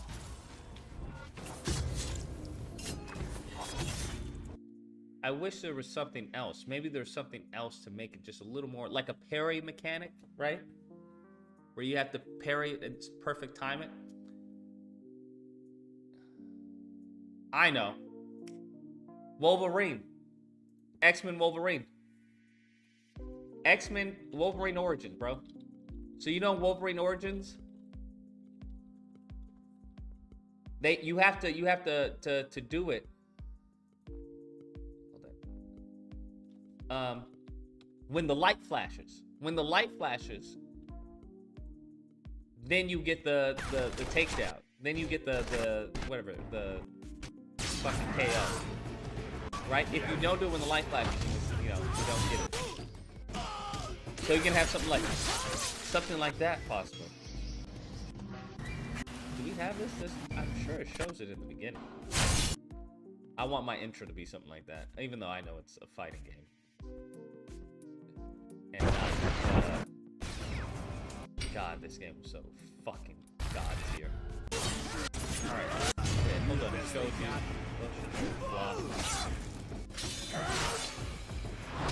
Get out of my way. Where if you grab them and then try to, you know.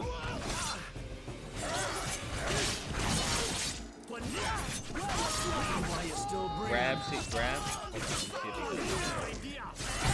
Hey, so simple but fun,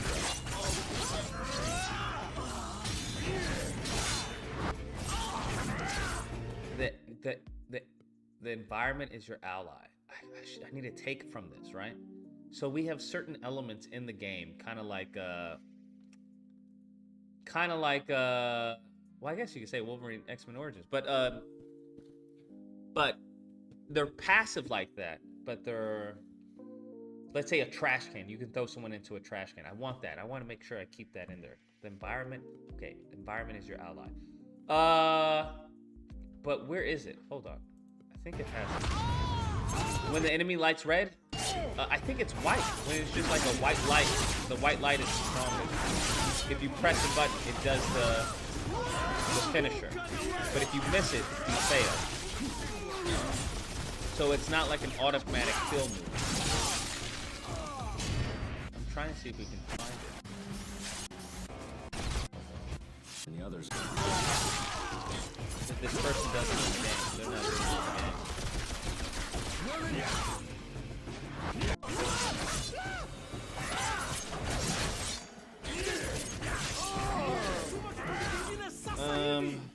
let's see game.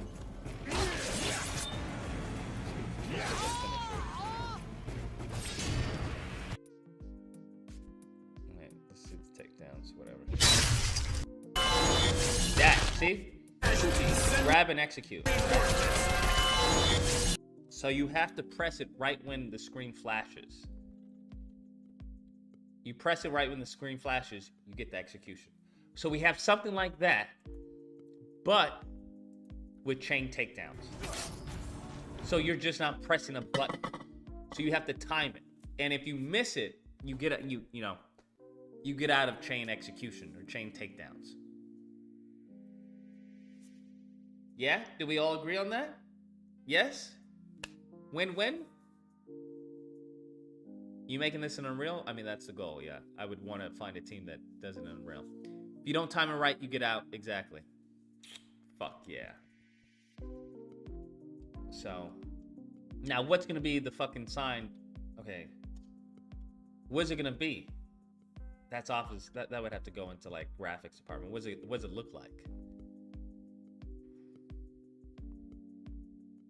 Maybe spider sense? His spider sense, possibly? Like, and the spider sense shows where the danger is coming from. I have to fucking reinvent the fucking spider sense, how it looks and all that. Man. Yeah, I need to find a team, bro. This is a lot of heavy lifting. But I think that would be fucking cool. And you have to, I don't know, let's see. What could you press? But what do you press? Say something, you see it lights up. His fist, he's about to grab his gun. Right? He's about to grab his gun.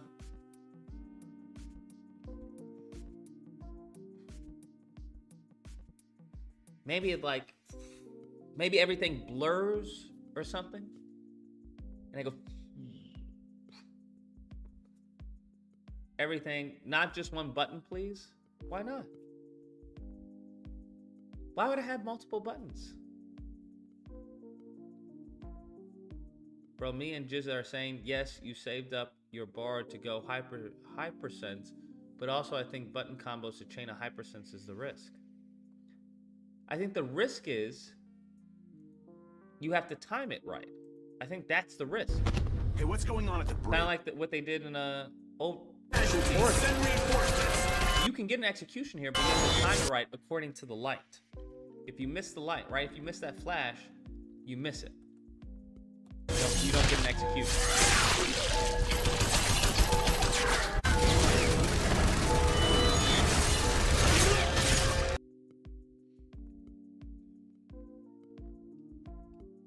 So that's what I'm saying. You time it. Now, how does that look? I can try and come up with something like really off the top of my head. Person grabbing. But how does that look? That's the thing.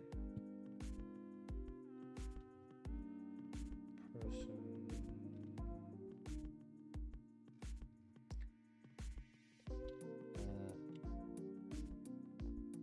Punching. Stop.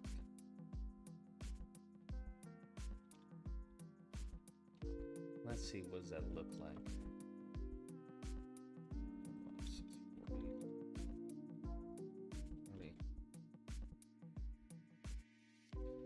Let's see. I'm trying to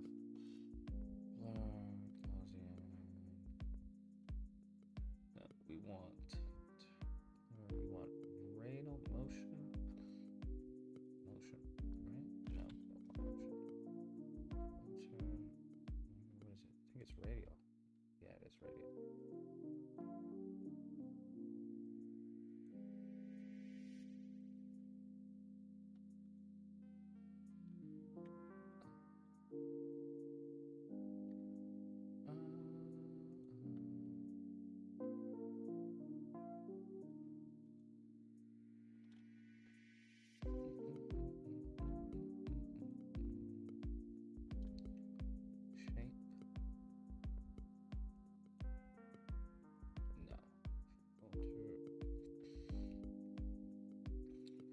show you what I have in mind, like the idea.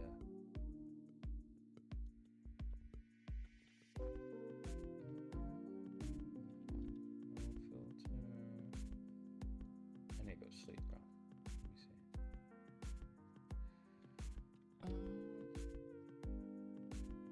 Okay, something like this.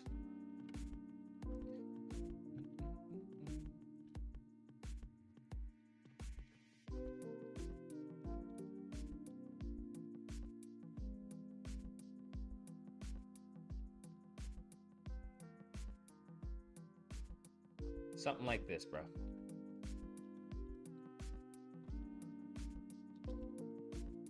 Let me see if I can show it to you. There we are. Right? So you see how everything is blurred except the fist? So something like that. Maybe you can even, you know, increase it a little bit more. Or maybe we even go, let's say we go black and white with it. Possibly.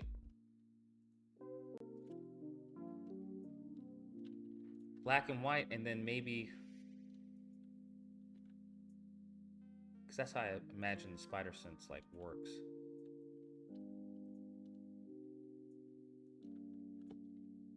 Here we go. Let's say, so instead of this, let's say we have this. Boom. Right? We're now, right? But you don't see it first. First, let's see if we can do, I can do a gradation of what I have in mind. Right? Where it goes, where it'll be just a regular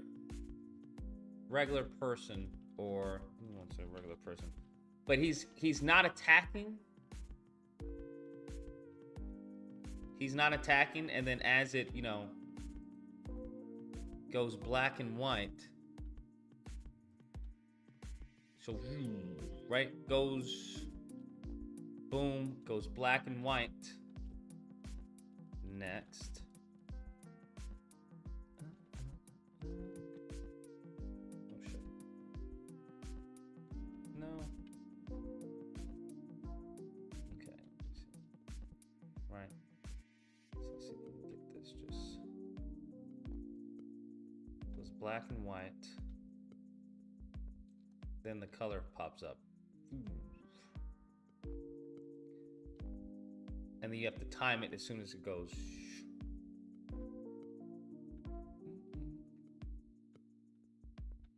Or, let me see, how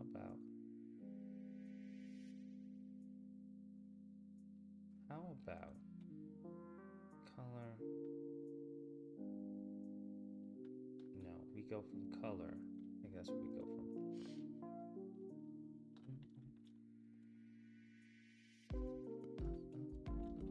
We go from color. Fuck, where'd it go? We don't go from here. We go from here to here. And his spider sense alerts him. Yeah. Like a heat scale.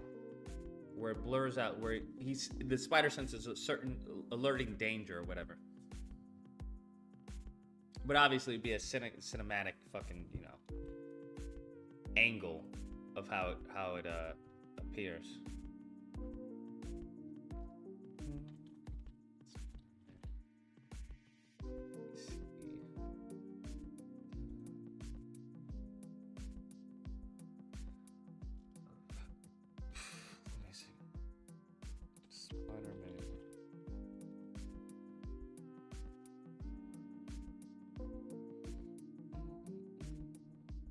But I think we got something.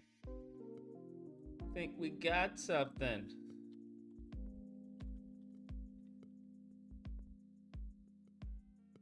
Isn't danger red for ADA accessibility compliance? Is it? Is it really? So we make it fucking red or whatever. We give it a highlight of red. Although, do I have to abide by ADA, bro? I'm not. trying to think. Do I have to?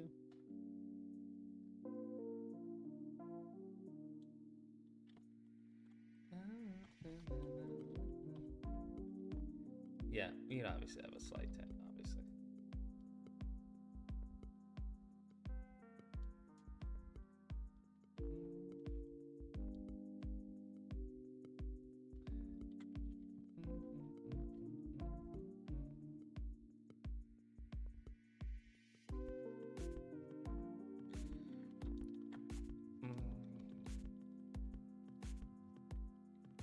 So, instead of this, not this.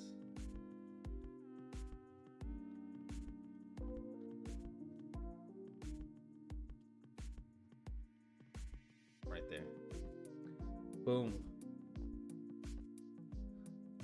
So now we get the coolness of this, which is what I wanted. Right? Can you imagine fucking Spider-Man moving? You have all these shell casings and stuff like that.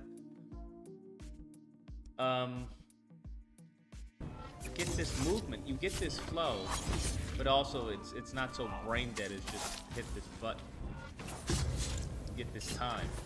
And that'll work. So while this slow motion, like the slow motion of him moving over there to assassinate them, you can just, as far as frame it, I'm thinking you can frame it in a way where, you know, Spider-Man.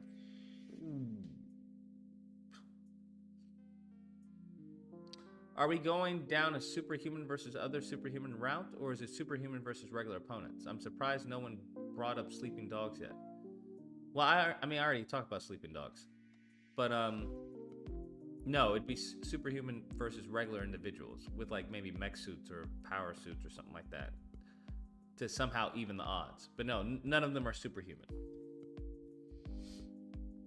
How would that be clunky?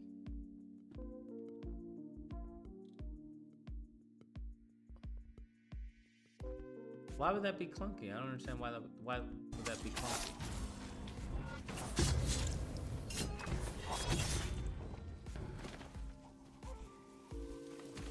Vorhanden!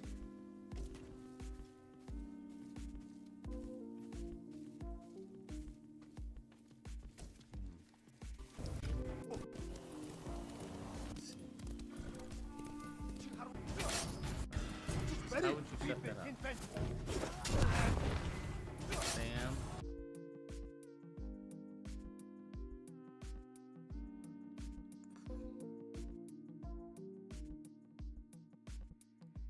Thing is, I don't think you would be able to. You could go it the Arkham route, where it highlights the person for you. It highlights the person for you, but as you're about to hit them, you have to time it. Fun fact, it's actually very challenging to code everyone in slow-mo except one character. That's good to know. Good to know. Shadow of War?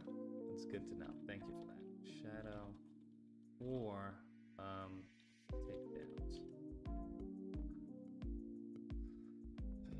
Let's see.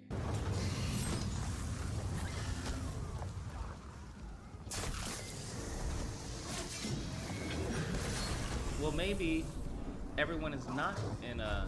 Well, maybe everyone is in slow-mo. Maybe that's what we have. Everyone is in slow-mo.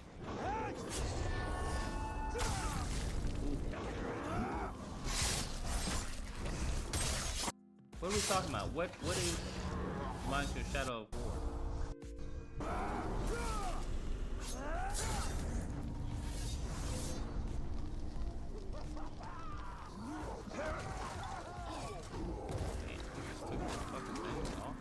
That's crazy. You will feel fear, pain. I will feel nothing.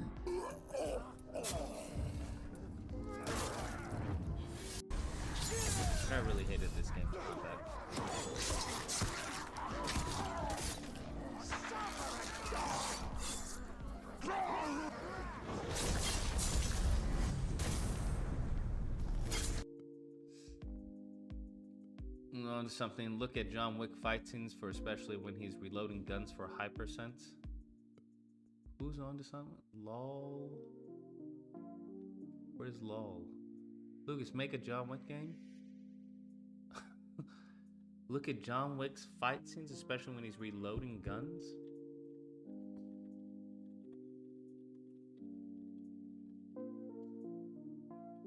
What do you mean? John Wick reloading.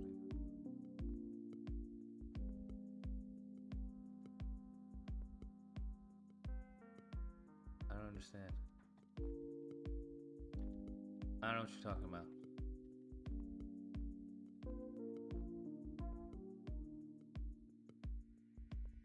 I don't get it. No idea what you're talking about. Made me think of it. It's in real time, but observable to the viewer. Okay, I don't understand. What does that mean?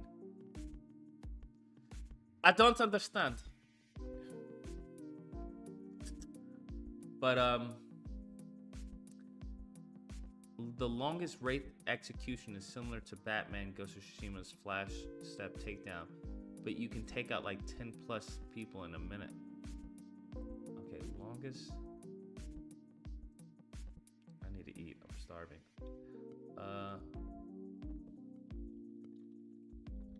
Rate execution. Longest rate execution. Take that! The dogs will all shit. together! Too slow! Wait, he's not gonna take out all of them. Okay, so what's happening?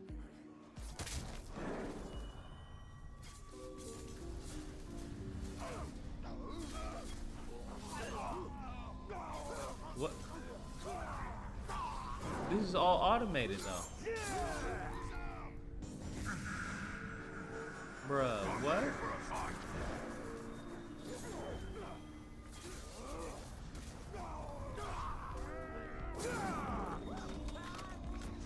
This is like a win button.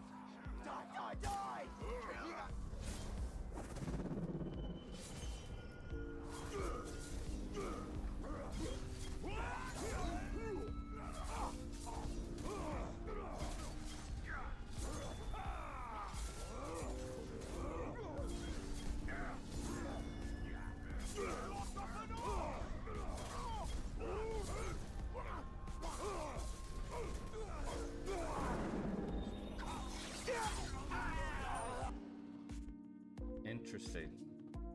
Yeah, that's fucking insane. That's insane.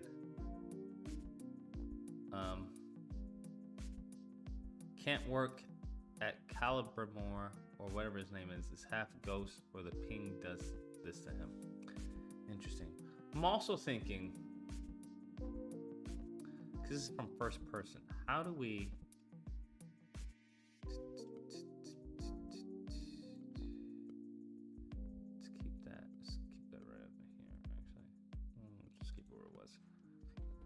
how do we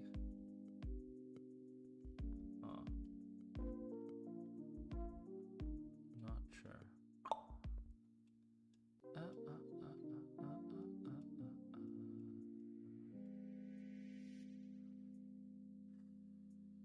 How do you film this? R just tweeted the trailer of GTA 6 is coming out early December. Yeah, I heard about that. We shall see. Like Batman, you have to move the camera and hit triangle to go from one to another, but otherwise, yeah, it's a kill all button. Oh, you do have to hit the camera? Hit triangle to go from one to another? I wonder how this feels. Does it feel good to do this? Because if it feels good, then who gives a fuck? If it's a kill all button. Oh, damn. Just head popping? Bruh, what? God dang. What the hell?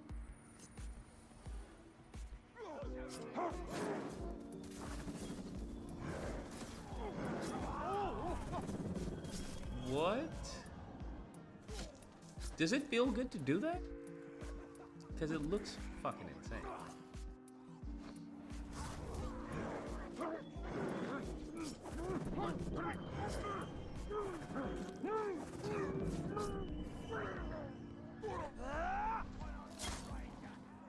You can make this like a reward finisher, kind of like his way of spider style.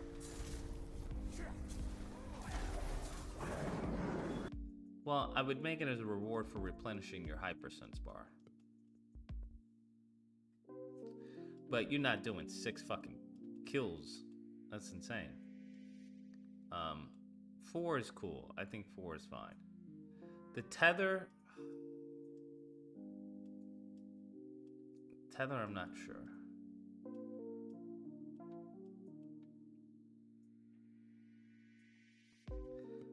But, pretty insane. All right.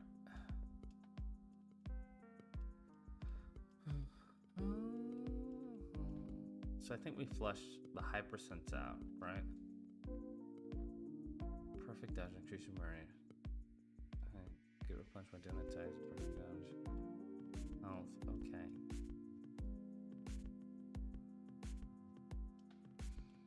Now the rest is just combos. And that's where Bayonetta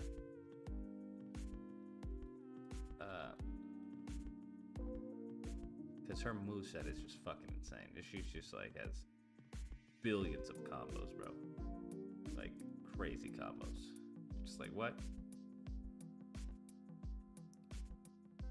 Like we're obviously not gonna have these many combos because she has like 5 billion attacks. But as far as the button prompts, right? Heavy, heavy, heavy, pause, heavy, light, heavy, light, heavy, heavy, light, light, heavy. Similar to, I don't know if it'll be all this, but like God of War, essentially. Y'all know God of War, right? Okay, I think we got it, bro. I think we got it. Random, but webbing 2 enemies' heads together would be a nice end to a takedown. Of course, of course. I want the takedowns to be a little more organic, right? So we still have to get into takedowns, right? Because did I figure out which one we're doing as far as takedowns? Okay, I think we're not doing bullet time because bullet time is going to be for the hypersense. Takedowns, the finishers are going to be auto, I think. They're going to be auto. But we're not going to have a camera for the takedowns. I think that's too much, especially if we're going to have... if this is going to be completely stylized.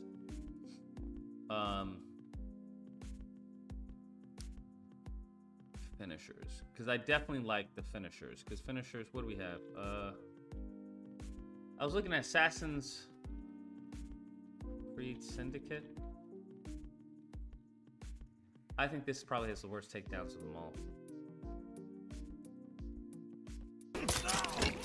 They just like go on forever.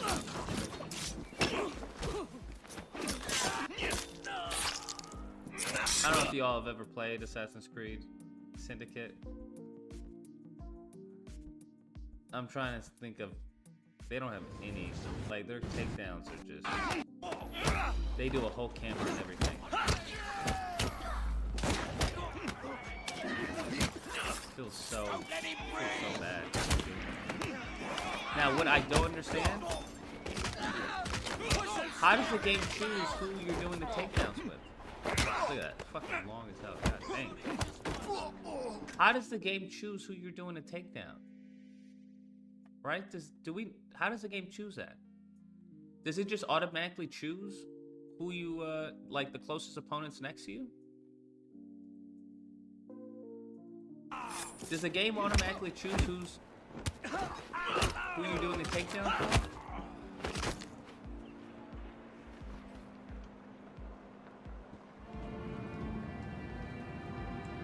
When you point your analog, they do everything for you?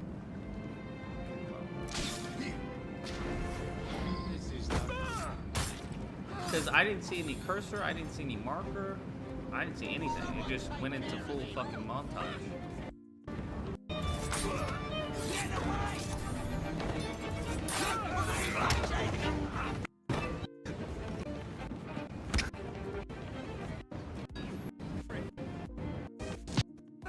on him!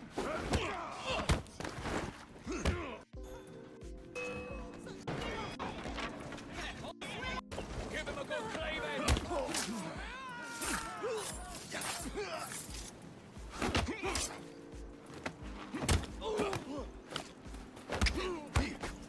Yeah, like what? What is that?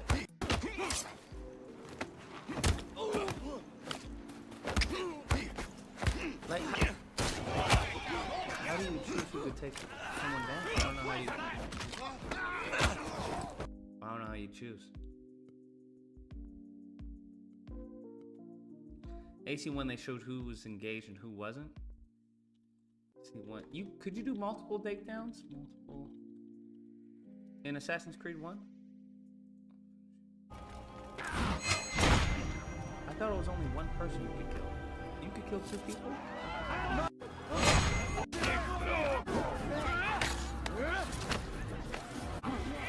Yeah, I don't think they had C2, I think they had finishing moves. But that was just like,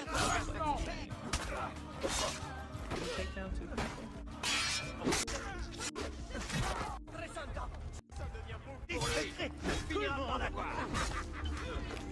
Okay, see, it highlights, right?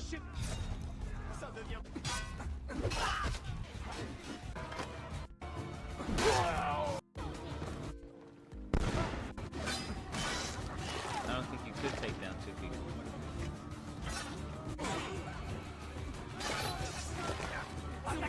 Yeah. Could you do an AC3?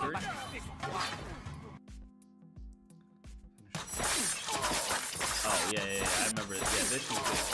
How did they do it?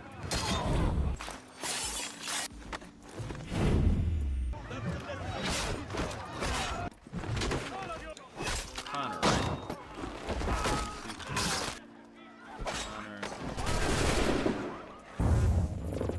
Takedowns. How could you do it with Connor?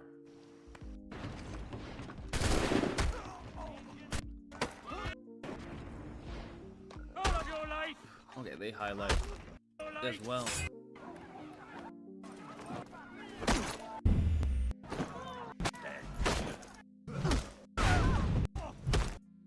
I know you can stealth kill 2 people. What is that? So it's still a movie. Still a monster.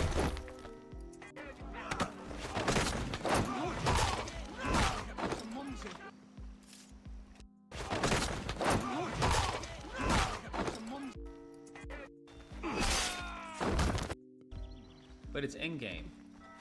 Is that in-game or is that like a movie being played? This is it.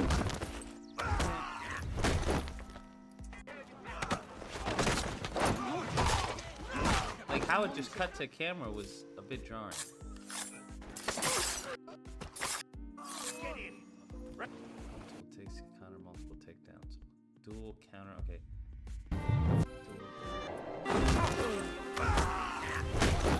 You have to block 2 attacks at the same time to do a double finisher. I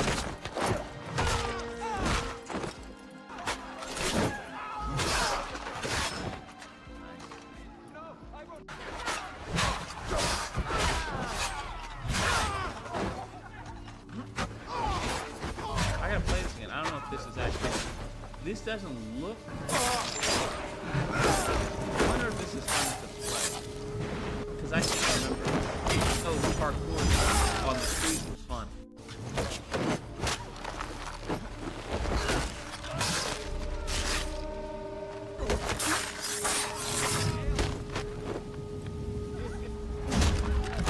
I feel like these are so fucking long.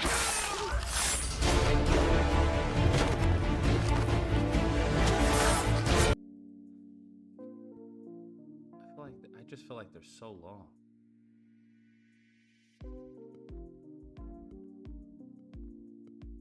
It's just like, okay, I'm just watching choreography, but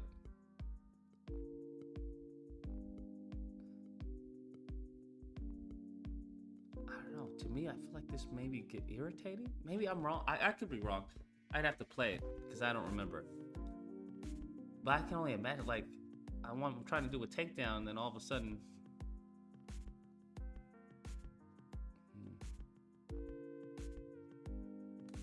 how did God of War do it? Because it never felt like a movie with God of War. It never felt like a movie with God of War. How does God of War fucking do it?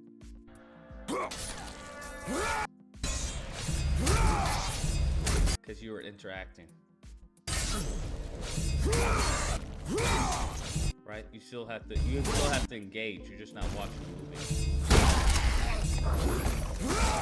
I remember. Then you fucking slice it. I remember they had a zipper mechanic. Okay, that's why. That's why. Because I was like, yo, that just seems fucking boring. Just sitting there and watching him do that.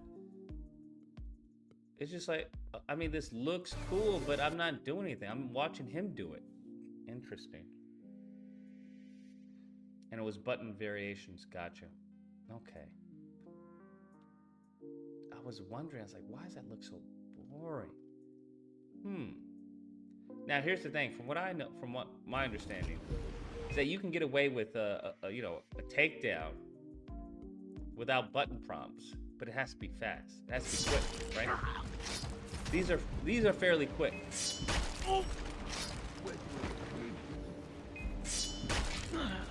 Yeah, they're pretty instant.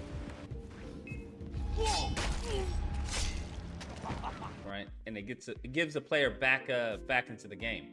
Where AC fucking 3 was like, you're watching a whole fight scene. It's like, oh, okay, do I get to play now? Interesting. What doesn't Splinter Cell? Am I thinking of Splinter Cell? Splinter Cell. I think it was Blacklist. Yeah, Blacklist. Their takedown fucking dope. Damn. I remember that shit was so fucking dope, bro. Cover me, I'm good.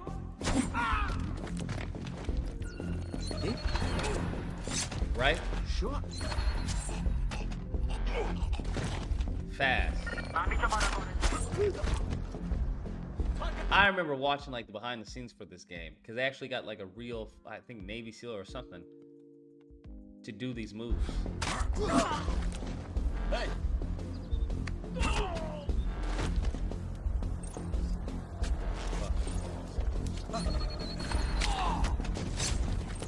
Yeah. So, I don't know where we got back into movie takedowns, bro. Splinter Cell Convictions. Splinter Cell Convictions. Asshole. Weren't takedowns always fast? Right? When did we get into like movie takedowns where they're like doing a whole scene and everything? I remember this. So fucking. Yeah. Who started that? Does anyone know who started that? Because I'm like, even with Spider-Man 2, I'm like, they're kind of long.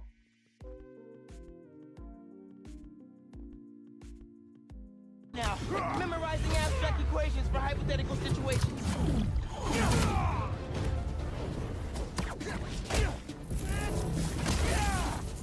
Yeah, I mean, they're not as bad as fucking AC3, but... Break out the toys! Probably God of War? No, bro. No. Because here's the thing. God of War, if they're going to do an extended takedown, they allow the player to engage in the extended takedown. But I got this... None of these are allowing the player to engage in these takedowns. However, the thing is with Spider-Man 1 and 2, they're not really long. They're medium length, right? They're medium length. So it's like you can stomach it. Like, oh, okay, I'll watch a medium length takedown. But with like, I don't know what happened with like AC3. These fucking takedowns they're movies, bro. This is a movie, bro. I would like, that's a movie. Like, that's way too long. That's like a full choreographed scene.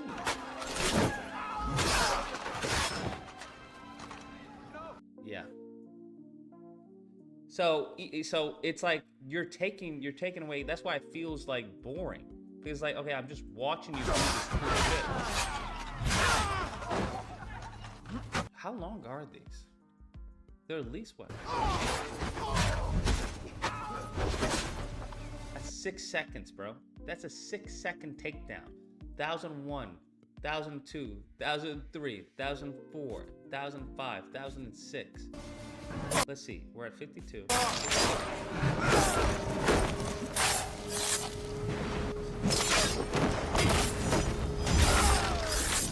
Yeah.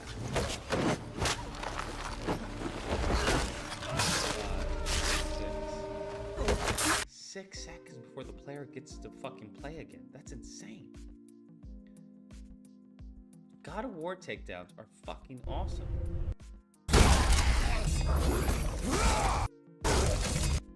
And they allow you to engage.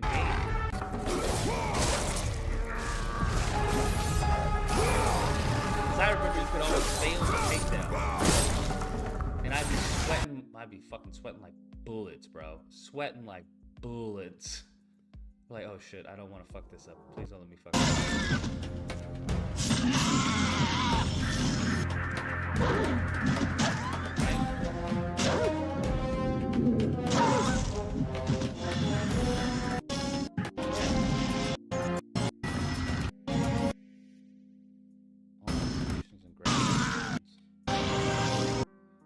God of War finishing moves. Yeah, this wasn't a takedown. This was a finishing. This was like a finishing move to a ball. These were God. This game was so fucking God.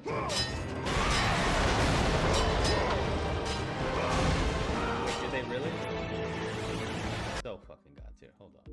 Did they really, bro?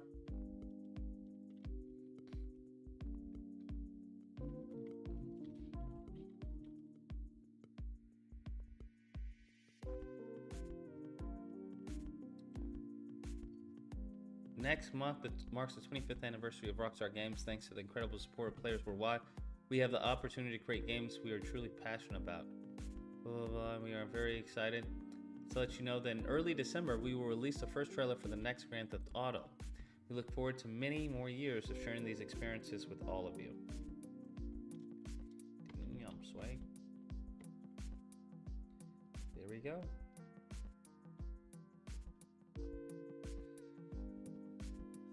Never thought I'd be alive to see GTA 6, bro.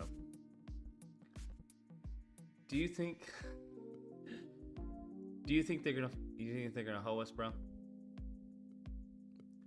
Do you think they're gonna hoe us, like with like the collector's edition or something like that? What do you think?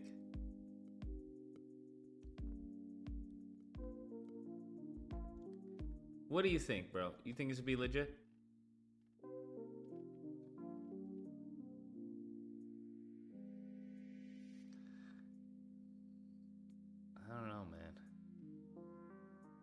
I'm scared, bro. I'm scared.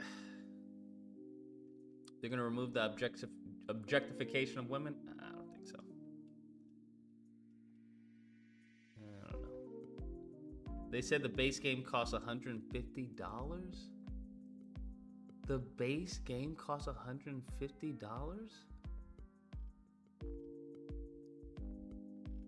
That's pretty fucking insane. That's pretty fucking insane. Yeah, we'll do a live reaction to this trailer because that's pretty fucking insane, bro. I'm not gonna lie. That's pretty insane.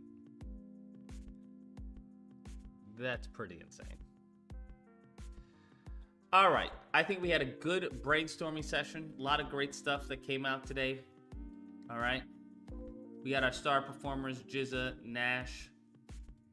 Shout out to them. A lot of great stuff, man. A lot of great stuff. And we're just a bunch, you know, just a bunch of regular folks, bro, with ideas and passion. Woo! Should be interesting, Brad. Should very much be interesting. The whole industry is going to be paying close attention to how well that 150 performs. Oh, no.